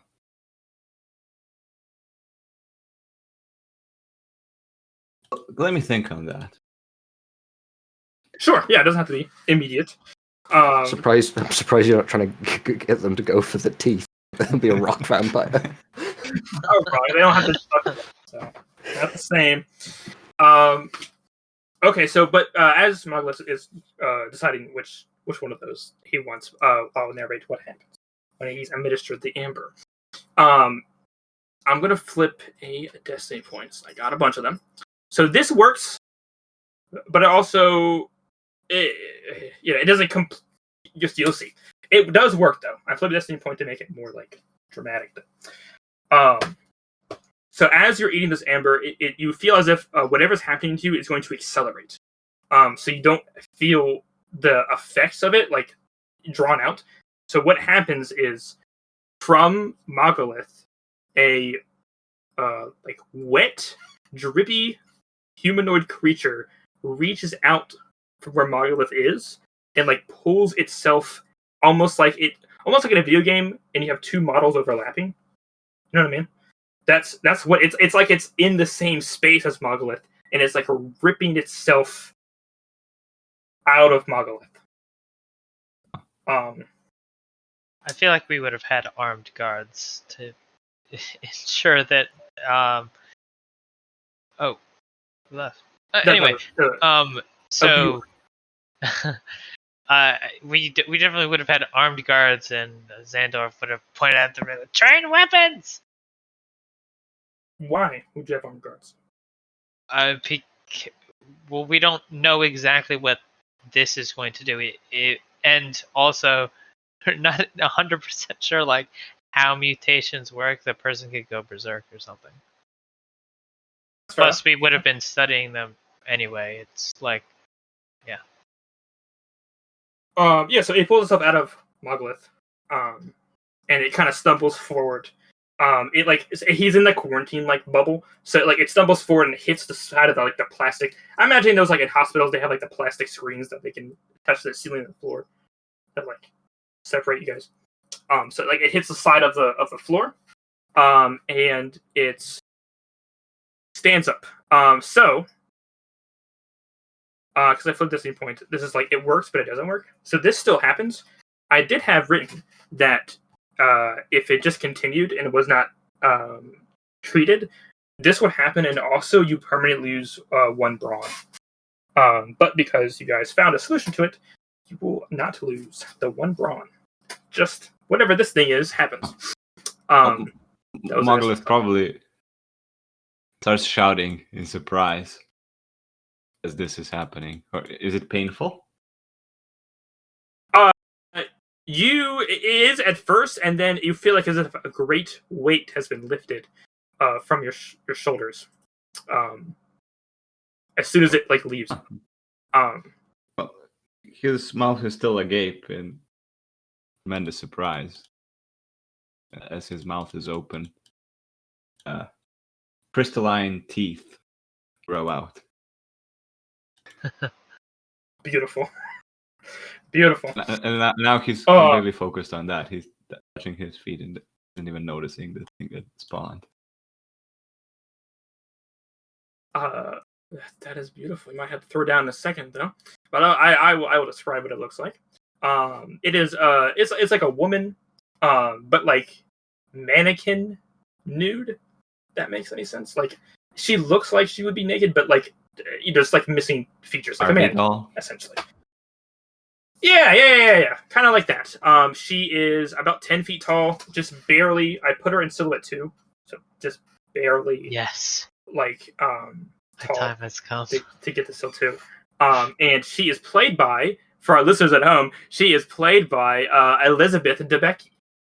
Debicki. That is the actress who plays her. So she stumbles forward and hits the plastic. She is this translucent blue color, almost like Osmosis Jones. If you remember that TV show, it's kind of like that see-through blue almost. And she does look slimy and liquidy. She looks very confused, and she's just trying to get out. She doesn't look like she's throwing punches or anything. She just looks confused. But so it worked. Mogulus is good now. Except for the the woman in the is there an intercom inside the quarantine area? Yeah. Okay. Well, you had to give him the amber. So I'm sure you can communicate with him. What? You had to give him the amber, so there's you can communicate. Yeah, with the quarantine. Yeah. Oh yeah. So he's gonna press the intercom. Unidentified organism, please identify yourself. Erin just looks at you like that. Do you think that's gonna work? And he presses the mute button. It might. Ask her if it's Betty. Was it Betty? Yeah, you're in another quarantine zone.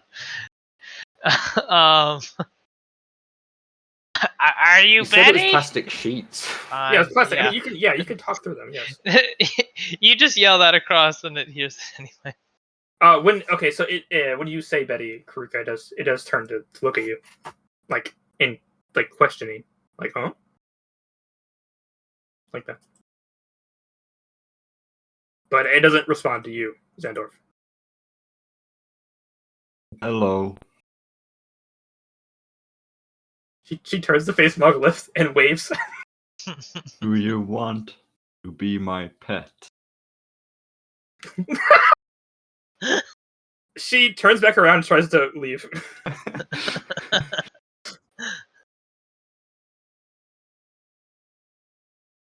I mean, what do you do? Can she leave? Xanador. She's gonna start ripping a hole in the plastic. Oh, Everyone, move out of the way. and I The quarantine things, are they in like one of the labs? Medbay, yeah. I'm gonna yell to everyone who's on the outside, leave the medbay and close the door, and then the sword comes out, everyone hears, you can't spell nutrition without nut. Aaron's like, oh, hang on. Why would you... Why are you doing this, Sir Karuka? I'm not gonna just start swinging, but you've just locked us in... I've lost the accent shit, hang on. You locked us in here because we might be contagious and it's about to break your quarantine. Maybe leave so that it doesn't infect you, and as I'm already infected, I'll stop it from leaving. And then you can talk to it properly. Okay, she instructs the armed guys to leave, but Aaron and Xandorf are in hazmat suits, so they're okay. Once they close the doors, I just cut the thing open and then stand between, like, ready to, like, just push, because I'm already infected. I haven't been cured yet. Mm-hmm. So it touching me probably isn't going to be as bad as the others. So I'll just stand in the way while they try and communicate with it.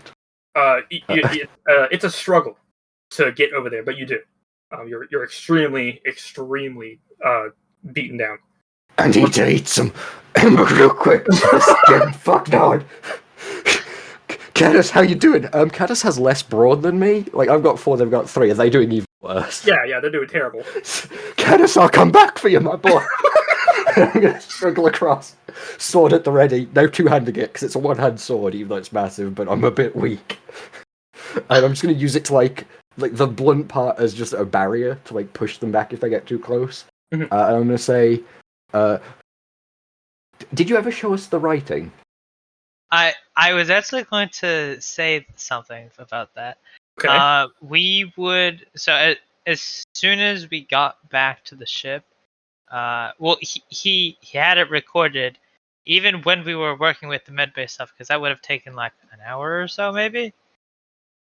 I don't know. I would have set like a scan running to run like a what is it called? A cryptography for like running it through like a decryption. A linguistics match analysis. Yeah, that. Running the song lyrics through that and seeing what pops out. I want to flip a destiny point to say that it came up with a match. I'm gonna say no. Okay. If only Roland were here. Look, I have a guitar on this character. So You're gonna say yes. Okay.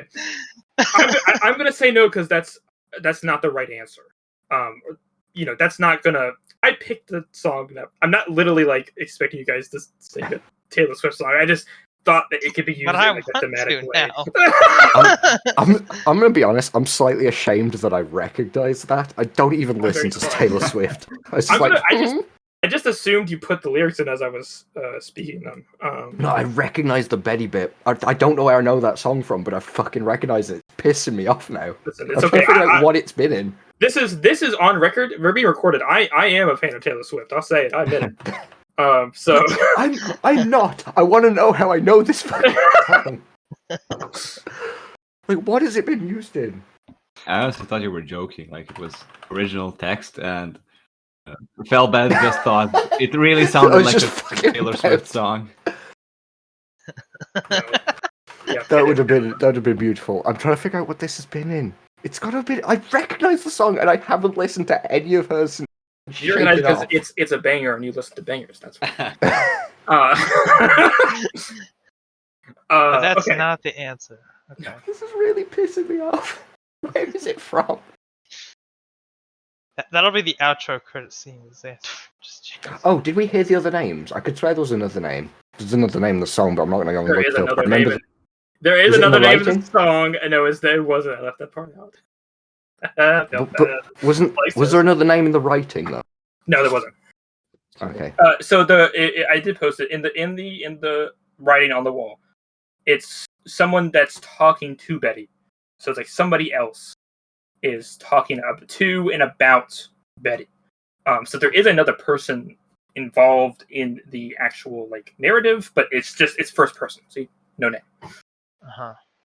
And I I also feel like there's a few lines missing out of the song, but Yeah, this is not the full song. Yeah. no, I mean like in the middle.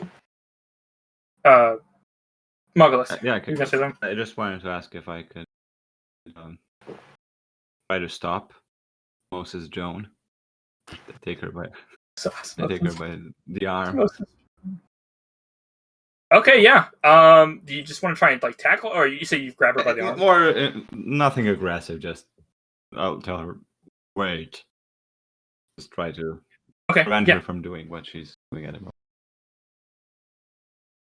So you grab her arm. She just finished ripping a hole through the plastic to step through. You grab her arm. And she like looks back at you, and she's gonna shake your arm off. Do you let that happen? Or are you gonna try and contest it? I won't. Okay. She shakes her arm off. She still doesn't say anything. She looks very confused. You mentioned that they were like a mannequin, that they don't have like any feature. Like, is that the face too? It's just like the rough shape of a face, or do they have a normal face but everything else? Actually, Barbie was actually more of an apt comparison. She does have a face with facial expressions. It's a regular face, but with that weird Osmosis Jones skin color and hair color and everything. But the rest of her going to Google Osmosis Jones. It's just like a translucent blue. That was just the best. That's the count that came to mind. Silver Surfer, maybe. Oh, that's Osmosis Jones. Listeners at home, go onto your favorite computer device and Google Osmosis Jones. Calling back to the 2001 film. Still sad. We'll never see a coronavirus episode. Oh, he would have been able to beat it though. Anyway, so that's kind of what she looks like. Except her hair is blue as well, so those weird eyebrows. She has a blue house with a blue window. Yeah, she's just gonna try and go to the door, but she sees a tiny squirrel with a berserk-sized sword is standing in the way, and she just still two-person coming at me. Rules of Nature starts playing. She just stares. She just like looks down at you and just like stares at you. Are you? Oh, shit, what's the accent? Are you better? Just stares at you. Answer me, damn it! As you say, answer me, damn it. Jonathan succumbs to his illness and loses a brawn. Which let me check the starlight. It's a 2. Okay, so you just it goes to a 1. If I see that, I'm gonna grab. I've got 2, so 4 more ember, and start crawling back over to Catus. Gotta save Catus. Fuck you all. And I'm gonna feed Catus first, and then sort myself out because I'm stronger. I can last longer. Xandorf will help you. He'll like grabs him. He's like shoving it in your mouth. It's like, I can feed me. Help Catus. okay. But Betty leaps, and from Jonathan, another Betty emerges. Does Jonathan die? No, he loses a brawn. Okay, good. But another Betty is going to emerge from Jonathan. This is getting out of hand. Oh, there's 2 of them. 2 of them. Okay, Sir Karuka, mutation, please. Should I just roll twice? As both I and... Okay, so the first one's going to be me. That is a 57, and the second one's going to be my boy Catus. 57. 42. So, pheromones. Yep, you get pheromones. I don't Better know me getting them than Catus. That makes more sense. What does pheromones do? My God! You got some weird ones here. Okay, so pheromones. Oh, it's the weak way. Basically, if another member of your species, you can just silently communicate with them. Wait, no. Never mind. You can leave pheromones on like objects, and then members of your species can add boost checks to like track or locate you. So you can like leave trails that can only be picked up by your basically just me, or maybe just squirrels. Yeah, like we finally achieved it, my guys. We have the nut tracker. Oh my God. And then your cat gets inner turmoil. Yeah. Oh God, I recognize that one. When a member of the species is killed, all characters and objects within short range suffer 30 damage with Breach 1. When a character of this species becomes incapacitated because their wounds exceed their wound threshold, the player may choose for this effect to happen, killing the character. So You can go your off cat like a just thermal got detonator. self-destruct. Basically. If you could post that second one, I'll copy it onto a sheet at this point. Yeah. I'm using the physical book. 30. Oh, I'll find it then. Don't worry about it. So your cat, nothing. I don't think anything physically happens to Sir Haruka, but your cat definitely, the bones shift and move to form a bomb made out of bones, like like in his rib cage. It looks like a bomb made out of bones. You know what it is? Mm-hmm. The comm device that was attached in his gut is now a bomb. Oh my gosh! Yeah, it mutated. Oh god. And of course, out of the two of you, 2 more Bettys emerge from the 2 of you. But you don't lose... the one that emerges from me. The second it does, I'm gonna yell, "There could only be one!" And the sword comes out again. You can't spell nutrition without nut. Unless somebody's gonna stop me, I'm gonna try and kill the one that came out of me because there can only be one.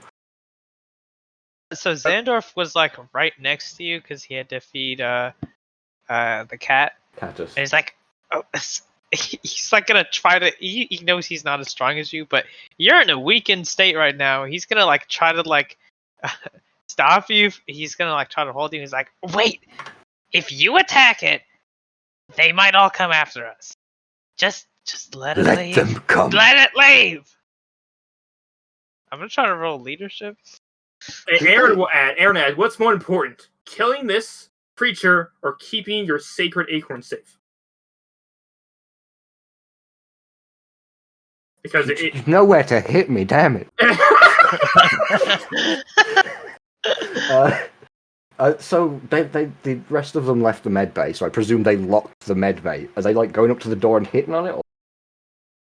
Because I'm not gonna move, but like still ready to go ham if the first one kicked down the door. Just kicked it down, no issue. Yeah. Gee, you sure you don't want me to? I can get him.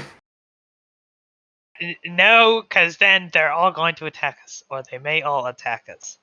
Just let it leave. I'm definitely going to be as soon as Catus is okay to get up and moving. I'm going to climb aboard and follow them, see where they're going. Okay. So there's 4 of them in total. So the 4 of them leave the med bay, walk out to the deck. Like you see the random Star Alliance members going, whoa! Like what the hell? Xandorf is gonna try to run like ahead of them and be like, just let them leave. Like move out of the way. Which direction do they look like they're turning towards as they leave? Yeah, they're gonna jump back into the ocean and then go back towards the island you guys came from. Okay. Or the landmass. You don't know it's an island. I open up the little holy icon and check the seed inside. Yeah, it's still pointing at your metal thing. I mean the seed safe. Oh yeah, no, they didn't take it. You're good. Can't find the thing now. Yeah, they do swan dives into the ocean, and you see them doing like the Olympic swimming back to the land. Mm-hmm. Erin just also joins you, Xandorf, like in watching them, and she's like, "You're writing." They do move in herds. She says to Xandorf, "You're definitely writing this report." Yeah. Okay. That's fair. I did give all of our hired help all of our amber stores. So you don't need to pay me. I got my payment, and I hold up the. That's great. So can you just repeat that into this? And he holds out a comm device. Recorded. I'll sign whatever you need to. But right now, I'm checking on Catus. Catus is okay. He's a little winded, but you spared him from losing a bronze, so But now he has the innate knowledge that he can kill himself by blowing up and taking everybody with him. Cadus, one day we will use your new divine power to bring righteous fury against the heathen. But not today. But not this day. And that is the official end of the adventure. But we'll do little wrap-ups for all these characters. Mogalith, we'll start with you. You guys reached the shore, back to shore. You are going to be paid 2,000 ambits for your contribution to the job, and plus any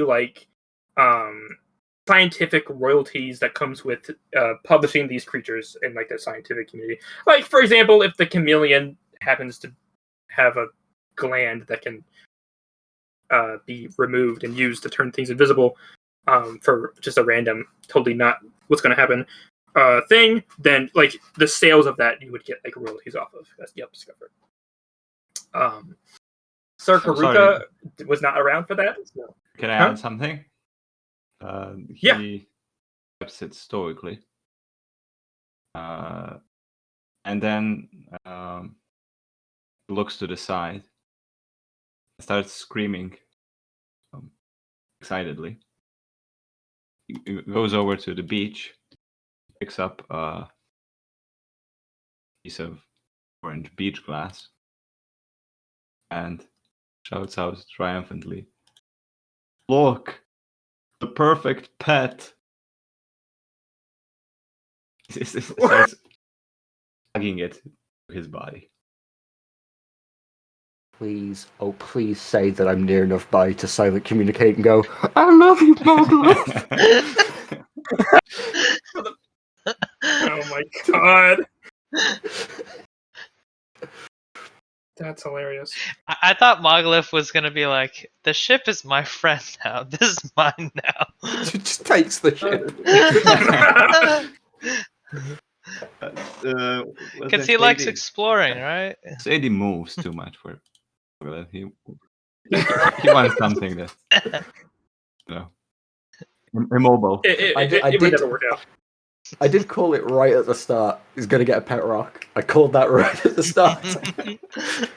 Oh my gosh. It's even recorded this time. Xandorf, your little wrap up is that you and Erin publish your findings on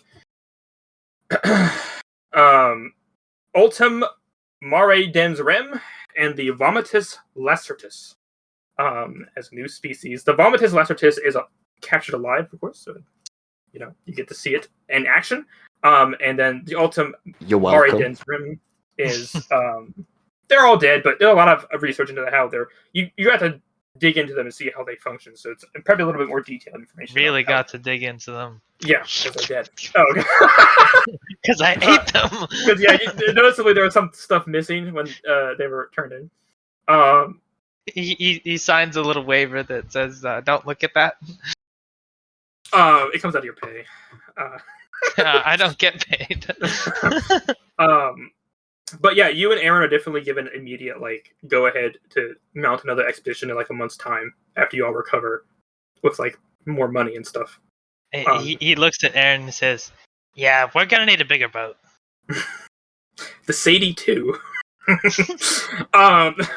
And the Jaws reference. Classic. And Sir Karuka,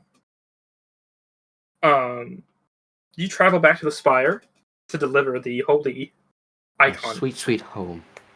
Of the what is it? The holy acorn, was it called? The holy acorn. Holy acorn. You are immediately given sainthood for delivering. I definitely write a new set of scriptures because now Sir Karaku 1-1, Sir Karaku 1-2. In a new section of the tale of the new lands and the sacred nut. Yeah, you definitely sainthood immediately. They take this acorn and they plant it because that's what you do. Sacred acorn. Mm-hmm. You have to watch it grow. Obviously, I don't see why there'd be any issue with that. Not at all. Not at all. Time passes and it it finally begins to grow and Into a fucking lighthouse. into a lighthouse. I fucking do it. Love it. Top of a lighthouse begins to like poke through the Oh my god! the ground. It's like the festers all over. Chaos. Yes, chaos. And last but not least, we're gonna get Betty's epilogue. And this is how the adventure will end. The 4 Bettys that were released by your infection are standing on the beach and they're watching the lighthouse, like the fibers are snapping and it's slowly decaying. One of them is just watching it happen. The three others return from the CVC pipewoods. They have found enough materials to start a fire. So they all work together to build a really big fire, and they start throwing like stuff at the lighthouse so it catches on fire. And they all watch it as it like burns and dies faster. And once they're satisfied, they jump back into the ocean. And start swimming for a new lighthouse. No, I will defend it with. It's time, Catus. The Bettys are back. Use the bomb. Would that kill them? Let me see. I'm just curious if that would kill them. It Did would. he breach It would. bomb? It would. It would instantly kill a 4. You got a bomb in engaged range. Oh my god, that's hilarious. Catus, no, you don't have to do this. Yeah. No, they don't Coughs go up, back coughs up a furball, but it's just a fucking bomb. Yeah, it's doing it's like a retching, like on its like high. It's like, no, Catus, no. Catus, you don't have to. Catus activates the invulnerable effect that I've got. Looks at me. Explosion. No! Rainy day funeral. There's just a monument to Catus. Where's the fucking snake at a funeral gift? Oh yeah, the big boss. Yeah. Well, I had a little bit. Magla, you do get a lot of money. Like, what do you do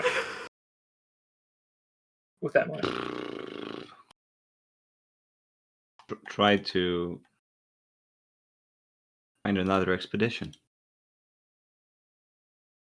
Wants Beautiful. You'll be on the meet next more one. people, find more nature, animals, people, Well, animate objects. If you Muggleth. can eat.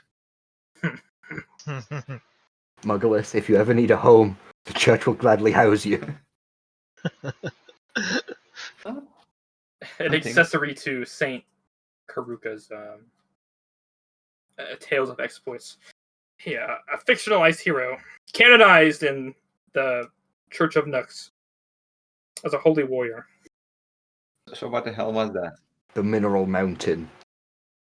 What was the lighthouse thing? About the mountain, Xandorf the wise, I don't know, and Erin the non-believer, the Eric the naysayer, Heathen. the heathen. She didn't believe. There's definitely also a shrine to the fallen Donna. Oh yeah, absolutely. Sacrificed for the Holy Nut. She has 2 graves. She has the one at the church, and then she has one with the Star Alliance. It's not a grave, it's just a memorial, because the grave would be left to them, but an honorific statue, small one. I sent to our listeners at home. I cannot play this for you for copyright issues, but I have selected a remix of Taylor Swift's song "Betty" as the end credits for this adventure. You all get 500 XP. Go ahead, spend that for your character. Don, if you win another one shot, I'm bringing 500 XP. No, you're not. No, you're not. And thank you all for playing. That concludes Beyond the Local Group. You for hosting. I'm gonna miss Catus. Of course. Yeah, thanks so It was much. a good game, thanks. Yeah, And to the millions of viewers that we're gonna get, I want a hashtag RIP Catus in the comments. if we get this Rip video, Donna. if we get this video to 10,000 likes, we'll do a sequel to this one shot. If we get 10,000 likes, I will dress up as Catus. I think you have It'll to do fucking